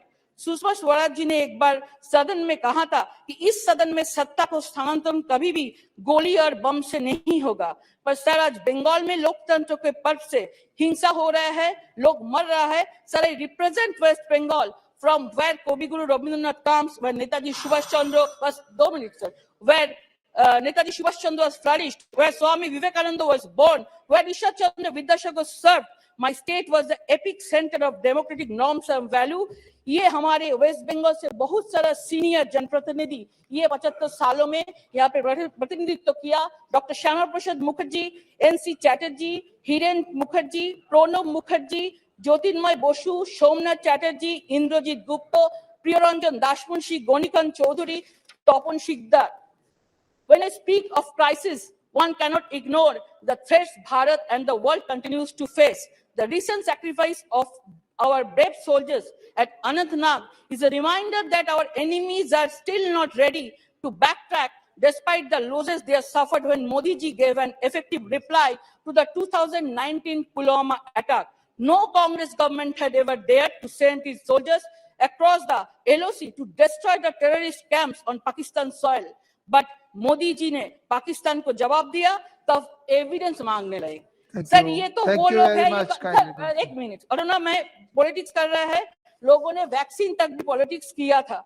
Sir आज कल प्रधानमंत्री जी का जन्म दिवस था, मैं उसको शुभकामना देती हूँ और उनके माध्यम से उनका नेतृत्व में भारत आज विश्व के 5th लार्जेस्ट इकोनॉमी में पहुंच गया है। स्पीकर सर, आज भारत पूरे विश्व का नेतृत्व कर रहा है। प्रधानमंत्री जी ऑलवेज बोले हैं कि 0 टॉलरेंस, ना खाऊंगा ना खाने दूंगा, लेकिन सब लोग इसको लेके नाराज है क्योंकि बंगाली में एक कहावत है, सब एलोमेलो करे दे माँ लूटे पुटे खाई, माने सब इधर उधर खाद्दो हम लूट के खाते हैं। आज मोदी जी का नेतृत्व में एक शक्तिशाली वैभवशाली भारत का निर्माण हो रहा है।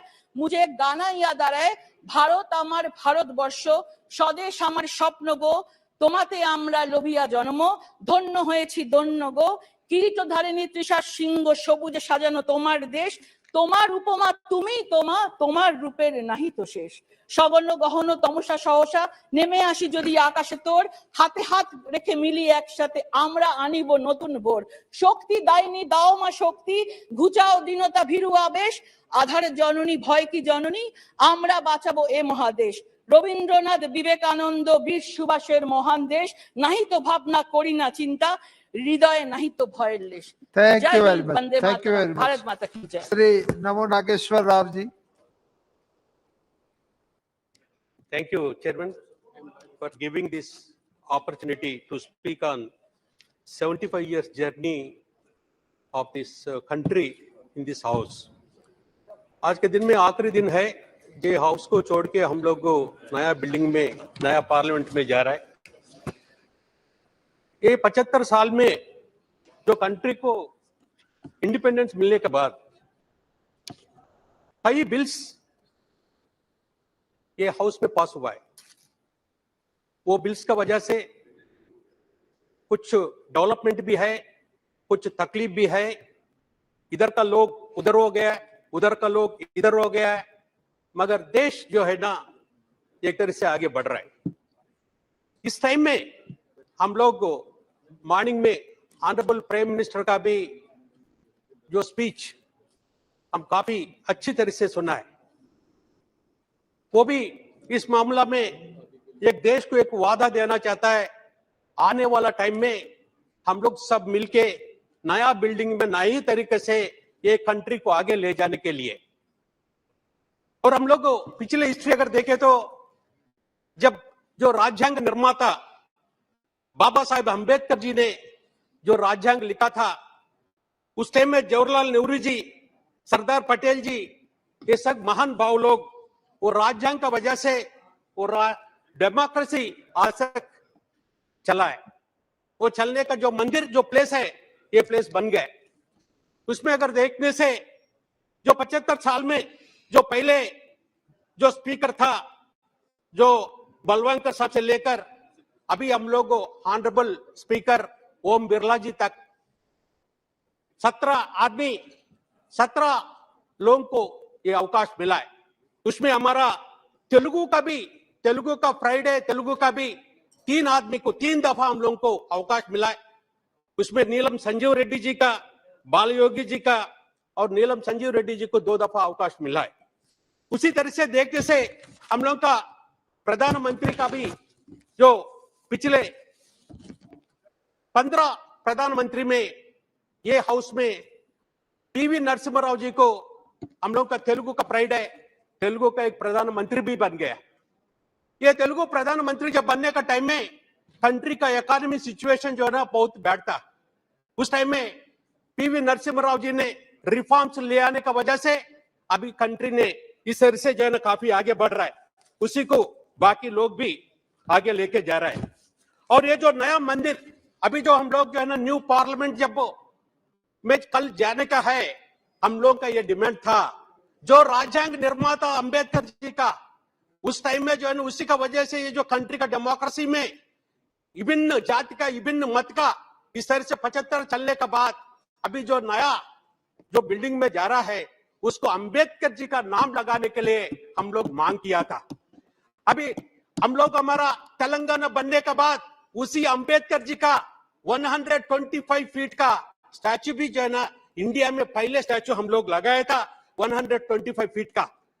हम लोग ये डिमांड को अभी भी कम से कम कल इसको अंबेडकर जी का नाम से बाबा साहब अंबेडकर जी का नाम ये अगर नया पार्लियामेंट में आने से उसमें अच्छा रहेगा बोल के हम लोगों का मांग है। उसका साथ अगर दलित का बारे में जो बात कर रहे हैं, पहले दफा हमारे जो तेलंगाना में दलित बंधु बोल के एक फैमिली को 10 लाख रुपीस हम लोग दे रहा है, 10 लाख रुपए दलित लोगों को दे रहा है। वो भी एक तरह ये करे। और आने वाले में अभी 75 साल में अगर हिस्ट्री अगर देखने से पिछले पार्लियामेंट में हम लोग को 150 डेज तक पार्लियामेंट चलता था। अभी ये बात को कहीं जो है ना हमारा साथ भी बताया था। आज के दिन में जो पार्लियामेंट का जो डेज गिरते 56 डेज तक आ रहा है, इसका बारे में भी थोड़ा देखना चाहिए। और उसका जो है हम लोग का इसी हाउस में कुछ बिल्स ऐसा बिल्स आया था, फार्मर्स का बिल, सब 2 मिनट, फार्मर्स का बिल्स आया था, फार्मर का बिल्स को पास भी किया है इसी हाउस में जो है ना फार्मर का बिल्स को भी विथड्रॉ किया है। This is the peoples power, people का पावर का वजह से ये सब हुआ है, ये भी जो है ना हम लोग जानना चाहिए। उसी तरह से हमारा डेमोक्रेसी का ब्यूटी, ये हाउस का ब्यूटी देखिए, 2 आदमी था बीजेपी का, 2 एमपी का बीजेपी आज के दिन में जो है ना देश को पाल रहा है। 2 नंबर से लेकर अभी जो है ना 10 साल से जो है ना ये जो कंट्री को चला रहा है। Kindly conclude. अच्छा, बहुत मेंबर से बोलने वाले बहुत। उसी तरह से सब हमारा तेलंगाना का हमारा नेता केसीआर साहब जब आए था उस टाइम में 2 ही तो एमपी था, 2 एमपी होने के बाद भी इसी हाउस में फाइट करके इसी हाउस में जो है ना देश का सब लोगों को हमारे जो डिमांड को तेलंगाना बनाने का डिमांड को तेलंगाना के लोगों का इच्छा को सबको बोलने के बाद 2 एमपी होने के बाद भी तेलंगाना को जो है ना बना दिया था। यही हाउस में 2014 में एपी रीऑर्गेनाइजेशन एक्ट का बिल पास हुआ है, उसी का वजह से तेलंगाना बना है। वो तेलंगाना बनाने का वजह से आज के दिन में मॉर्निंग में तो ऑनरेबल प्राइम मिनिस्टर ने एक बात बता दिया था, but creating of Telangana left bitter memories, मगर ऐसा नहीं था। आज के दिन में तेलंगाना देश में नंबर 1 है, तेलंगाना सब में नंबर 1 है। 24 आवर्स फ्री करंट जो है ना दे रहा है, 24 आवर्स फ्री करंट तेलंगाना दे रहा है। तेलंगाना में पहले दफा पर एकड़ 10,000 का हिसाब से फार्मर को दिया है। उसी तरह से पर कैपिटा इनकम देखे तो we are number 1 in India, पर कैपिटा पावर कंजम्पशन देखे तो we are number 1 India. Dalit Bandhu already बोला है। उसी तरह से हमारा 33 डिस्ट्रिक्ट में 33 मेडिकल कॉलेजेस भी हम लोग लगाए। उस तरह से तेलंगाना हर एक चीज में आगे बढ़ रहा है। उसी की वजह से आने वाला टाइम में जो तेलंगाना का मॉडल को भी जो अच्छा है उसको लगा। बहुत धन्यवाद। आखिरी में हम यही बोलना चाहता है, जो वुमेन रिजर्वेशन का बिल बहुत दिन से पेंडिंग है, वो वुमेन रिजर्वेशन का बिल को जरूर जो है ना नया बहुत धन्यवाद तो उसको करें। Thank you. एक ही पॉइंट है साहब, ओबीसी का रिजर्वेशन भी जरूर जो है ये 2 बिल को ये नया पार्लियामेंट में पहले सेशन में लेने से अच्छा रहेगा। Thank you chairman. Thank you. Shri Hasnain Masoodi ji, kindly 5 minutes. You start with me, this honorable chairman. Yeah. अरे आप बैठिए. अरे kindly be seated. Honorable chairman, Parliament occupies key position in a democracy. It is therefore more than appropriate to sit up after 75 years of its journey and trace the high and low points of this journey. Sir, where there have been a number of achievements during last 75 years and important, significant steps in strengthening democracy, there have been low points as well. But as the House Savior, Jammu and Kashmir was not part of the country on 15th August 1947. Jammu and Kashmir in peculiar circumstances joined much after 2.5 months. That was on 27th October 1947. So there was it is this August House that gave special status to Jammu and Kashmir, and it was a decision reached with consensus, without any dissension, without any amendment to the proposal, and without any kind of reservations. Sir, under the Jammu Kashmir, with around 75% Muslim population and contiguity as regards Mountbatten Plan of 3rd June 1947 had to take a different direction. But for more than 70%. But it took a different journey, and as I said, in a particular background. And our party, though not party to our Jammu and Kashmir National Conference, though not a party to the accession, but all the same did favor it, under the belief that it is better, the people of Jammu and Kashmir will be better off if they join a democratic country, a country having belief in secularism and in rule of law. So this is the reason, and there was another reason, that Lord Mountbatten, while accepting the accession, had made it conditional and said that in peculiar circumstances they will go for a referendum. And the country, in its complaint to the UN Security Council in Para 6, has also had made it clear that it would like to go for a referendum. So the Constituent Assembly thought it proper to put it in paragraph 21 of the Constitution. Be that as it may, this was followed by this House, August House, approved Delhi Agreement of 1952. It was introduced by the Prime Minister on July 24th, 1952, and it was approved by the Parliament after thorough discussion. And Jammu and Kashmir state was given a right to have its own flag, its own constitution, and an elected head of the state. Sir, however, while the Parliament did adhere to the pledges made to the people of Jammu and Kashmir, but unfortunately the low point was 5th August 2019.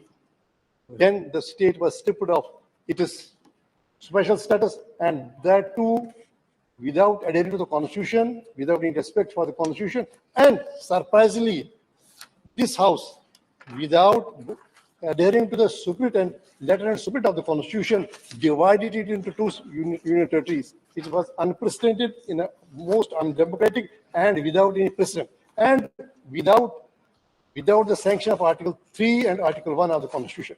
So these are when we just map out, trace the course of this journey, we cannot lose sight of these events that I think, in my opinion, were not in tune with the mandate of the Constitution. Sir, way back on 15th January 1948, that is how this Article 370 was made part of the Constitution. The representative of the Indian representative in the United Security Council had made it very clear that they are permitted to have a referendum, and the people of Jammu and Kashmir will have a right to join either of the two dominions. And if they feel it proper, they decide they would even remain independent and seek membership of the United Nations. So in that background, so the decisions taken on 5th August 2019 were not only undemocratic, unilateral, but were not in accordance with the constitution. Now, when we just go ahead, I mean, see, now it has been fair on part of the Lieutenant Governor to admit that. No, I mean, where do we at my turn? Why don't you say? Allow me to say. You conclude kindly. So he has been fair enough to admit that it has yet to be integrated. Why? Because the time has shown what are the events that are taking place in Jammu and Kashmir. As we sit here in this house, a battle is going on in a suburb of my constituency. It is not in an interior. And there are back-to-back 15 encounters, 15 conflicts have been there since 1st January, and the conflicts, the encounters have claimed lives of more than 50. Please conclude. And the civilians. Sir, so we have not achieved anything by taking the decisions that were on 5th August. So this parliament, this house, while taking those decisions, is under obligation to go for an introspection. Thank you very much. Seconds. Just wait for 2 minutes. Give me 2 minutes. Sir, then. We are having so many members. Just 2 minutes. Sir, I churches. fully support the suggestions made by Madam Supriya ji and also. Thank you. Shri Chirag Paswan ji. Just 2 minutes. Ek second. Within 2 minutes. Paswan ji, conclude in 1 minute. Within 2 minutes. Conclude. Chirag ji, ek second. Within 2 minutes. Conclude. So there is, I mean, whatever is happening on ground, demands a shift in approach, and the shift. Second is that, see, we of late we have seen in this 17th Lok Sabha, we have seen that the conventional tools of the parliament, that is like adjourn motion. Conclude. I come to the see, like the tools that are known as recognized, universally recognized tools of a parliamentarian that have not been. Thank you very much. Shri Chirag Paswan. Thank you so much, Speaker sir, for giving me this opportunity. कि भारतीय संसद की 75 सालों की इस यात्रा पर तमाम सम्मान्य साथी अपने अपने अनुभव, अपनी अपनी यादें, अपनी अपनी उपलब्धियां, उसका जिक्र यहां पर कर रहे हैं. मुझे लगता है सर, एक दिन कुछ घंटे इन 75 सालों की यात्रा को समअप करके बताने के लिए बहुत कम है. पर मैं बधाई दूंगा जिस तरीके से आज हमारे प्रधानमंत्री आदरणीय नरेंद्र मोदी जी ने इतने कम समय में इतने खूबसूरत शब्दों के साथ जिस तरीके से इस 75 साल की यात्रा के बारे में उन्होंने पूरा बखान किया, जहां हमारे देश के प्रधानमंत्रियों के योगदान से लेकर इस संसद को चलाने में छोटे से छोटे कर्मचारी के योगदान तक की उन्होंने सराहना की, उनको भी उन्होंने सम्मान देने का काम किया. मीडिया के हमारे साथियों का भी उन्होंने जिक्र किया. यकीनन कई ऐसी यादें सर इन 75 सालों में रही हैं. सेकंड टाइमर मेंबर पार्लियामेंट हूं, युवा सांसद हूं. कंपैरेटिवली संभवतः मेरा अनुभव बाकियों से कुछ कम होगा, पर 9 साल का मेरा भी अपना अनुभव है. पर इन 9 सालों से ज्यादा सर मेरा अनुभव मेरे नेता, मेरे पिता आदरणीय रामविलास पासवान जी की वजह से रहा. बचपन से जब से होश संभाला, उनके माध्यम से इस संसद की कार्य प्रणाली को समझा, इस संसद की कार्य शैली को समझा, और जब पहली बार इस लोकसभा में आया तो उन्हीं का ही हाथ पकड़ कर आया. आज जब हम लोग नई संसद में जा रहे हैं तो यकीनन कई ऐसी यादें कौंधती हैं और यकीनन एक भावुक क्षण है. महसूस होता है कि जिस जगह पर मुझे मेरे पिता लेकर आए थे, आज एक नई यात्रा की ओर हम लोग जा रहे हैं. पर प्रधानमंत्री जी ने भी उसको भी बहुत खूबसूरती से बताया कि ये हम जैसे जो आज की तारीख में इस लोकसभा में मौजूद है, संसद में मौजूद है, राज्यसभा के भी सदस्य, हम लोग ले ये एक गर्व का लम्हा है, जहां एक तरफ हम लोग इतिहास के भी हम लोग साक्षी रहे हैं, वहीं एक नई ऊर्जा के साथ भविष्य की भी ओर हम लोग जा रहे हैं. तो कड़ी बनने का सौभाग्य हम लोग को मिला इतिहास और भविष्य के बीच, जो यकीनन मौजूद यहाँ पे तमाम सांसदों के लिए एक गर्व की अनुभूति कराता है. सर, आज जब हम लोग यहाँ पर मौजूद हैं, यकीनन हर राजनीतिक दल के पास अपने अपने एजेंडे हैं, और एजेंडे हैं इसीलिए वो राजनीतिक दल है. हर किसी ने अपनी अपनी बातों को रखा कि इस विशेष सत्र में ये चर्चा होनी चाहिए, वो चर्चा होनी चाहिए, ये मुद्दे आने चाहिए. यकीनन सर मेरी भी पार्टी है, हम भी चाहते हैं कि कई विषय हैं जिस पे चर्चा होनी चाहिए। मैं युवा हूं, हमेशा इस बात का मैं पक्षधर रहा हूं कि भारत में एक युवा कमीशन का गठन होना चाहिए, एक नेशनल युवा कमीशन, एक नेशनल, एक राष्ट्रीय युवा आयोग का गठन किया जाना चाहिए, जहां पे युवा अपनी तमाम समस्याओं के साथ जाएं और अपना समाधान लेकर आए। भारत एक युवा देश है, अलग अलग आयोग यहाँ पर बने हैं, महिला आयोग है, बाल आयोग है, अल्पसंख्यक आयोग है। ऐसे में देश में एक युवा आयोग के गठन का ये समय है, ये होना चाहिए। साथ ही में हम लोग चाहते हैं, सब विमेन रिजर्वेशन बिल पे भी चर्चा हो रही थी, वो भी हम लोग चाहते हैं कि विमेन रिजर्वेशन बिल जल्द से जल्द आए। आज इतनी भारी संख्या में महिला सांसद जो यहाँ पे मौजूद हैं, अपने सामर्थ्य पर जीत कर आई हैं। ऐसे में इनको किसी के सहारे की जरूरत नहीं है, बट विमेन रिजर्वेशन बिल आने से जरूर और बल मिलेगा और ताकत मिलेगी, उसका भी हम लोग समर्थन करते हैं। और साथ ही में लंबे समय से हम लोग की मांग रही है एक इंडियन जुडिशियल सर्विसेज को लेकर।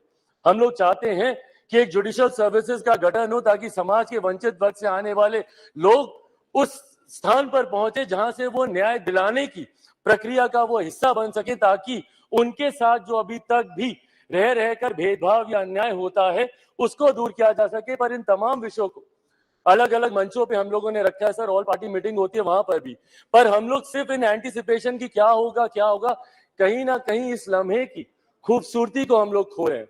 आज मैं बस यही आग्रह करूंगा कि कौन सा बिल आ रहा है नहीं आ रहा है, पर ये जो विशेष सत्र बुलाया गया है, ये इतिहास और भविष्य को जोड़ने वाली कड़ी को लेकर बुलाया गया है। हम लोग का ध्यान यकीनन केंद्रित उस तरफ भी होना चाहिए, ताकि इस लम्हे की खूबसूरती को हम ना भूल जाए। पूरा देश नजर लगाए इस पर, देख रहा है कि कैसे हम लोग यहाँ से दूसरी नई संसद में हम लोग जा रहे हैं। देश ही नहीं, पूरी दुनिया देख रही है। और आज सर, जब डॉक्टर बाबा साहब भीमराव अंबेडकर जी के बनाए हुए संविधान के आधार पर जिस तरीके से भारतीय संसद के 75 सालों का इतिहास रहा है, मैं उम्मीद ही नहीं पूरे विश्वास के साथ ये कह सकता हूं कि हमारे मौजूदा प्रधानमंत्री आदरणीय नरेंद्र मोदी जी के नेतृत्व में डॉक्टर बाबा साहेब भीमराव अंबेडकर जी के बनाए हुए संविधान के आधार पर ही हम लोग एक विकसित देश के हम लोग नींव रखने जा रहे हैं। और जो लक्ष्य है 2047 में विकसित देश के निर्माण का, उस लक्ष्य को हम लोग नई संसद से हम लोग जरूर अचीव कर पाएंगे।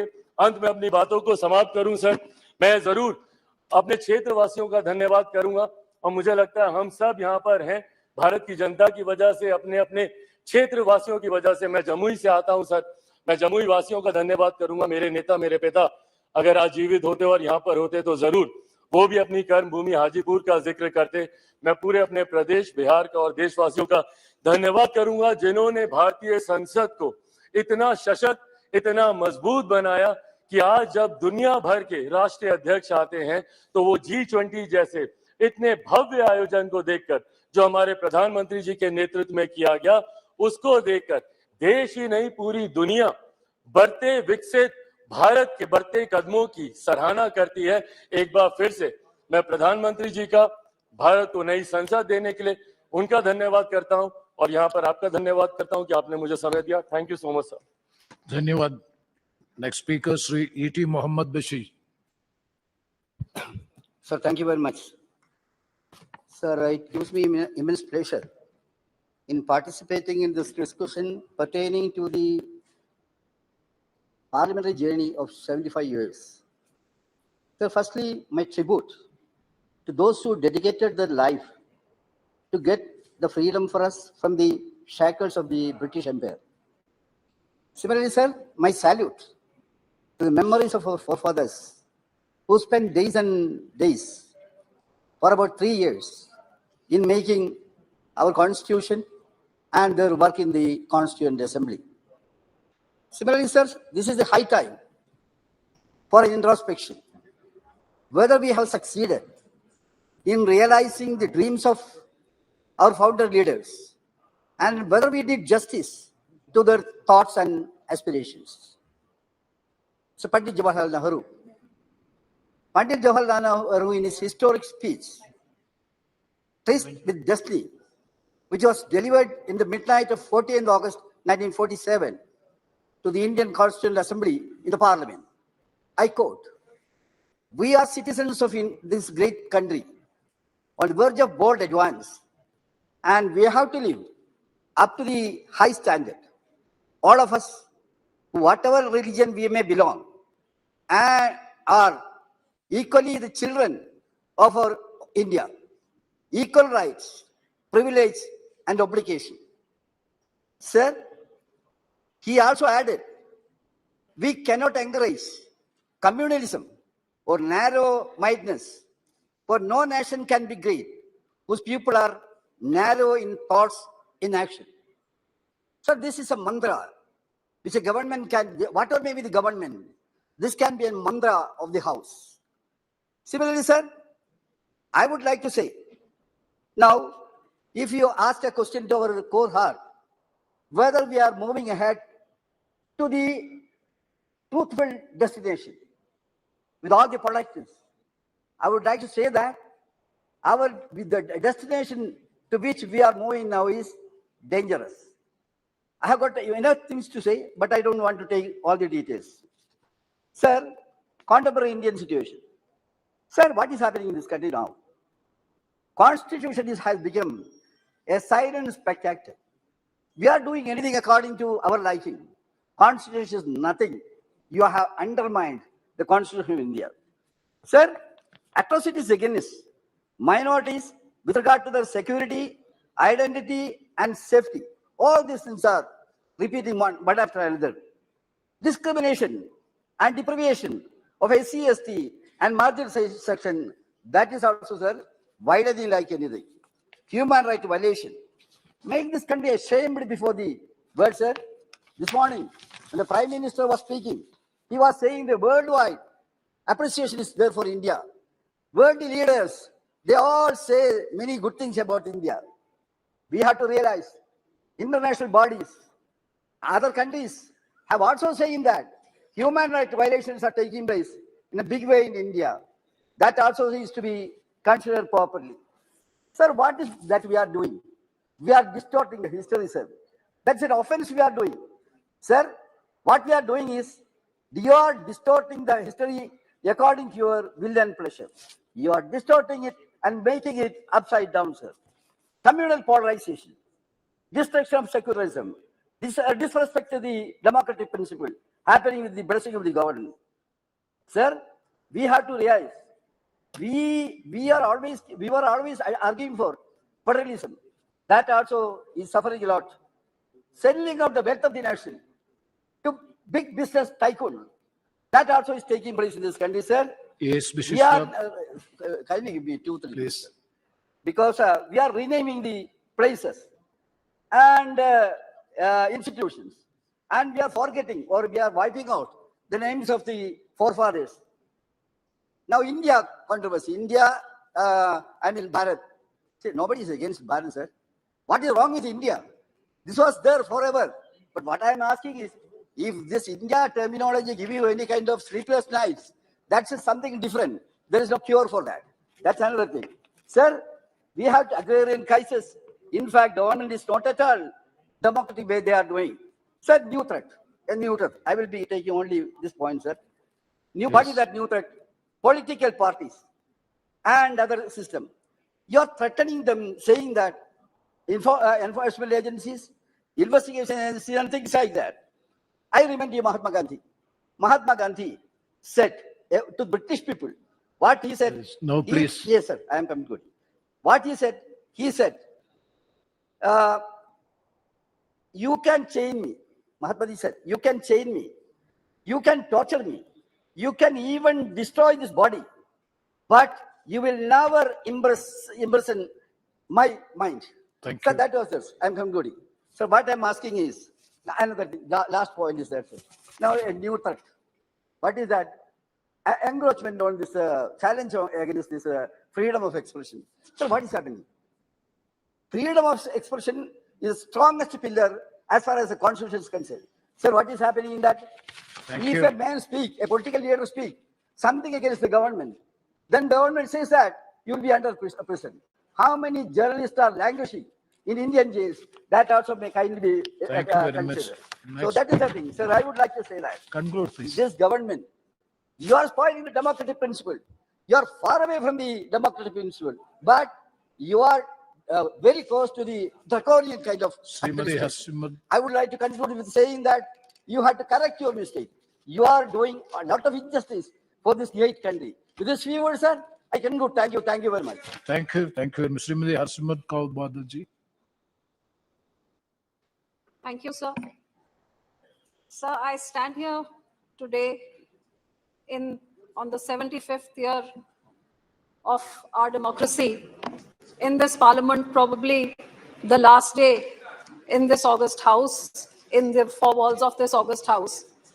I stand here as a woman that represents 50% of the population. I come from a minority community, which is only probably 1.7% of the total 20% of the minority community. And I represent the backbone of this nation, the farming community, coming from the state of Punjab, which brought around the Green Revolution and fed the millions of hungry and needy people for the last 50 years of this country since its freedom. Sir, I would also like to say that this small community made the largest sacrifices for our freedom struggle. It may be a small community, but this brave community that fought the battle for the freedom struggle, where the highest number of people to reach Kala Pani was from Punjab, the highest number of hangings were of the Punjabis. It was on the borders of Punjab, really, that the division of the country took place. So the largest suffering, then the largest bloodshed that took place to ensure this freedom was on the borders of Punjab. But sir, I would like to go back to even beyond this. 350 years ago, sir, our ninth Guru, Shri Guru Tegh Bahadur Sahib, known as the Hind Ki Chadar, the only example in the world where an individual of one community walked all the way to Delhi to get martyred, to sacrifice himself to save a minority community, the Kashmiri Pandits of Kashmir. So this example in itself is one of its kind. And I would say the basis, the very foundations of human rights, equality, freedom of religion was laid by our ninth Guru, who came here and martyred himself and sacrificed himself a few yards from here to ensure the religious freedom of the Kashmiri Muslims. And that laid down the foundations of where the entire democracy and the voice of the people stand. And after that, his grandsons, aged 9 and 7, were bricked alive, fighting for saving and living by their own religion for religious freedom. So, sir, first of all, I would like that this House should altogether unanimously give homage to our ninth Guru, the Hind Ki Chadar, who laid the foundations of democracy 400, 350 years ago. And it would be befitting, sir, if this government would actually dedicate this old parliament as we shift to the new parliament to Hind Ki Chadar, so that the teachings of our ninth Guru may be followed in the times to come. Sir, in the same way, I would like to also say that I'm the proud granddaughter of a grandfather, Sir Surjit Singh Majithia, who was a member of parliament from the first, second and third parliament here as defense minister. And after that, sir, I had the honor of being the daughter-in-law of Sir Prakash Singh Badal, who was in the 6th parliament here, and someone who walked on the ideals of our great gurus and for parliamentary democracy in true letter and spirit. More powers to the state and inclusiveness, sarbat ka bhala, as what our religion preaches, is what Sir Prakash Singh Badal's life was about, who led the first battle against emergency, which was the biggest dictatorship since Indian freedom. And he led the fight against emergency to lead the first morcha to court arrest. And for 19 months, he spent in jail and was the last one to leave the jail during emergency, making this fight for democracy his personal fight. And his entire life was dedicated towards more powers to the state and strengthening the federal structure. So today, I also take this opportunity to salute both these men. And I would say that they have been a role model in inspiring what parliamentary democracy stands for. So as a woman, I would definitely like to say that in my time of when, in the last years of what I have understood of parliament, if there was one thing which I saw in my lifetime, which I never thought that I would even get a chance to voice in this house, was as a young 18-year-old who saw the murder of democracy, the murder of minorities, and the murder of religious freedom in 1984 when the genocide of the Sikhs took place. As an 18-year-old, I was a victim of this. My community was a victim. It is shocking that in a free and independent India, the state itself, the Congress government would stoop down to killing an entire generation of Sikhs because of whatever reasons, what they may have thought. This is the Congress which attacked our holy shrines, which put in tanks and bullets into our Akal Takht Sahib, killed innocent people over there, and then murdered thousands of Sikhs. Sir, this state-sponsored genocide is unheard of in the history of our country. And if this government had ensured justice, which after 40 years we have still not got, if they had ensured justice, maybe bigger tragedies would not have happened. Sir, I also ask this government that before we finish and shut the doors of this parliament, this house needs to unanimously condemn the Sikh genocide. No, sir, very important to see. Unanimously condemn the 1984 Sikh genocide, which has not been done